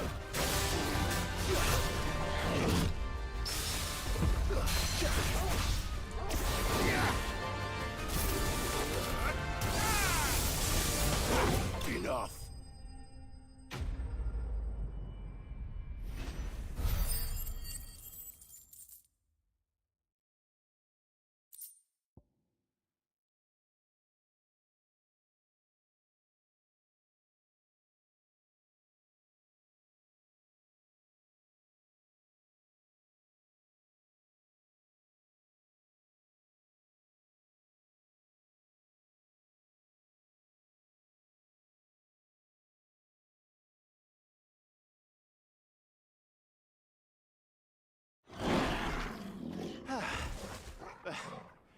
That wasn't too bad, was it, Torgal?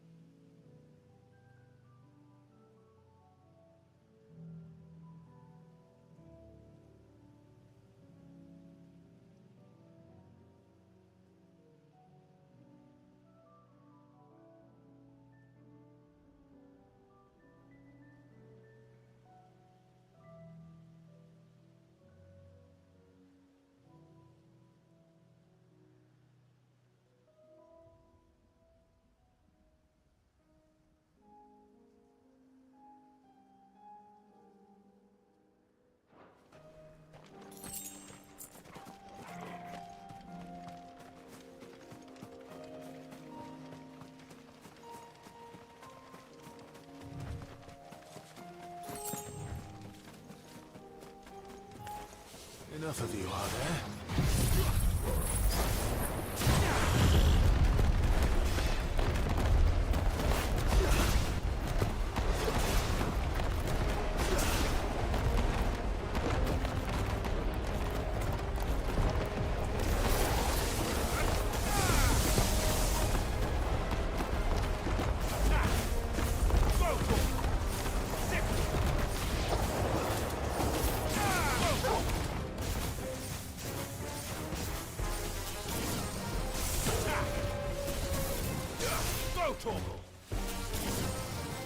Get him! This one! Attack!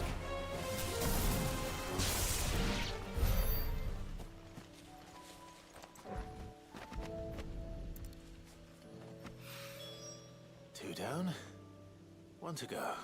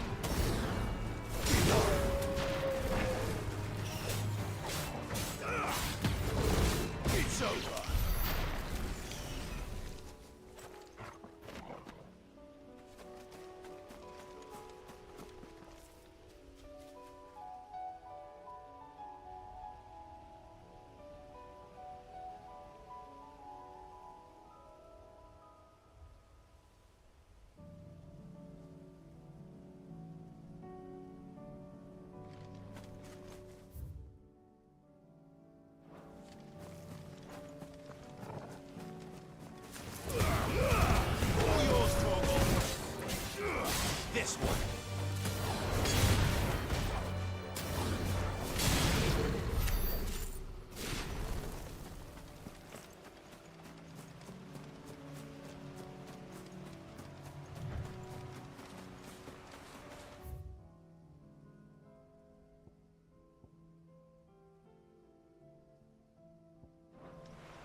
Damn it.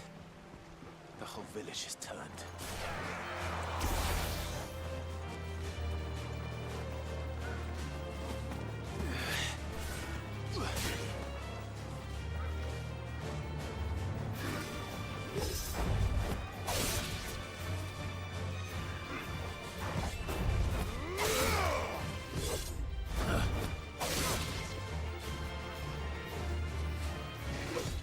Nice try.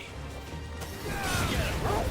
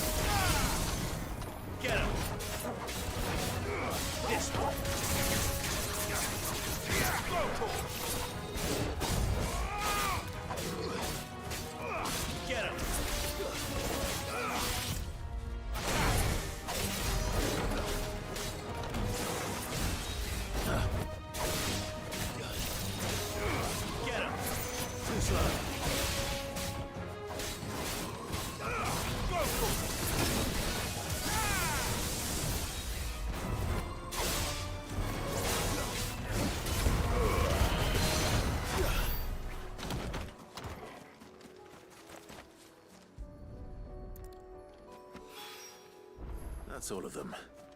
Owain can uncross his toes now.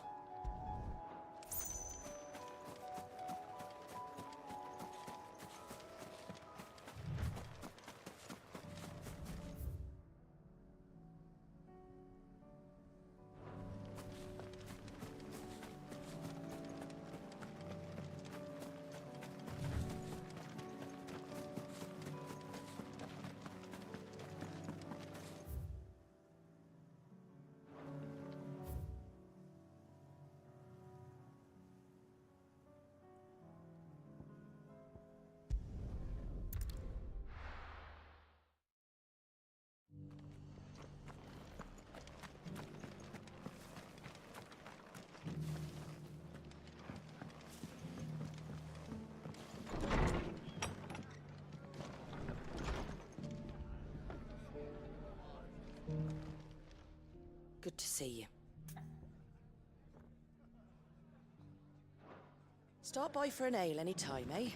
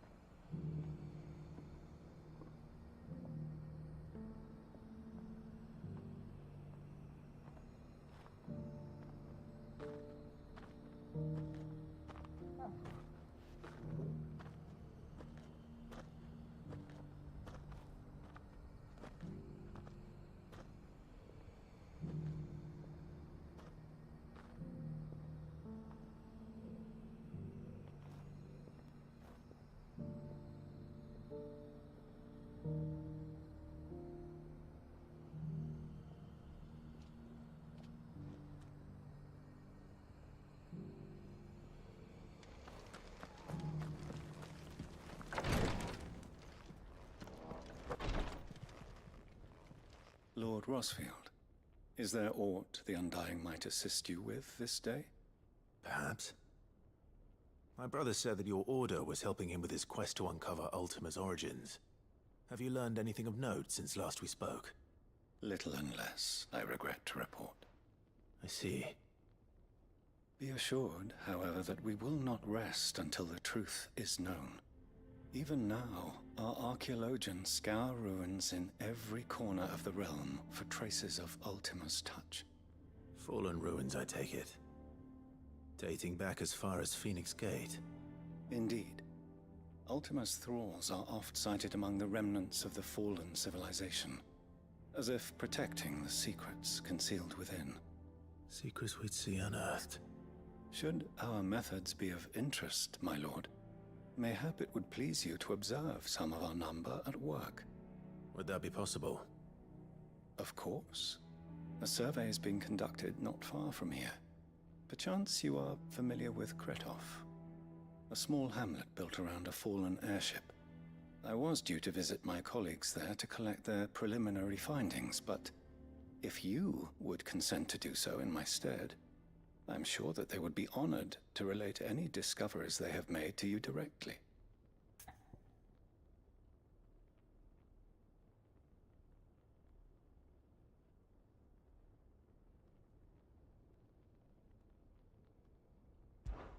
All right.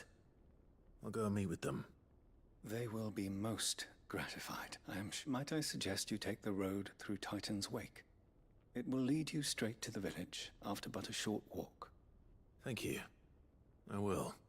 I wish you a safe journey, my lord. May the Firebird's flames burn ever in your heart.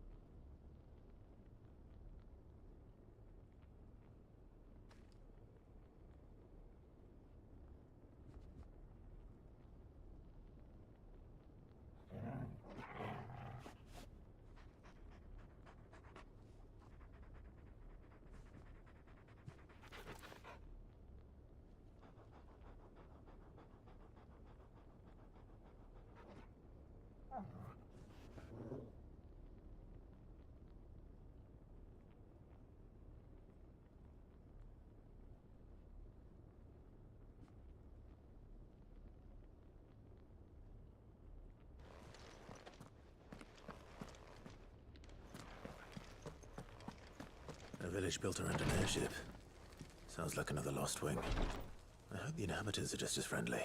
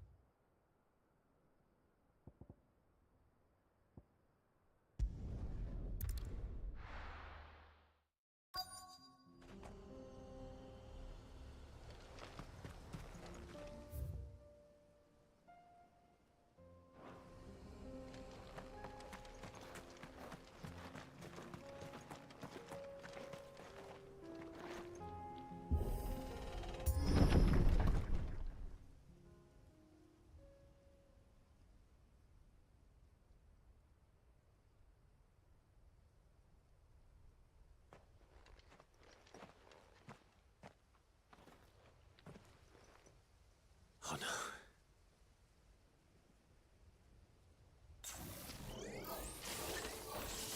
You'll pay for this. There may still be survivors. All yours, Torvald.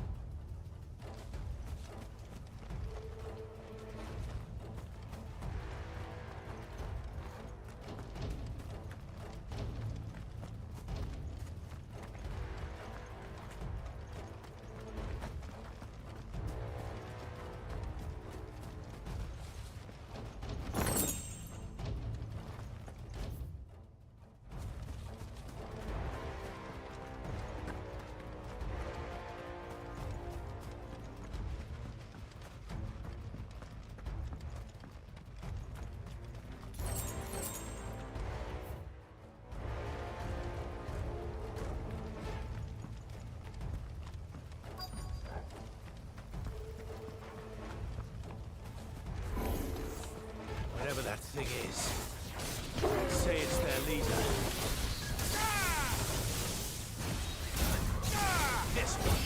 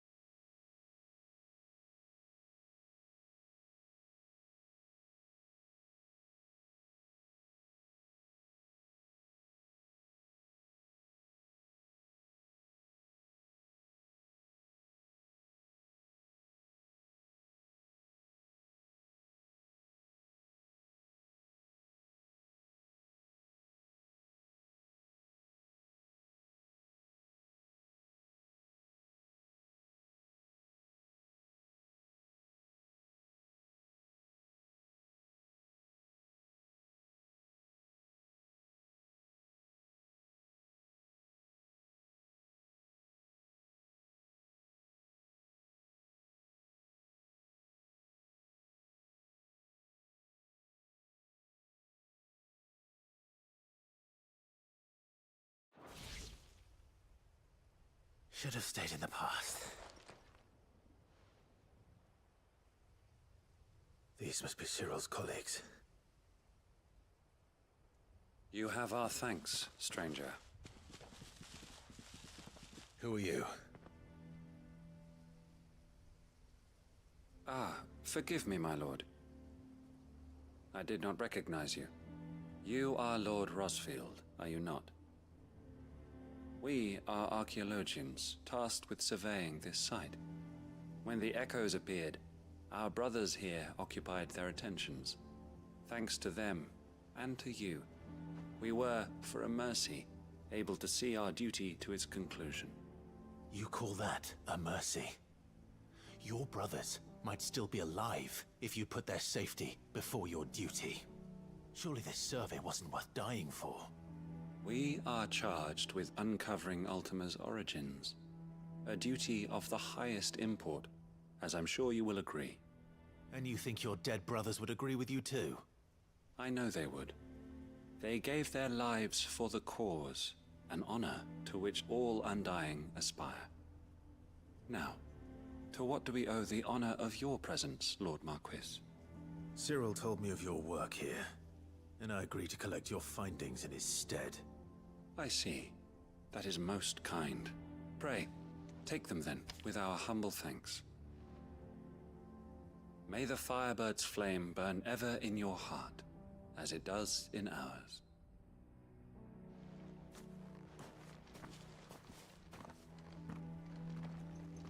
It's one thing to lay down your life for another, but for a survey...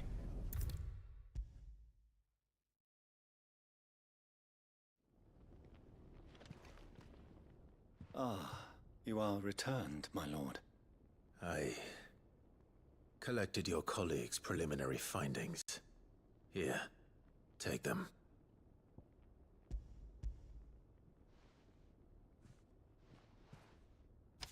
My thanks. I shall study them, and inform you forthwith if I discover aught that might aid you in your fight against Ultima. Cyril, your survey party suffered several losses in Kretov. Losses which could have been avoided, had the others not chosen to complete their work, instead of saving their friends. Were these your orders? No. This was their choice.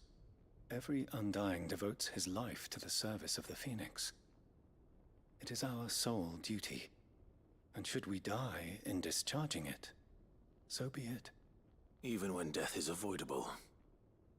My lord, I fear that this is not a point over which it would be fruitful to argue. The Undying have served the Phoenix for countless generations, and your opinion of our methods, however earnest, is not like to change them. We live to serve the Phoenix. Our very order exists for that purpose, and that purpose alone. Cyril, I know that you and your brethren answer only to Joshua, but allow me to offer you a word of advice. It does not further the cause of the Phoenix to have his loyal followers surrender their lives without good reason. Provide your survey parties with an escort, that they might live to do their duty for years to come. Think not only of how you can serve the Phoenix, but how Joshua would want you to serve him. Please. For all our sakes. I thank you for your advice, my lord. If you will permit me to respond, our faith in his grace, Joshua Rosfield, is absolute. And we of the Undying will do what we believe is right to fulfill our duty unto him. As first shield to the Phoenix, I am sure you understand what it means to do one's duty. I do. Then we are of the same mind. And it is my hope that we may continue to do our duty together.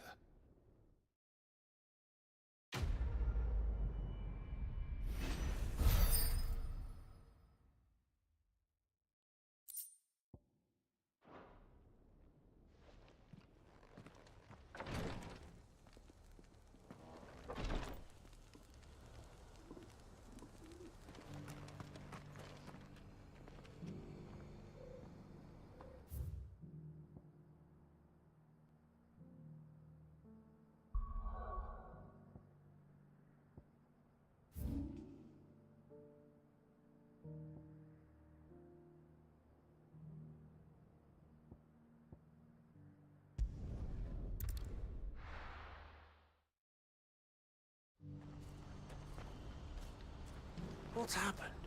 The guards at the gate are in a right old panic. Ah, Clive. You'll be pleased to know that the negotiations are progressing well. That is good news. Yes. Our comrade in Randala has just sent word that the contract should be signed very soon. But I still have much and more to prepare. It's a huge undertaking moving this many bearers at once. You couldn't do me a quick favor, could you?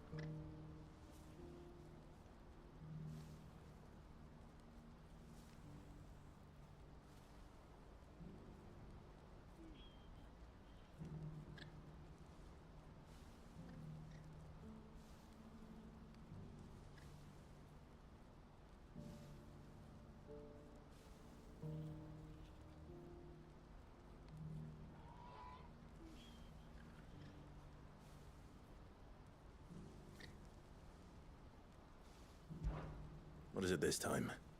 More wild beasts? Nothing like that. I just need you to go over to the caravans and ask El how long we have until the bearers arrive. Find out exactly how much faster I need to get all these supplies moved. All right. I'll go and ask. Thanks, Clive. I owe you one.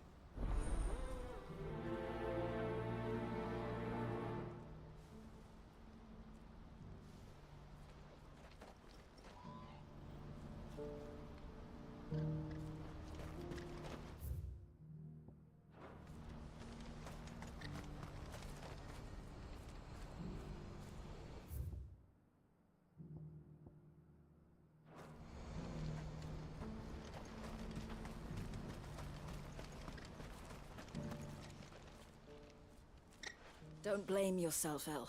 This is their fault, not yours. I know, but... No buts about...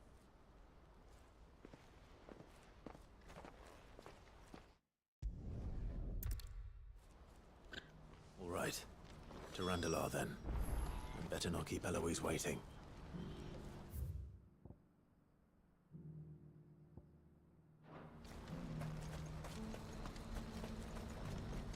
What's happened?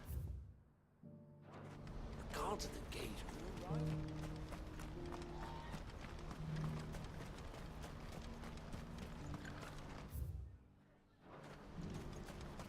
What I wouldn't give for a hot meal. Looks like this is the end of the road for us. When are they gonna let us through?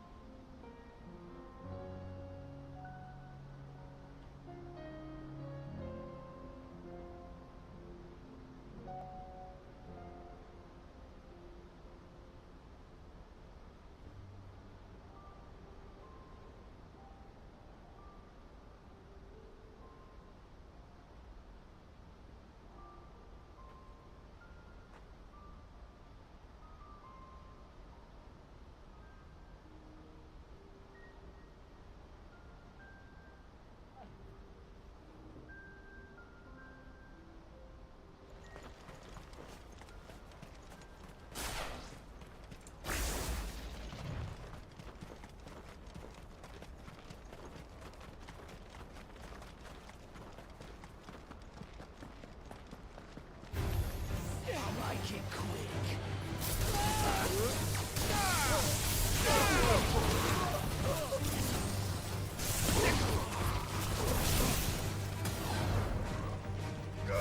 Get him! Vogel, kill! Over here!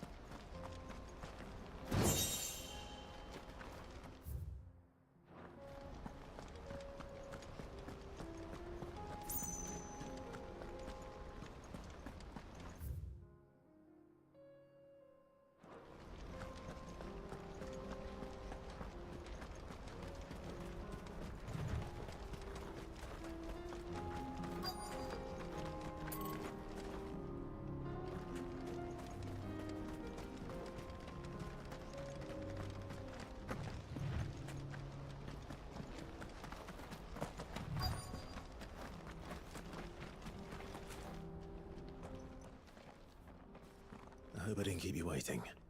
Did you arrange to speak with the consortium? Here they are now.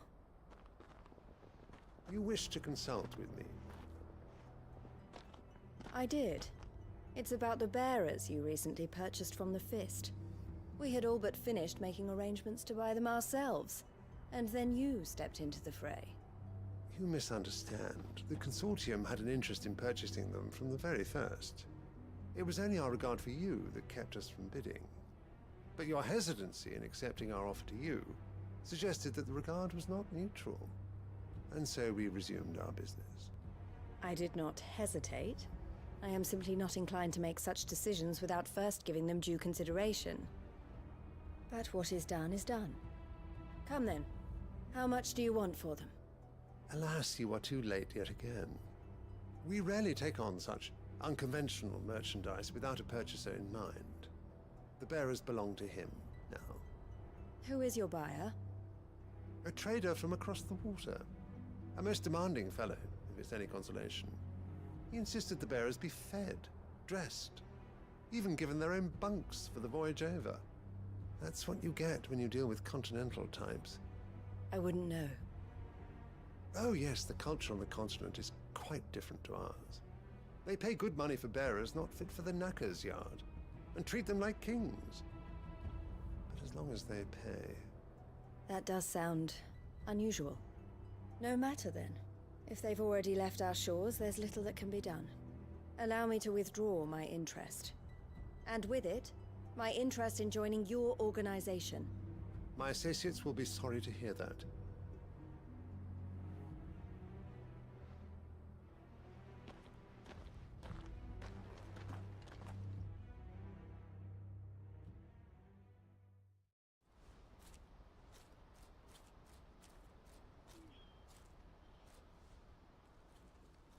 I'm sorry you weren't able to save them. As am I. But I only have myself to blame. He was right, you see. The Silver Peak Consortium did intend to buy those bearers before I did. Their representative hinted at a possible purchase when he came to recruit me. I feigned interest in joining them in the hope he might be encouraged to tell me more. And he did just that. As soon as he left, I sent my own offer to Randalar. So you never... No. I entertained the Consortium's proposal solely so I could learn more about those bearers. But I was a fool to think they wouldn't find out. I knew exactly who I was dealing with. You tried. I did. And if what he said was true, the bearers are to be well treated. Which is something, at least. But they deserved more. I wanted so badly to see them freed. Eloise! Eloise! Word from Cashlock. The village is under attack. A pack of beasts have come down from the mountains, and there's a dragon at its head. Theo and the others are trying to hold them off as best they can, but the odds are against them. They need help, and fast. Theo! I'll go on ahead. Thank you, Clive. I'll gather some men and join you there. Just... make sure he's safe.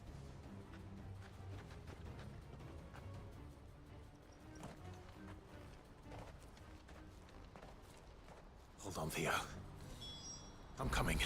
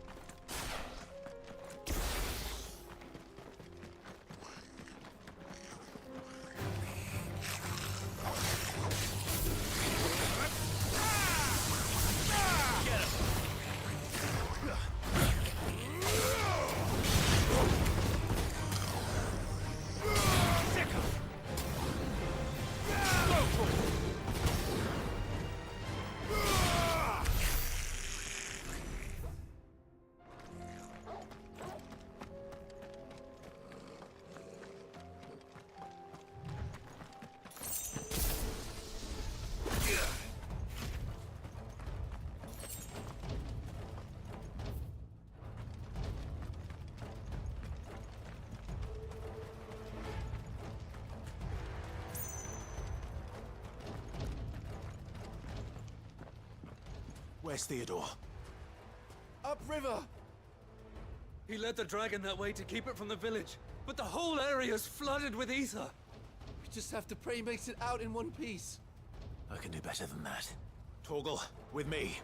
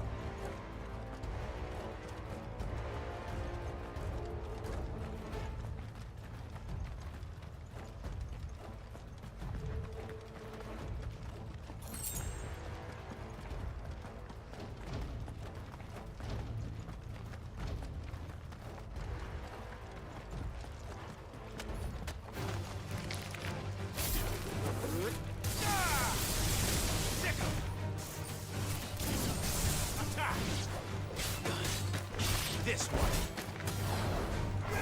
Go, Torgal! Over here! Attack!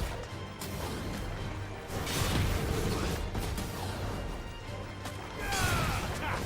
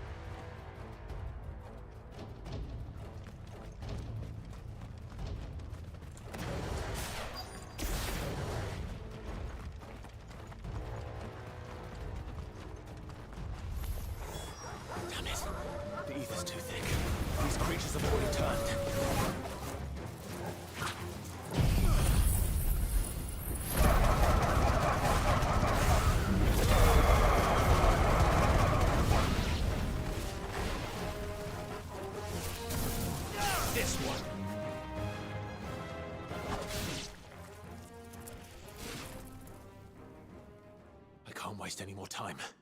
I need to find Theodore before that dragon does.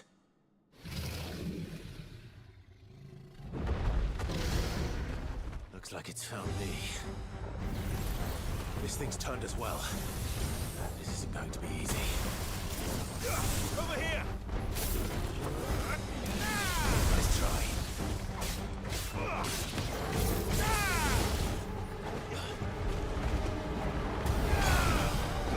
To me! Too slow.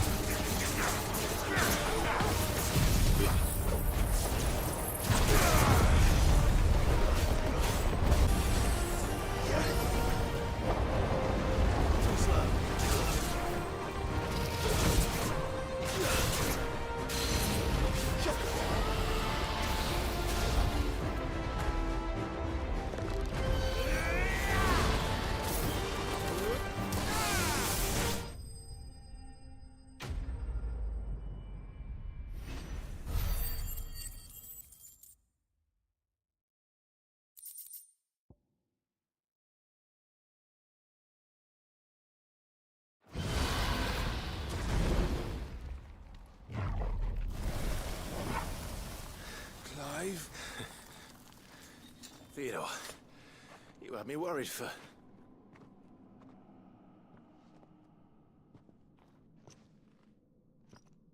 We have to get you out of here.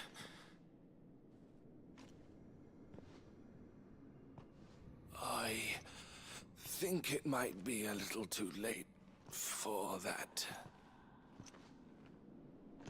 Bearer or no, there's only so much ether a man can take, and that Drake just wouldn't let me leave.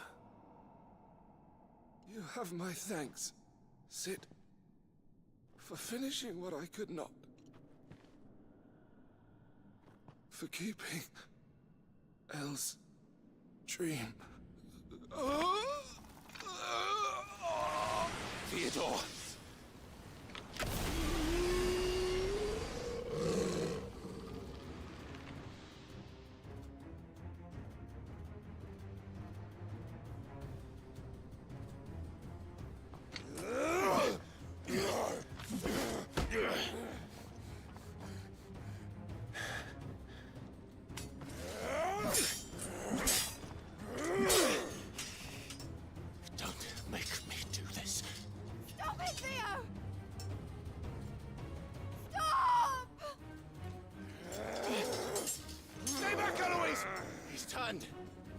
And so will you!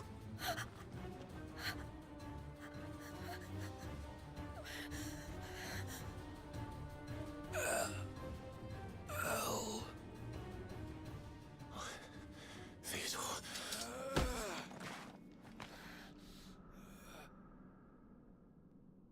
Take care of my sister. Theodore, wait. Goodbye, Elle.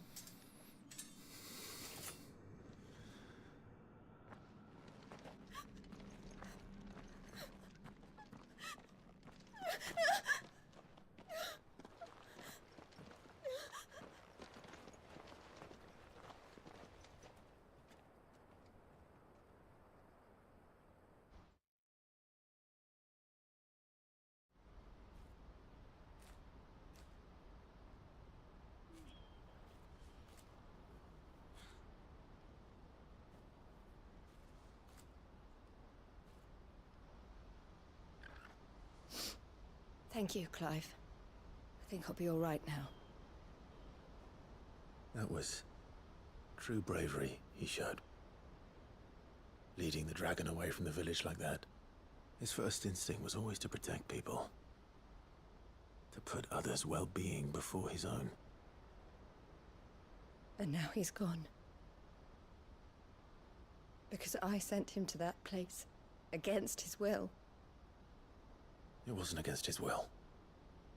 He was ready to do whatever it took to show you he could stand on his own. So that you would finally be free to live your own life. To live my own life?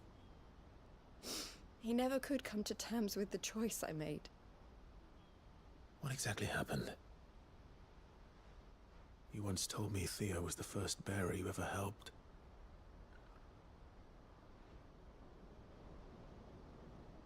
We grew up in Canva. We were born to one of the great trading houses. And I was chosen to inherit the family business. I had my father's head for figures, you see. Theo did not. While I studied the art of commerce, he played at soldiers instead. A late bloomer, in more ways than one. For unlike most bearers, it wasn't until his 15th summer that his powers awakened. My parents tried to drive him out of the house and into the care of the constables. But before they could, I took him into mine. Theo told me something else. He clearly admired your devotion to the cause of freeing others like him from slavery. But he said you deserved a better life than this. He wanted to free you from what he called your bonds, just as you freed him from his. I would be lying if I said I had not wondered from time to time how much easier my life might have been if I had allowed Theo to be taken and devoted myself to the family business instead.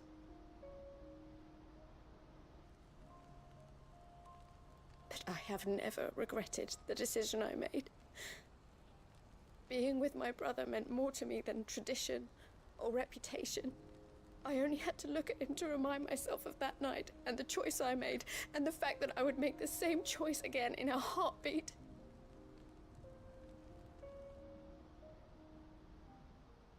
He was never a burden. How could he even think that? If anything, I was the one who weighed him down. You weren't, Eloise. He said it himself, that he had always been grateful to you for saving him, and that he wanted to repay you by letting you live the life you were denied. Neither you nor Theo weighed each other down. You loved one another. You did whatever was necessary to continue living your lives together, and you always would have. You're right.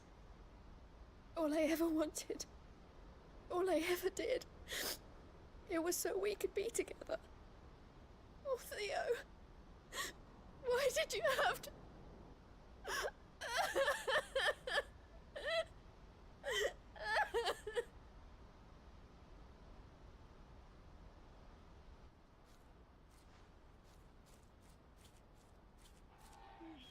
Than that. So I'll carry on doing what we do, ensuring that goods, people, bearers get where they need to be, bringing smiles to people's faces, just like we always have, and to Theo's, wherever he is. This is the life I have chosen, the life I will always choose. I've made a choice of my own, to continue helping you however I can, whenever you need it. Thank you, Clive. Let's go on together, then. For Theodore.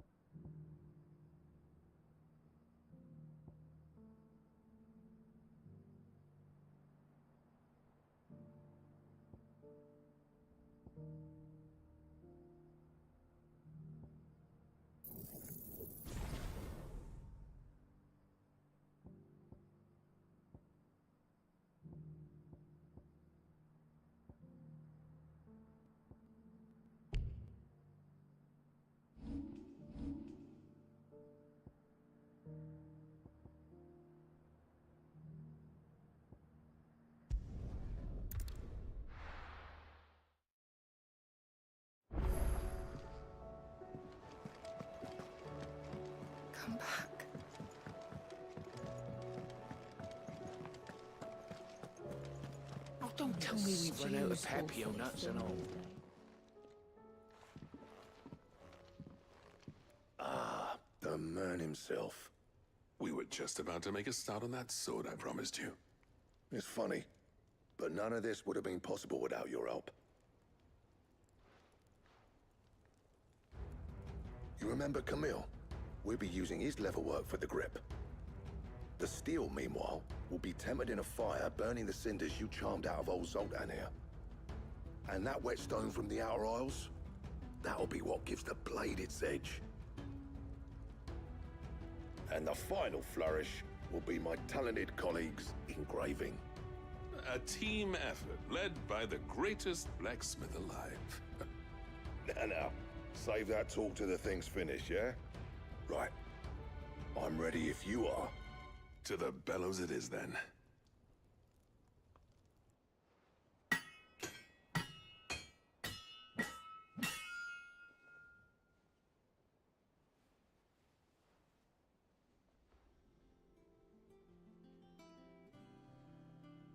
Well, bugger me. We actually did it.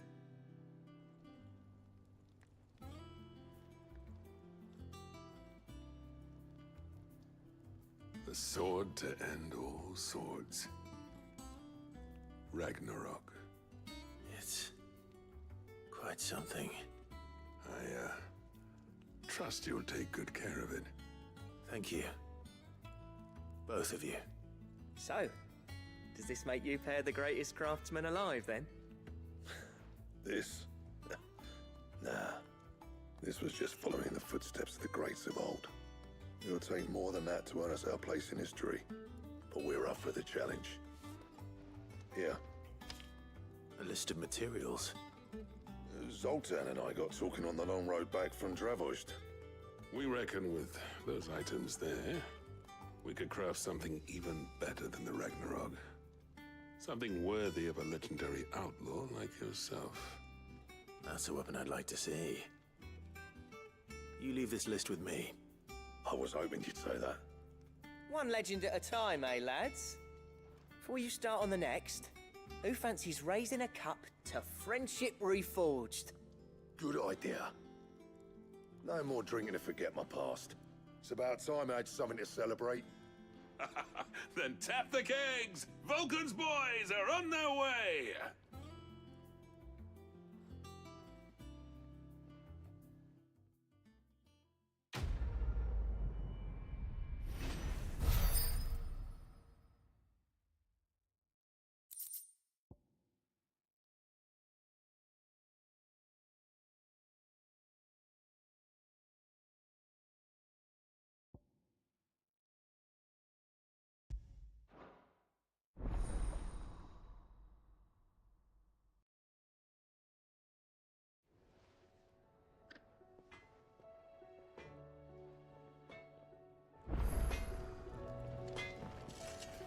What do I owe the honor? Not saying fortune, do you?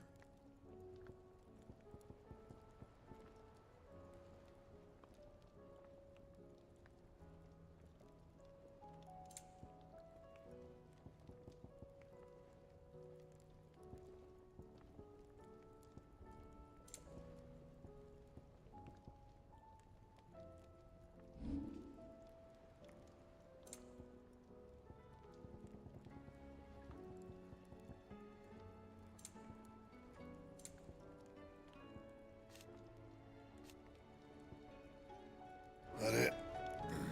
Fine. Trouble with your gear, or... I never thought me and Zoltan would ever... And if it hadn't... So, will it be? Yep. I never thought me and Zoltan would ever speak again, let alone work together. And if it hadn't been for you, we wouldn't. You've been a good friend of me, Clive. The best. I'll keep the forge on.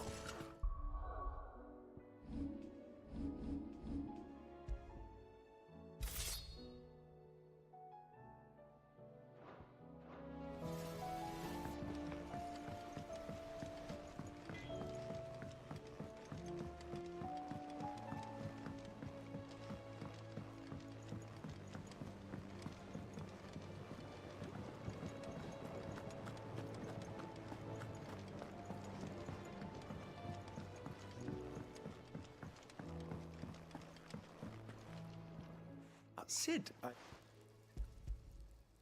Here. It's your problem now. What an amazing specimen. The flesh positively throbs with vitality. If I can successfully graft this to the Morganbeards... When I successfully graft this to the Morganbeards, I suspect the results will be immediate. I shall begin at once.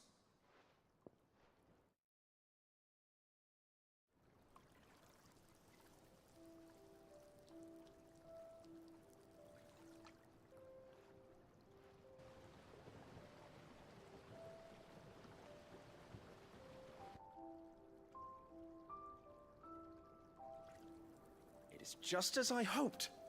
Witness how the Morganbeards have taken to the blighted soil. How they bloom with heretofore unseen vigor. Why, I dare say such a vine graft would yield similar results when applied to other specimens as well. I'm glad I could be of assistance. You've not only helped us, Sid, you've saved us. Do you recall the extract with which I provided you before? I took a moment to distill some more, but this time with the petals from the invigorated Morganbeards. And would you believe? Its potency has nearly doubled. You must accept this file as thanks for your assistance. The rest, I shall give to Taya.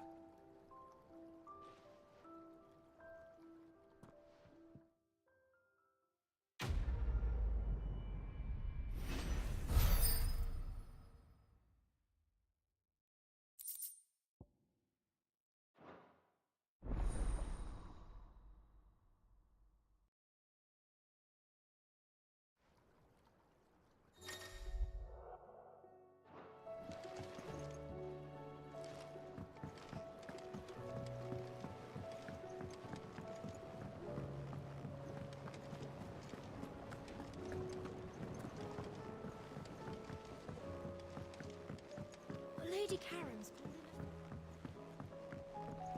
Have you tried Molly's lemon tarts? I've never had anything so delicious.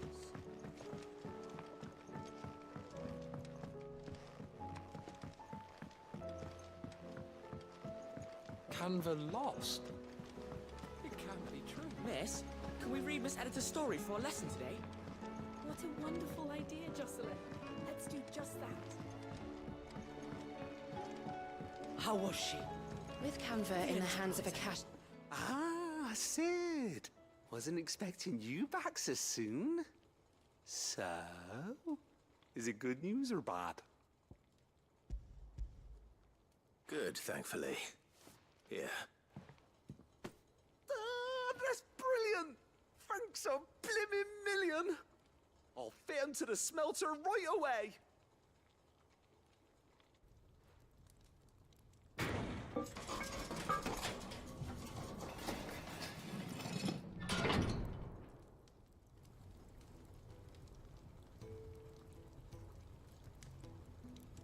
May I present to you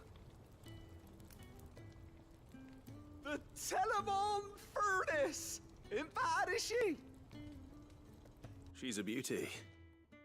You saved my bacon again, Sid, and I ain't about to let your good deed go unrewarded. It's fine, really. My bag's flexible enough already. Oh, don't say that. I'm sure I can make a few improvements to it yet.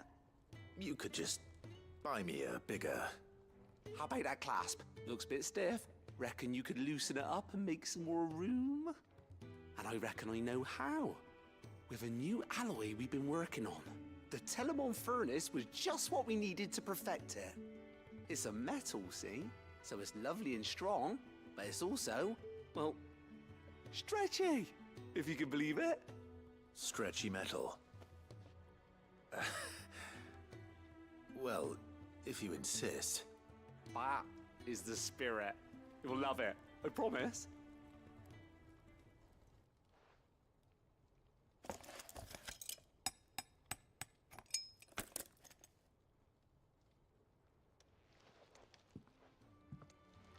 So, what do you reckon?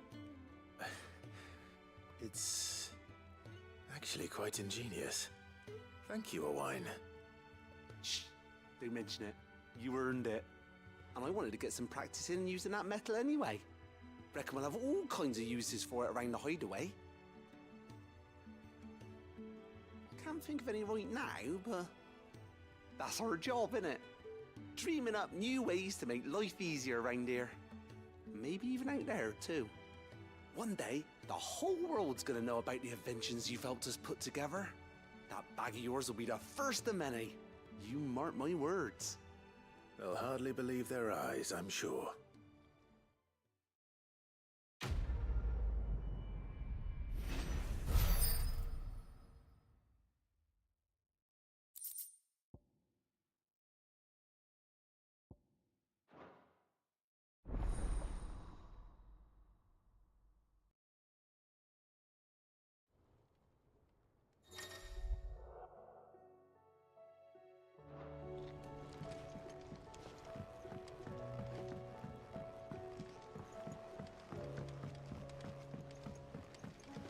Miss, can we read Miss Editor's story for a lesson today? Canva lost. It's a wonderful idea, It Jocelyn. can't be true. Let's do just that.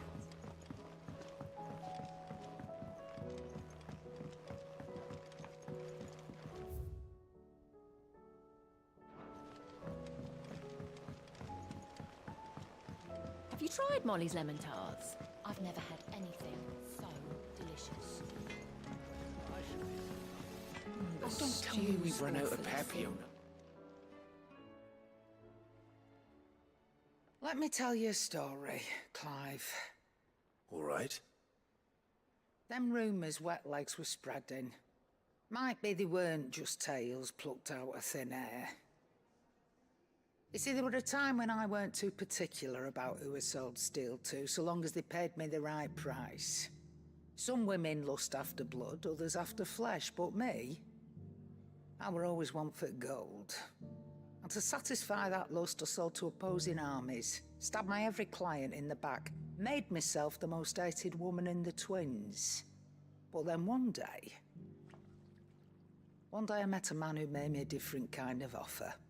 Said he'd give me access to a realm-wide community of like-minded individuals in constant need of steel and sundries. On the condition I sold to him and his alone. Was that the first time you met Sid? Aye. And I fell right into his damn trap. He was true to his word, so I ended up being true to mine. And I soon started making the best profits I've seen since taking up the trade. And all without aiding or abetting any outlaws. Except Sid himself, that is. Told me about his plan to topple the mother crystals, you know.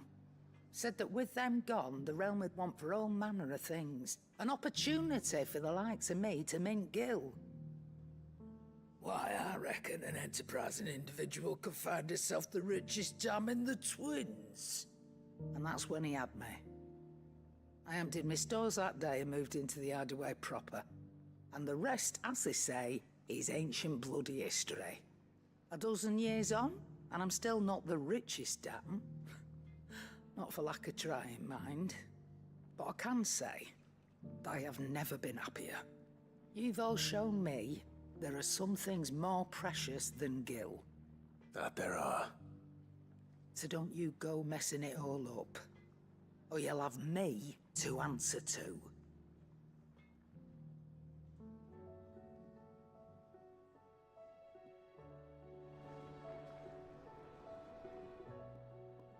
Still alive, are ya? Coin purse weighing you down?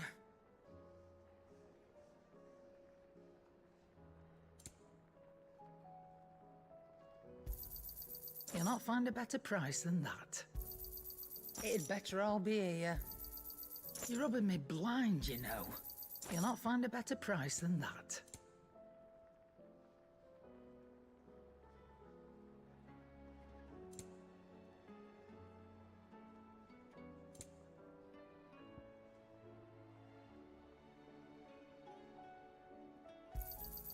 You're rubbing me blind, you know.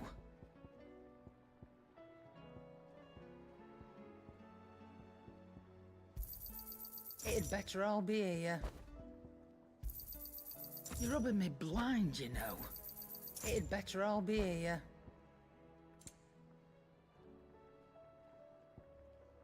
Is that all? Oh. Don't tell me we've run out of Papio nuts and all.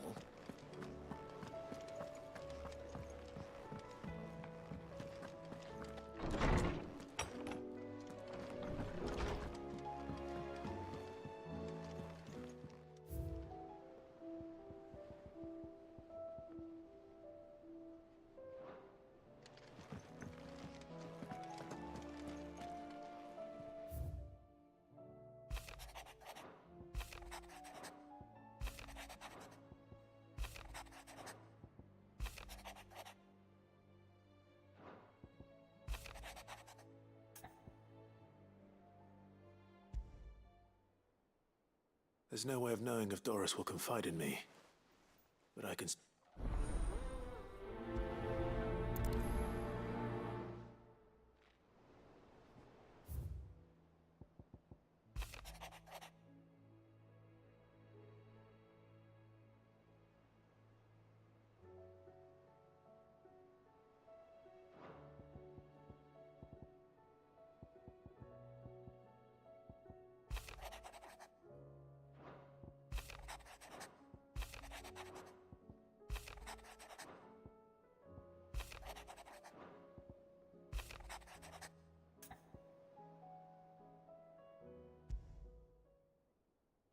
Rutherford.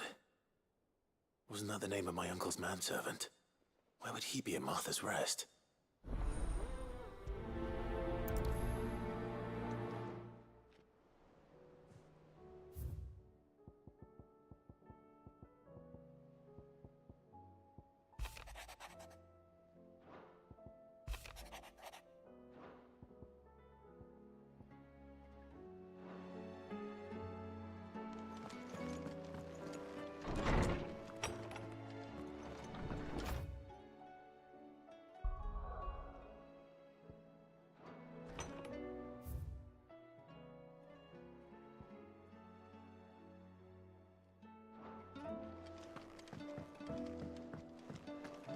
The stew's awfully thin these days. What do you expect? Come back. Covered in nicks and lumps, the lot of them.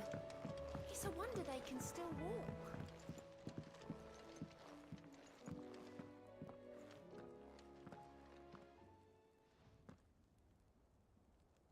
Where are you?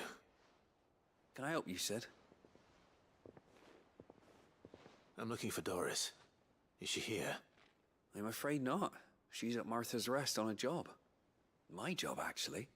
When she heard what the mission was, she insisted on going herself. Alone. Did she? What was the mission? Following up on some new information. Once they'd settled in, the bearers you helped liberate in the Dragon's Eyrie were keen to talk about their imprisonment. And about their captor. The slaver Cole's team were tracking when they were attacked by the Beastmen. I'll go and find her. She's at Martha's Rest, you say?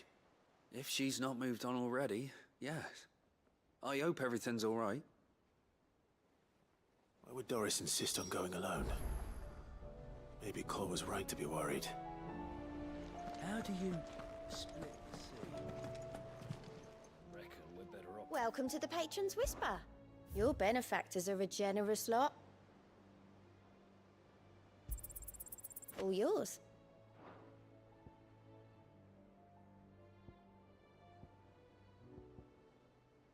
Best of luck out there, Sid.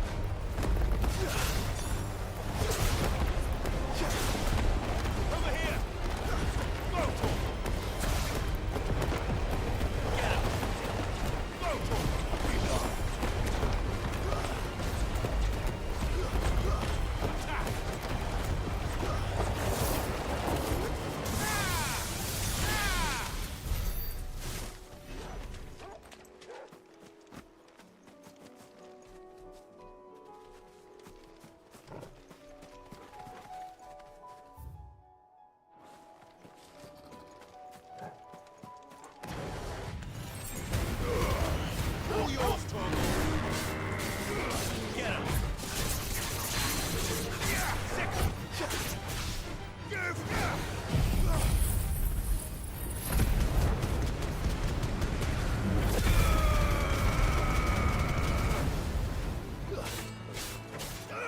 This one.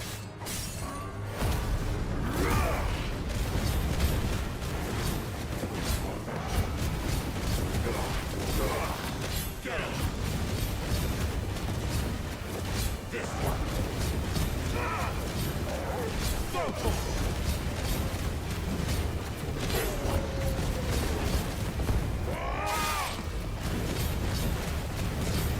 Over here.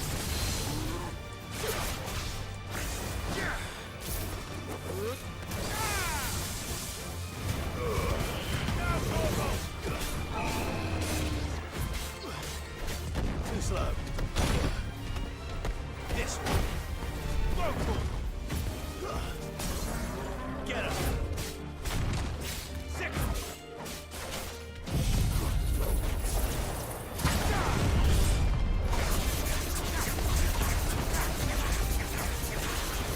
This one.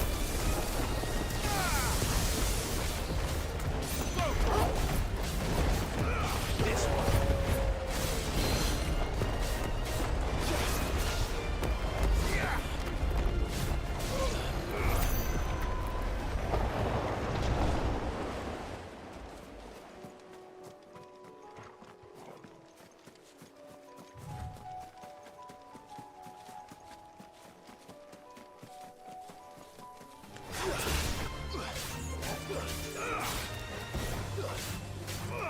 This one.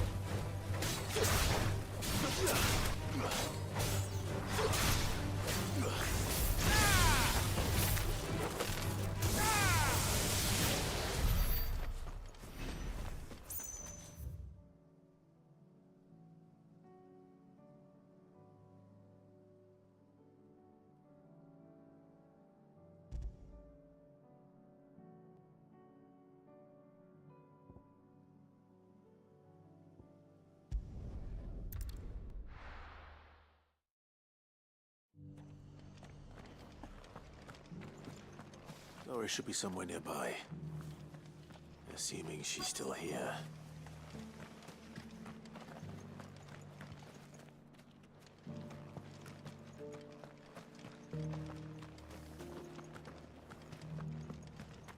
I've got greens of all Looking for shapes shelter, and sizes. Colours Come on too. inside, I'll introduce you to Mostly Mark. green though.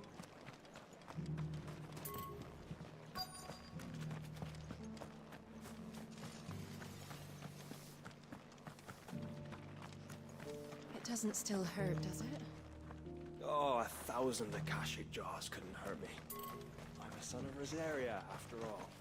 A born survivor.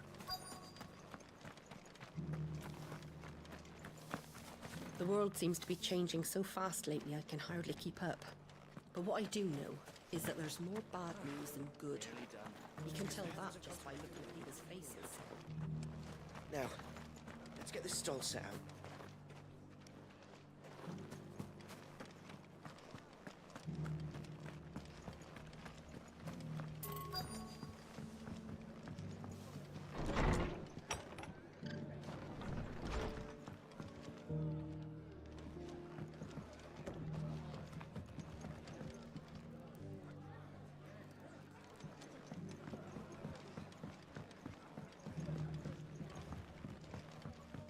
My lord, Marquis, is that...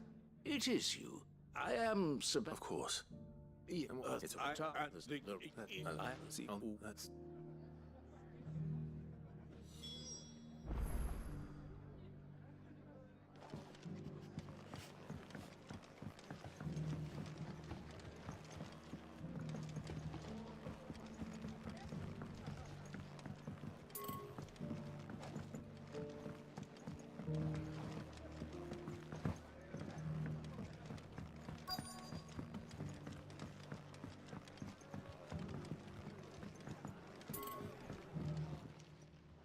You look like you could do with a drink. You come back and visit, all right? Are the bearers taking well to their new home, do you know? I sometimes worry how they'll manage without me to cook and clean.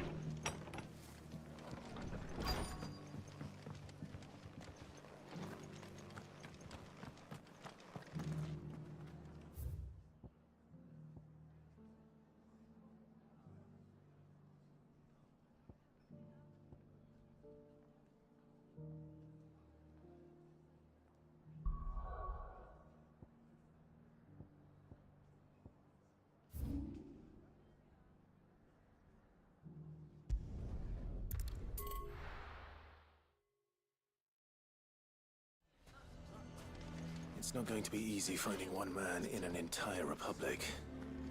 Let's hope someone here's seen something. I think we'd better shut up shop. Sounds like something's happening in the square.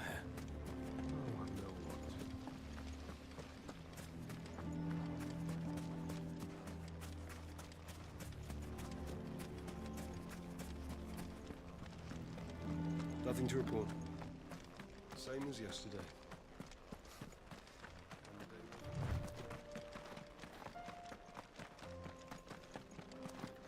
Someone's got himself in trouble.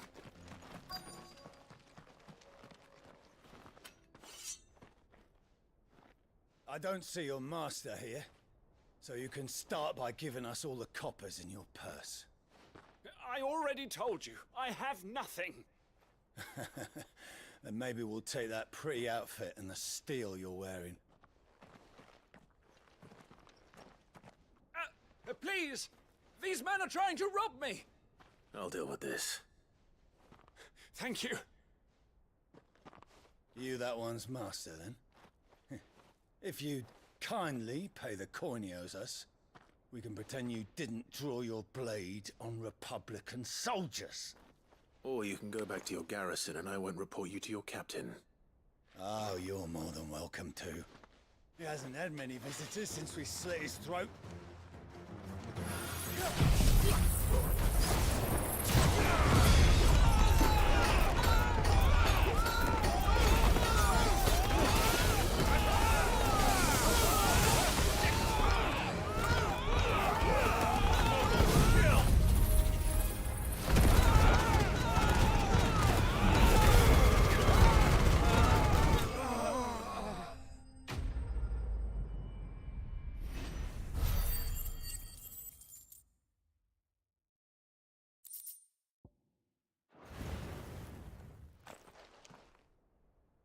I'd expect as much from Hugo's faithful, but these were men of the fist.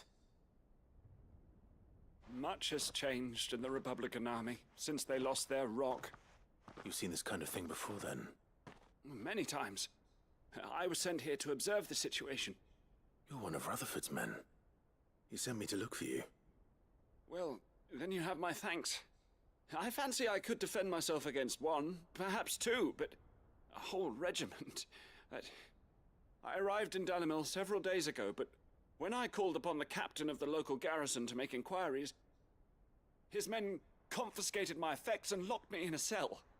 The captain is no more, and his men make the rules now. Fortunately, I was able to bribe my way free, only to be stopped again by those soldiers you so kindly dispatched.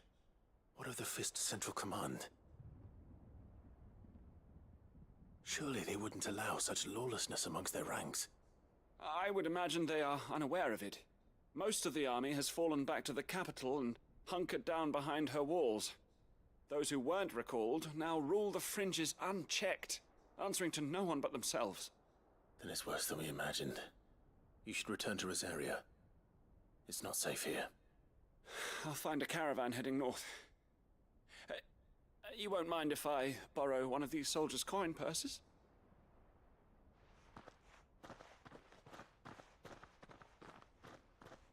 Not at all. Now, to find this second associate of Rutherford's. If he was bound for Oriflamme, I'll start at Northreach and see if I can pick up his trail.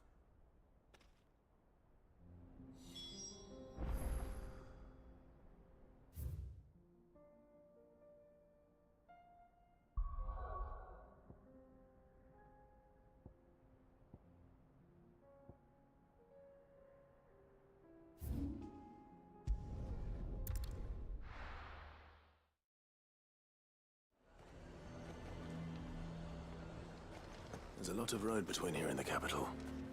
Rutherford's man could be anywhere.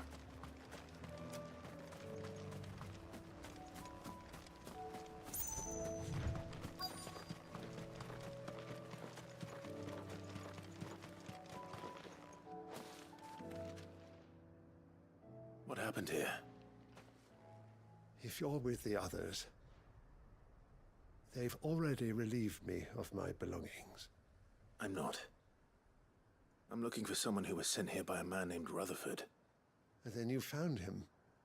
I'm Alistair Rockford, attendant to the Lady Ariane of House Wellesley. Of the 7 high houses of Rosaria. It's been a long time since last I saw my great-aunt. Is she well? My Lord Marquis? Yes. Yes, she is. The Lady Dowager has granted me leave to assist your Uncle Stuart. I was on my way back from the old capital when I saw some villagers being robbed on the road here. Bandits? They looked more like field hands, but it didn't matter in the end. I did what I could to help the victims, but all it earned me was a pommel to the temple. Which way did they go? South, toward the gate. All right. I'll take care of them.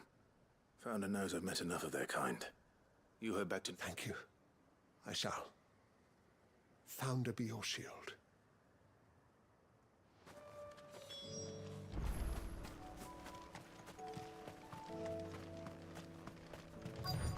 They just couldn't resist, could they?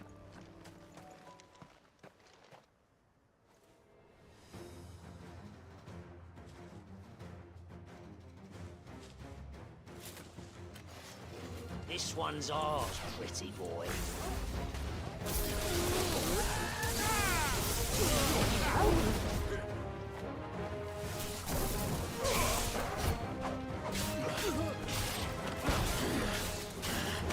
Stay down.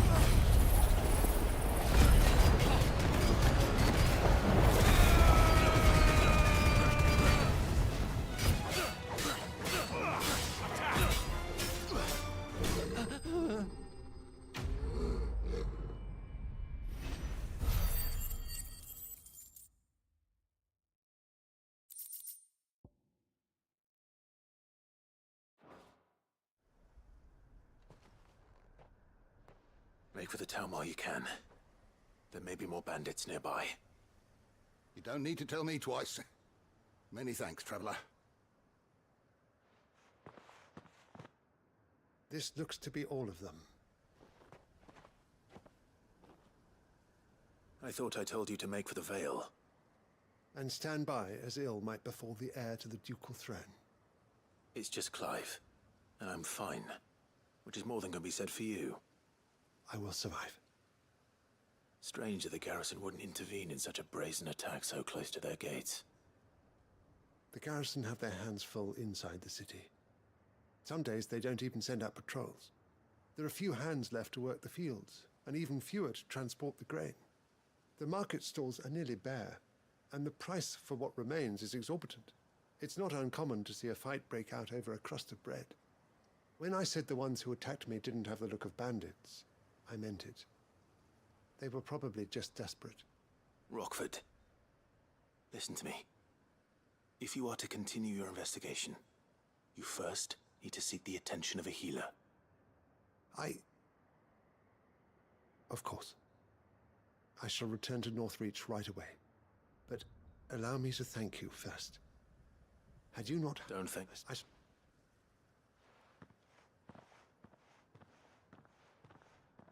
My uncle certainly has his work cut out for him. If it isn't already too late.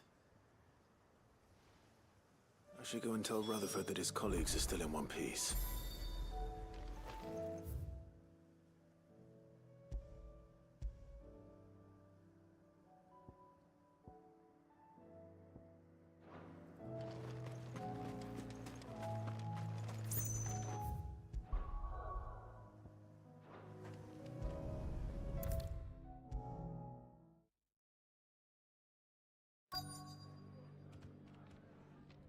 I see you're still here.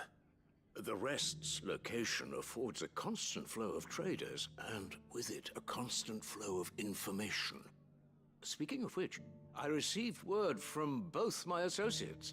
They have resumed their investigation. I only happened to be in the right place at the right time. They both seem to think the realm's prospects rather grim.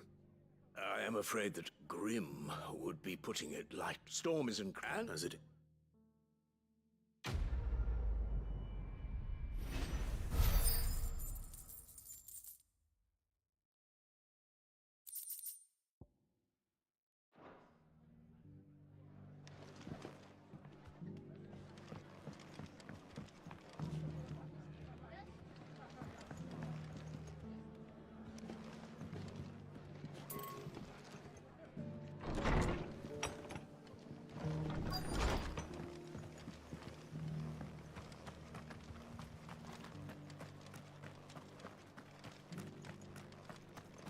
It doesn't still hurt, does it? It's been a pleasure, Doris. Just like old times. I'll give your offer some thought, my lady. How goes the investigation? Sid, what brings you to Martha's Rest? You. I heard you were out here on your own, tracking our slaver. I trust you're being careful. Of course. And it had to be me.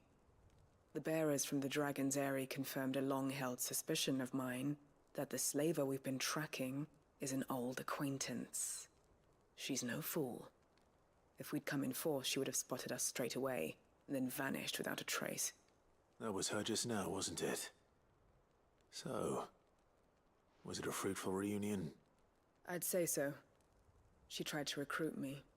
Seems her time in Rosaria is coming to an end. She's abducted bearers from across the region and is looking to smuggle them back into Sambrek. After her brush with those beastmen on the road to Northreach, she hired herself an Imperial escort, which she wants me to join. She's dangerous, Sid, but I think I can stop her. Then I'm going with you. I'll take care of the escort. You can see the bearers to safety. Where are they? The Baum Archers, soon to break camp.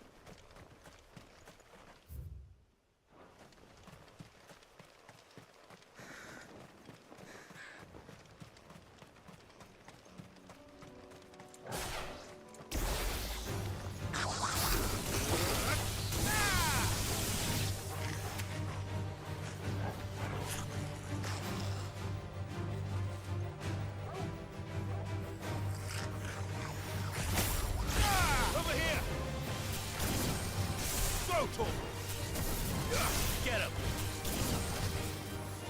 Go, Torgal! To me, Blades! Torgal, kill! Wait!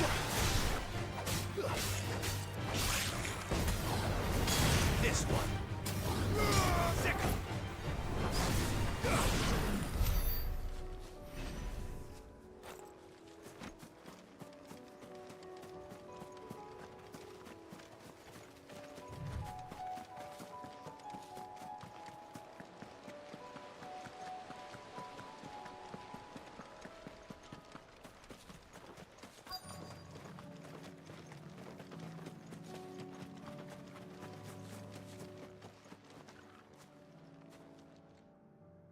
Good. They haven't broken camp yet. How did Doris come to know a slaver, I wonder?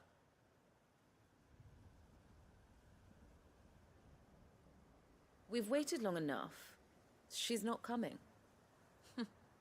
Ready the bearers. We're leaving. Back to civilization, is it, Mom? With all haste, lest any of you lackwits start talking like these feckless bumpkins. I presume your men are ready. We've suffered too many delays as it is. Any more and I'll be docking your pay. Yes, Mom. Oh, but before you go, it appears we have company. Kill him. You're welcome to try.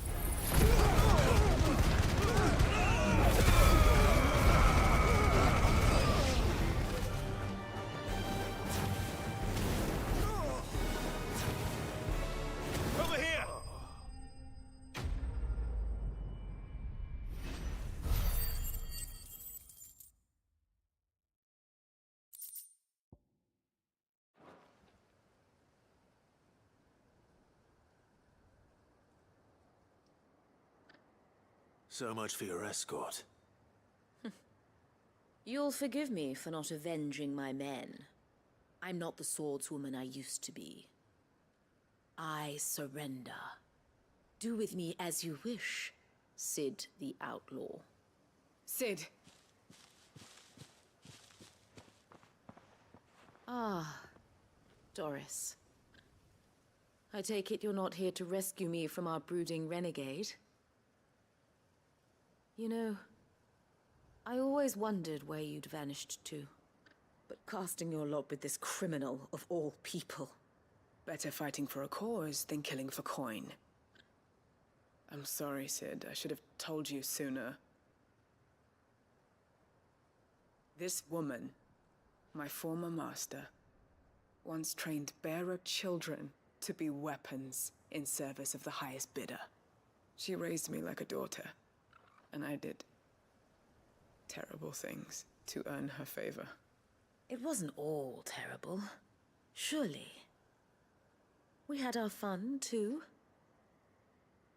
You were always so eager to learn, and had such clever hands. All my other children took either to the blade or to the books. Always either or. But you proved yourself a master of both. That's why I kept you for my own. How about it, my little dagger? Care to swear that blade to me again?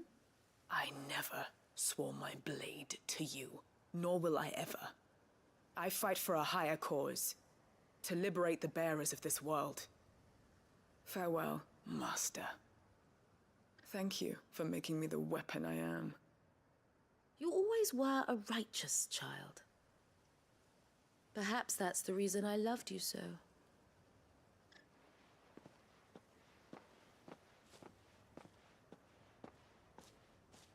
What do you want to do with her? I am not the killer she wanted me to be. Not anymore. And she no longer has friends in high places. The Dame does, though. Her connections at the Imperial Court will see that justice is done. All right. If you're certain. I am.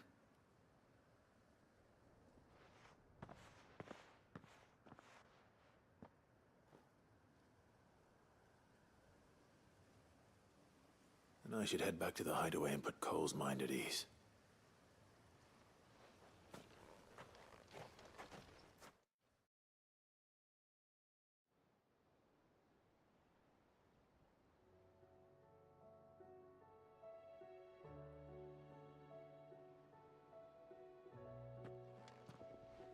Welcome back, Sid. Doris's message just arrived. I hear you saved more bearers from being smuggled across the border. With any luck, they'll be joining us in the hideaway shortly. Oh, and your letter. You don't need to worry about Doris anymore. I'd been hoping as much. She mentioned one or two things in her report. So the slaver we'd been chasing all these months was her former master. Wish I'd known. She's been arrested, by the way, over in Sambrek. Went quietly, or so we're told. And she won't be getting off lightly. The Empire may have no love for bearers, but it's none too fond of black market traders either. Can't have been easy for Doris. I'm sure it wasn't. But don't worry. She'll be all right. I hope so. Suppose you should know, eh? You had quite the past yourself before you came here, or so I understand.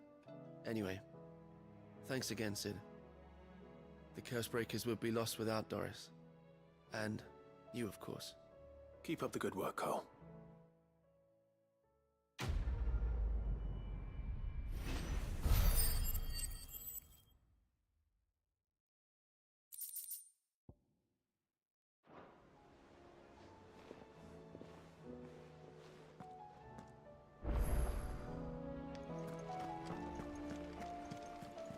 Covered in nicks and lumps, the lot of them.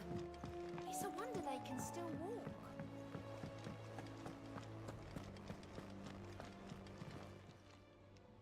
Ah, I wasn't expecting you back so soon.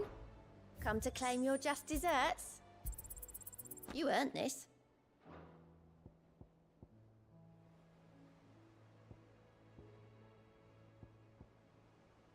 Best of luck out there, Sid. Welcome to the Patron's Whisper. I'll be here waiting. Clive! Here you go.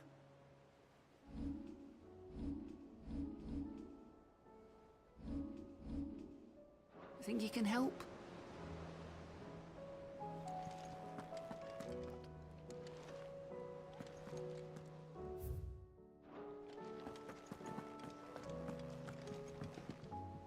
Clive. How may I help you today? Here's the latest information I have.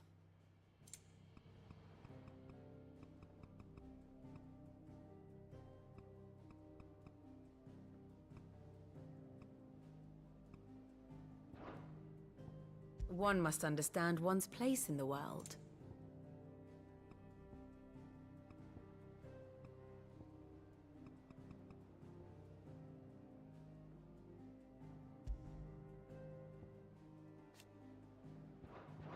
Thus ends today's lesson.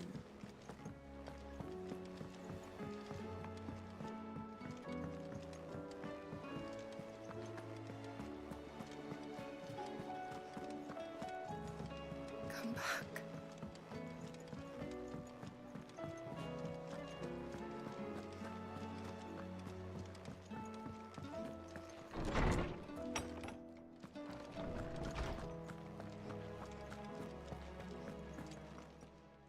Good morrow to you, my friend.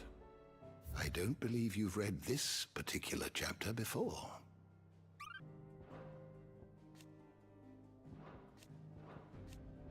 You wish to study the tomes?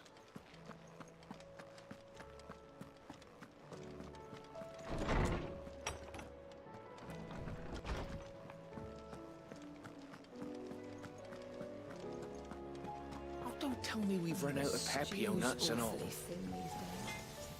What do I owe the honor? Not saying Fornian, do you?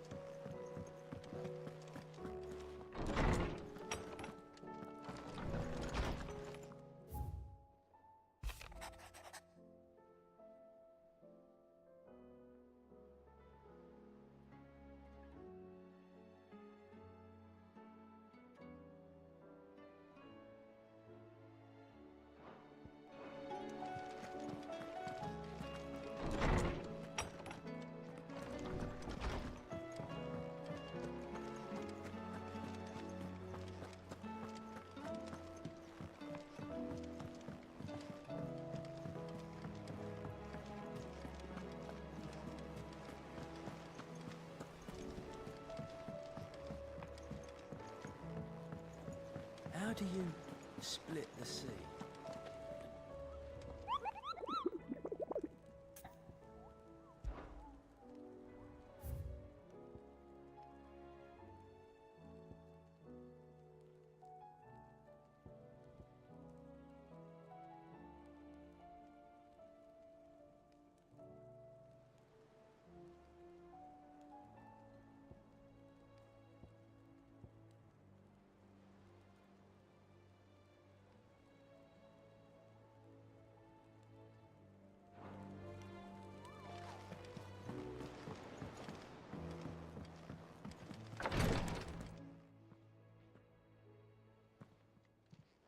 How are you feeling, Joshua? Better than I was. But not nearly as well as you should be. Your cuts and burns may have healed, but your body still bears the burden of every spell cast. And what would you have had me do? It was no ordinary foe we faced. It was the Warden of Darkness. Yet still, it was not enough. The king could have ended me at any moment, but instead chose to toy with me like a curl does a mouse. You underestimate yourself. Oh, it was crystal clear. Only one man established his dominance that day, and that man was Barnabas. I'm sorry, brother. That was ill-spoken. It's just, I have never felt so powerless. And when so many are looking to us for strength, perhaps the prince feels the same.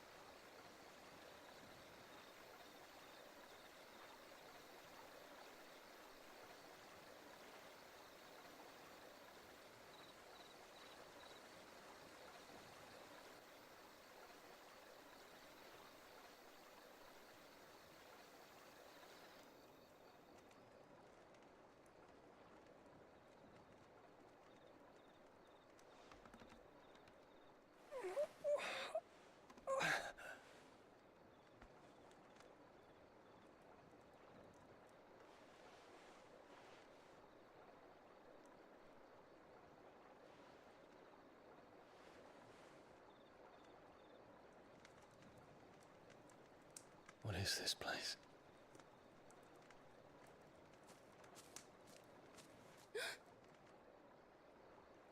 Don't move.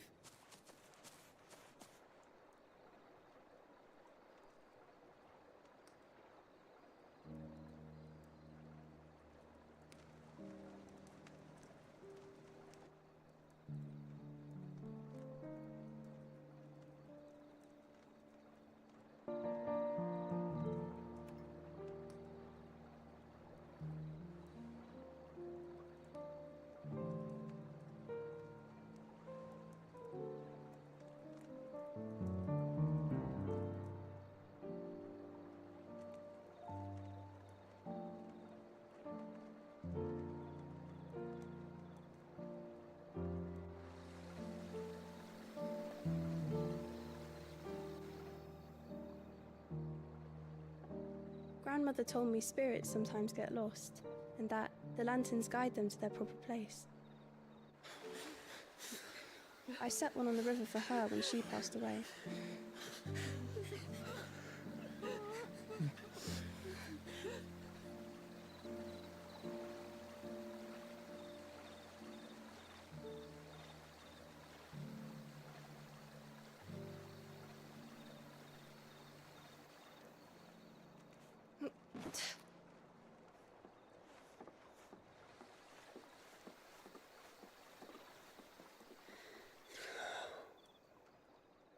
The fiend works from the shadows. Was it you who guided my hand then, Ultima? No, not you. This is my doing, my fault, my sin to bear. And for it, I must atone. Your hurts are healing nicely. It was my poultices that saw you well. You make them? And sell them, or try to. Earns me enough for bread, most days. Forgive me. I have nothing to... I know, but I couldn't just leave you lying there.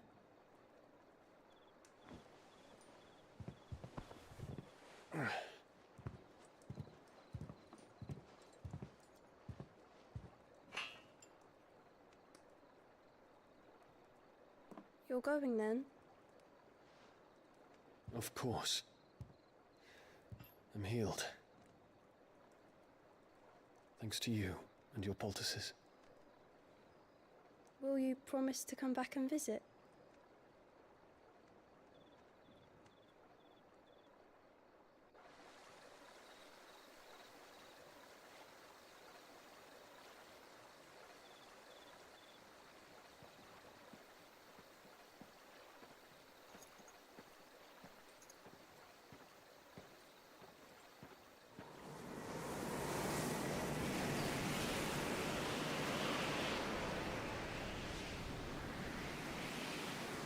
Well, Phoenix, it would seem that I owe you my wings.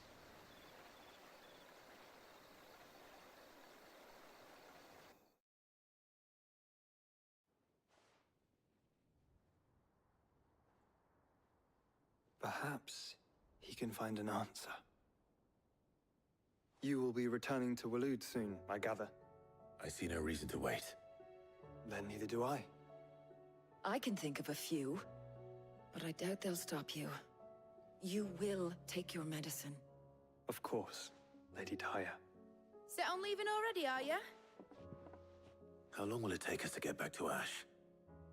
Dunno, about the same amount of time it took us to get here. Maybe less, if your uncle can find someone trustworthy to patch up the Enterprise. All depends on where we're putting into port, mind. Yes. It's not as if we can put ashore wherever we choose. We have to assume that the whole of Ash is hostile, and that we'll be attacked on sight. Then we must find a place they won't think to look. And I have an idea who might know of one. The Professor!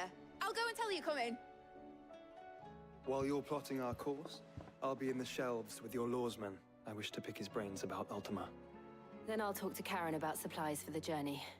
They may not be easy to come by in Ash.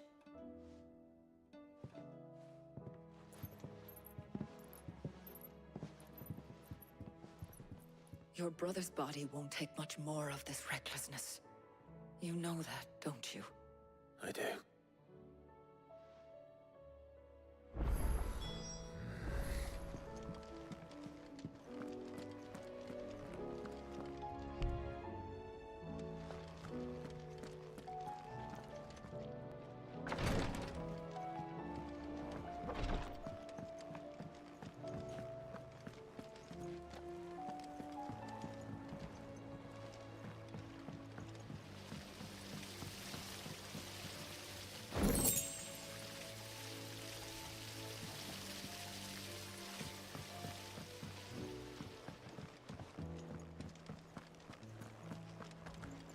I still say it were a compliment. Say it or you... Ah, Clive. I was wondering when you'd arrive. Please tell me you've come to take our young prodigy here off my hands. I'm not here for Mid.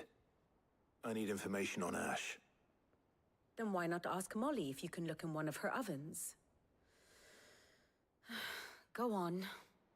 As soon as the Enterprise is ready, we'll be setting out for Drake's Spine. And we're going to need a safe place to land. Preferably one that won't see my ship blown to shit and splinters. If it were that easy, do you think Waloed would have resisted invasion for so long? Very little is known of Ash, and the information we do have is spotty and outdated. We have the good King Barnabas to thank for that. Waloed's borders have been closed to outsiders since the day he seized the throne. If there is anywhere safe to land, you won't find it on my map. Then tell us what we will find. I'm sure you know better than we do. But no splinters. All right, if it will get you out of my hair. But interrupt me, and it's over. Understood?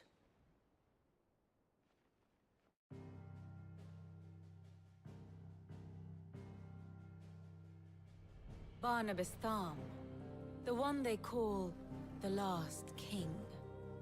Understand him, and you will understand the kingdom of Waloed. Barnabas was only a boy when he arrived from beyond the southern seas, and barely a man before he united the ragged tribes of Ash. And having unleashed them upon the formidable Veldamark, he set his throne upon the ancient kingdom's ruins. The victory sent shockwaves around Valisthea, tales of Odin's might spreading through every court, parlor, and drinking hole in the realm. Note that this was in the year 843, and that the king still sits upon his throne some 40 years later, quite untouched by time. Waloed's recent inaction left many wondering if Odin had lost his appetite for war. And yet here we are. The Einherjar was committed to the fray, a bold declaration of intent. Orcs swarm around Drake's Fang, and throngs of Akashic haunt Canva's streets. Though how precisely the havoc they wreak serves Waloed remains unclear. Regardless, if the order to attack truly came from King Barnabas, then one thing is certain. Waloed has achieved the impossible, and made bedfellows of beastmen and the ether-addled alike. All of which is a roundabout way of saying that you will be in unknown territory when you set foot on Ash. Much of the continent has already been lost to the Blight, and what few ports remain will be fiercely guarded. And that is to say naught of its natural defenses. Offshore currents will cast an ill-equipped ship out to sea one moment, and dash it against the rocks the next. But then the Enterprise is anything but ill-equipped, and Mid has made land there before. Now, if only there were someone with an intimate knowledge of the Shadow Coast, and where a daring gentleman might put ashore.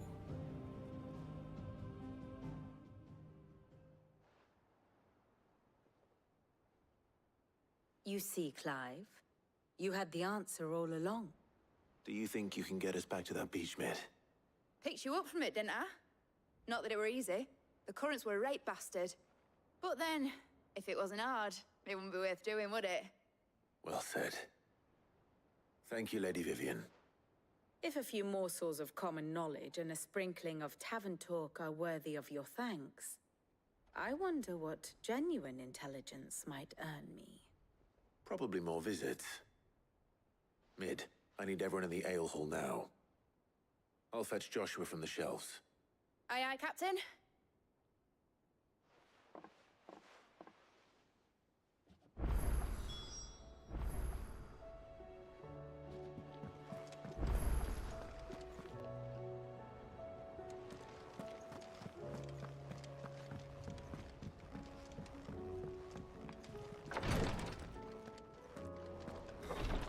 She can't keep this up. Glory to... What's happened?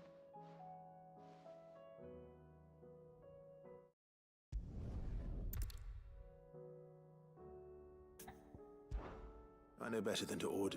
Thank you.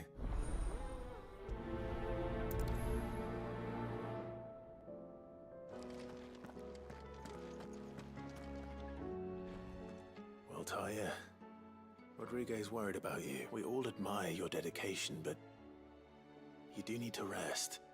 I will, when it's time. Until then, I'm staying put.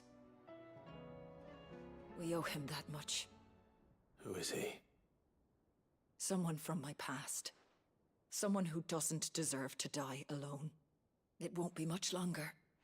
The crystal's curse has almost finished its work. If I had the tears, I could ease his passing. But without them, we've nothing that will touch the agony of those last few hours. How would tears help this man? Not my tears. Tears of mercy. Alicia. It's the only thing strong enough. You wouldn't, Talia. Surely. There must be something we can do for him. Sometimes an easy death is the greatest kindness we can offer. You do well to remember that, Rodrigue. I will. We have all the ingredients we need for Alicia Balwam. It needs to be fresh, though, so we rarely have much to hand. I can make the draft if you can bring me. Just tell me what you need. There is a species of venom-weeping spider that lives in the forests of Norvent, near Lorbert's Pass. Bring me one of their eyes. I'll make sure the... Thank you, Clive. I will...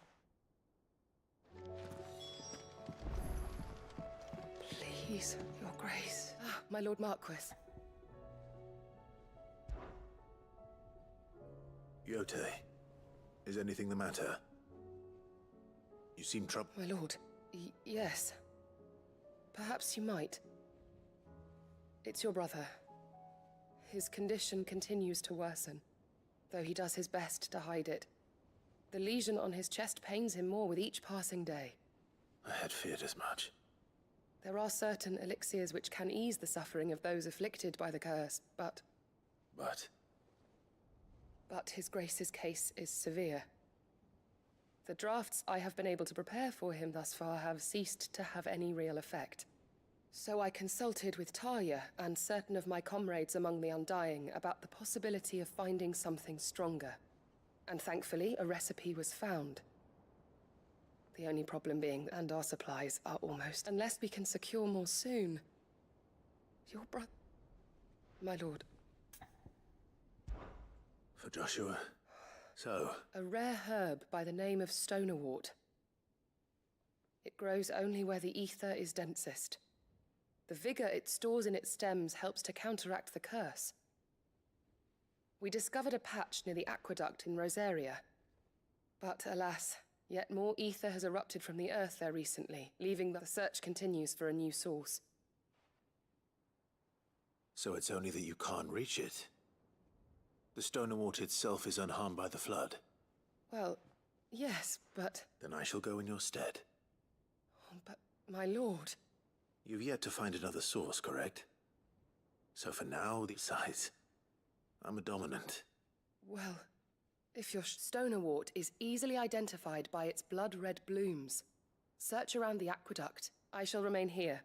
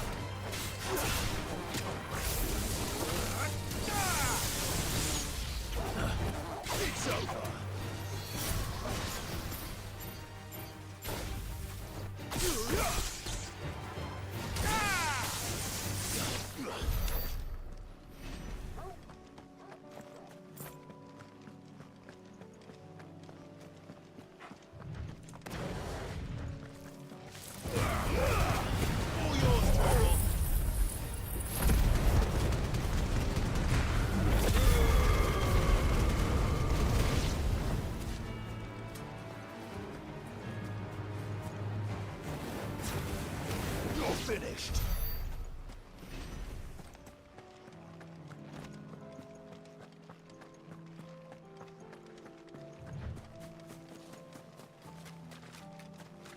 Here's the aqueduct. Well to find our Stonerwort. Yote mentioned blood-red petals.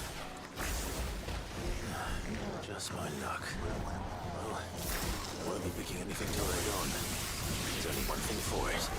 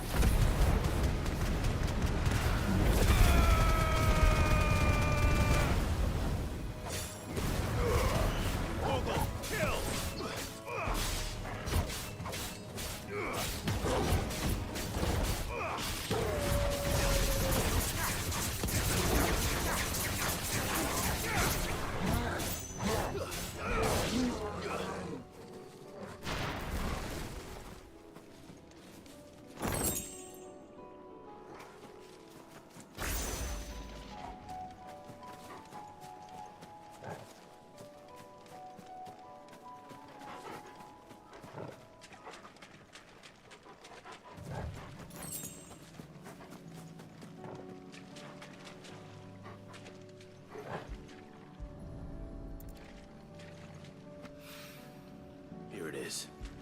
Better collect as much as I can before reinforcements arrive. All right. That should do it. Let's get these back to Yote.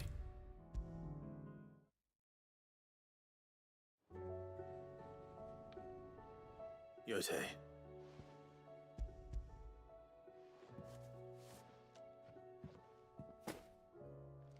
Yes, my lord. Thank you. I'm sure it will serve us until we can find another source. I'm very glad to hear it. You and His Grace are very much alike, you know. You think only of how you might help others, and never of the danger to yourselves. No more than you have minding my brother.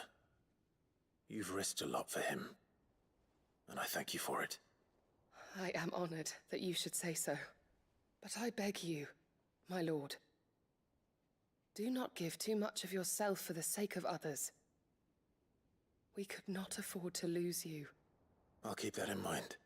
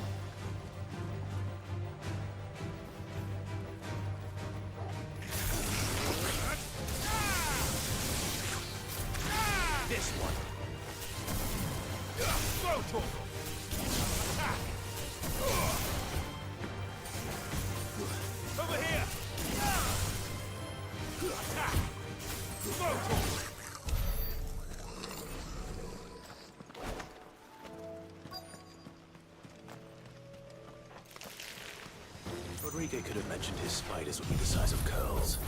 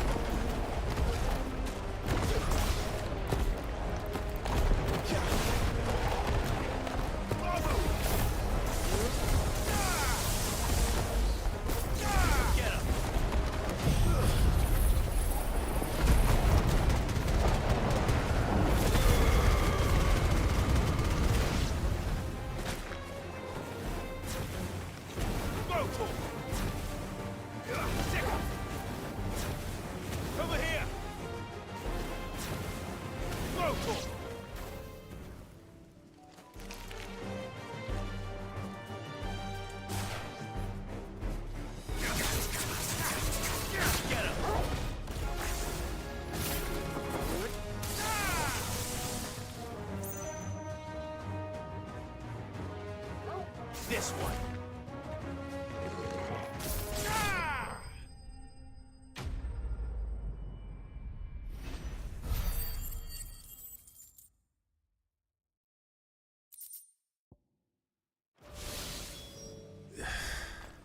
Hopefully one will be enough. Rodriguez will have prepared.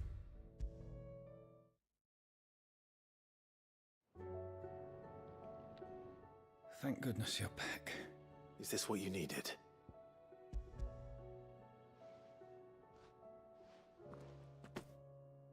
Yes, it is. Thank you, Clive. I'm loath to give a patient Alicia, but Taya's right. A single dose dulls even the most agonizing pain, and all other sensation with it. It may be a gentle way to die, but it is death nonetheless. I wish there was another way.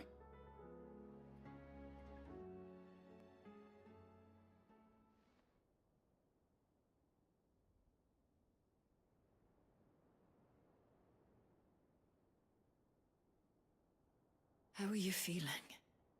Light, mid-here.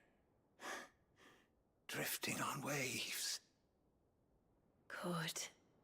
Just relax. Let the waves carry you to a better place. Thank you, Taya. I'm so proud of you.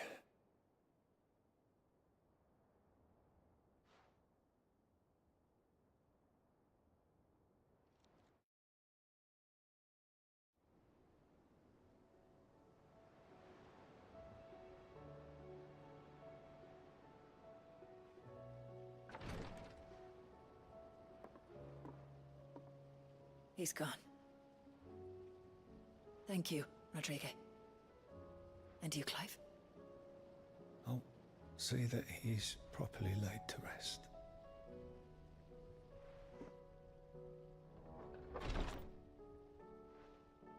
The man you helped today was my mentor, back in the Southern Isles, on the front lines of some meaningless war. I was still a child when they shipped me to their... But in such... I've no tears left, Clive. I've seen too many of my friends taken. Something needs to change. And we need to be the ones to change it. And we will. I promise. I hope so.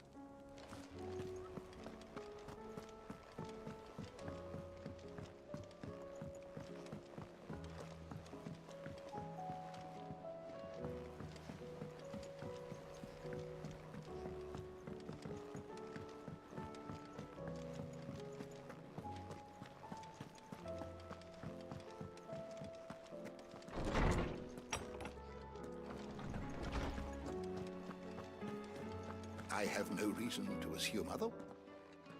Clive, you must listen to this. Lawsman, tell him. Do you recall when we spoke before on the divinity of Ultima? Well, it inspired me to delve deeper into the subject.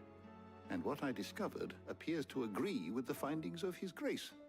You will recall that my quest to uncover Ultima's origins began with the mural at Phoenix Gate. But while I've always known it to be important, its secrets have heretofore eluded me. Now, however, I believe I know where to find the more complete example, one that will reveal all we seek. Master Clive, have you ever in your travels chanced to hear of the Circle of Malleus? I would think not, if you have. But there was once a time when the faith flourished, the oldest known religion in the Twins, and though its popularity eventually waned on Storm, hints of its dogma remain embedded in more modern faiths such as the Crystalline Orthodox. Wait, you said it waned on Storm. What of Ash? Religious monuments are often torn down or repurposed when new faiths rise to prominence. But if no new faith arose, then perhaps the ancient temples might still stand. And so, you see now why I must accompany you to Waloed.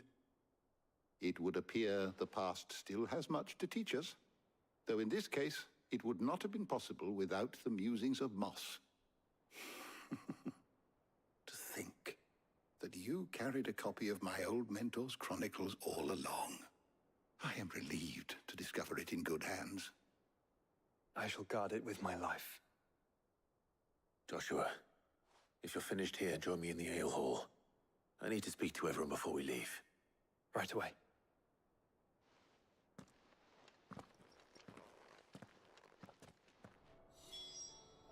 If it please your grace, might I one day borrow the chronicles? For a short while. Of course, Lawsman Hippocrates. You need but ask.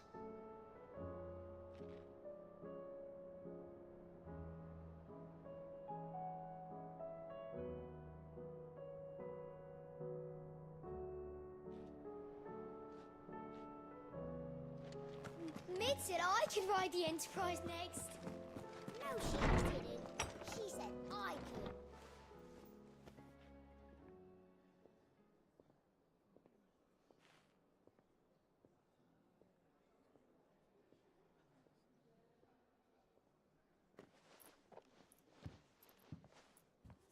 My apologies. By now you've all heard where we're going and why. So I won't bother you with the boring details, only the important ones. If we attempt to approach Stone here by sea, there's a good chance we'll be sighted and fall prey to the capital's artillery. So instead, we'll disembark on the southwest coast and make for Drake's Spine on foot. I say we, but it's highly likely the entirety of Ash is under the rule of Ultima. A large party would only attract unwanted attention, as well as slow our march and require supplies which may be difficult to obtain. Only Joshua and I will be going. And a scout. Preferably a good one. Gav, do you know of any? You bet your ass I do. Might still borrow some of Lady Vivian's maps, though. Just in case, like. Once you've dropped us off at the Shadow Coast, you need to retreat into neutral waters, fly merchant colors, and stay inconspicuous. If you sense any danger at all, you leave us behind and return to Storm. Inconspicuous is my middle name. But like hell am I leaving anyone behind. The ship ain't going nowhere till your scurvy mugs are smiling on deck. Jill, the Enterprise will appear a tempting target for royalists and pirates alike. You're to stop anyone boarding. Don't worry. I'll keep the ship and her crew safe. You'll be needing passage home, after all. But... very well. If there are no questions, I'll see you all at the docks.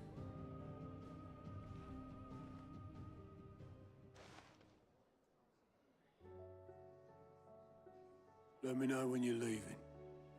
I want a word before you go. Of course.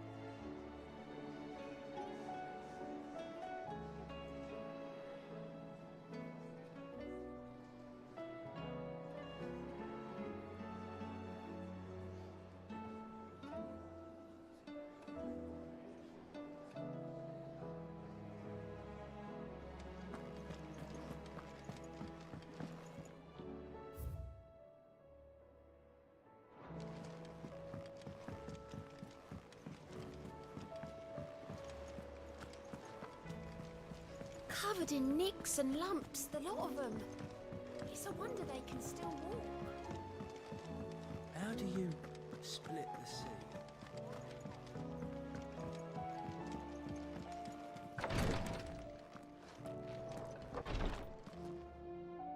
Clive, I wanted to give you something for the... What's this? A chest of all the medicines you're ever likely to need. Seeing as you're so reluctant to come to the infirmary, I thought you might as well take a part of the infirmary with you. I'm sure it will be very helpful indeed. And Taya, try not to work too hard. And work Rodrigue all the harder, you mean? He's a quick study, but he's got a long way to go yet. I'll take that particular piece of advice when you heed it yourself, thank you very much. Besides, who else is going to see that your brother takes his medicine? Who indeed?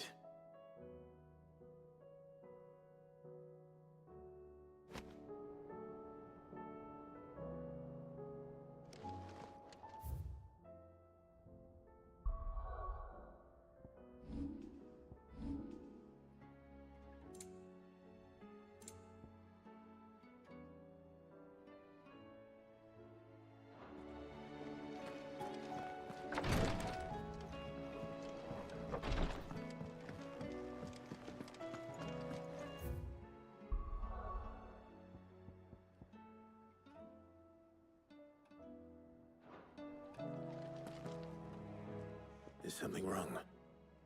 Not at all. Honestly. Can't a man wish his friend farewell? Just wanted to let you know that I'll keep things in order while you're off saving the world. I'll hold you to that.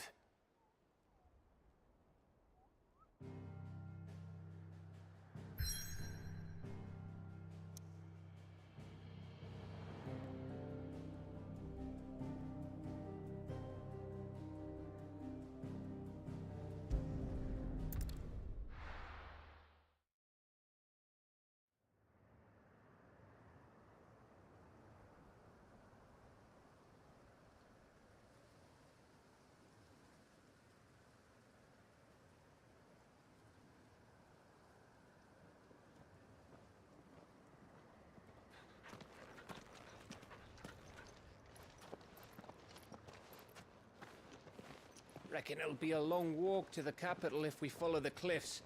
I'll scout ahead, see if I can't find us an inland route.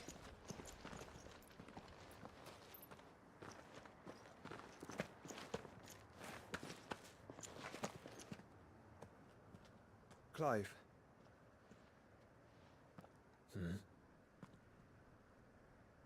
There's something I've been meaning to ask. You took her icon, didn't you? Yes, I did. She understood.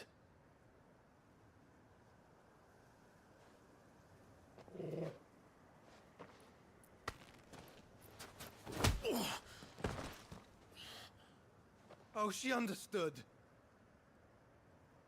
Understood that you decided to save the world all on your own, and that you'd die without her power. How dare you make her choose? You knew damn well she'd never refuse you. But I will. You can't keep pushing us away, Clive. The world is ours to save, not yours.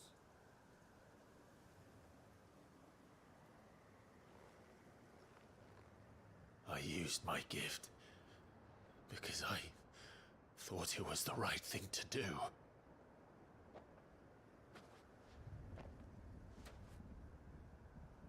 And you truly believe this will save you? Will save us all? I do.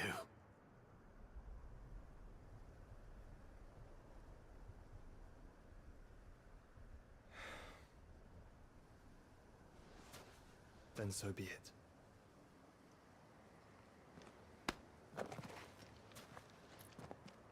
Just don't forget, you're not alone.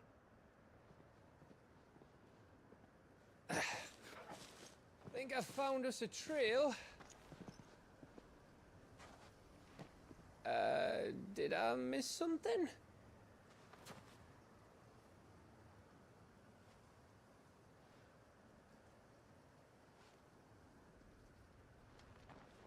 Only that Joshua didn't.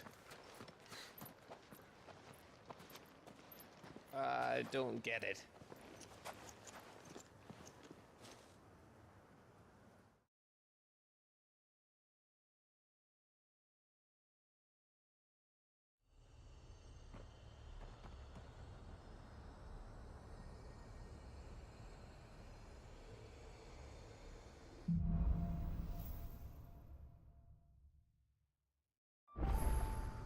Always wanted to visit Ash. We're in Waluda territory now. Don't expect a warm welcome. Oh, I don't know, Clive. That castle over there looks inviting enough.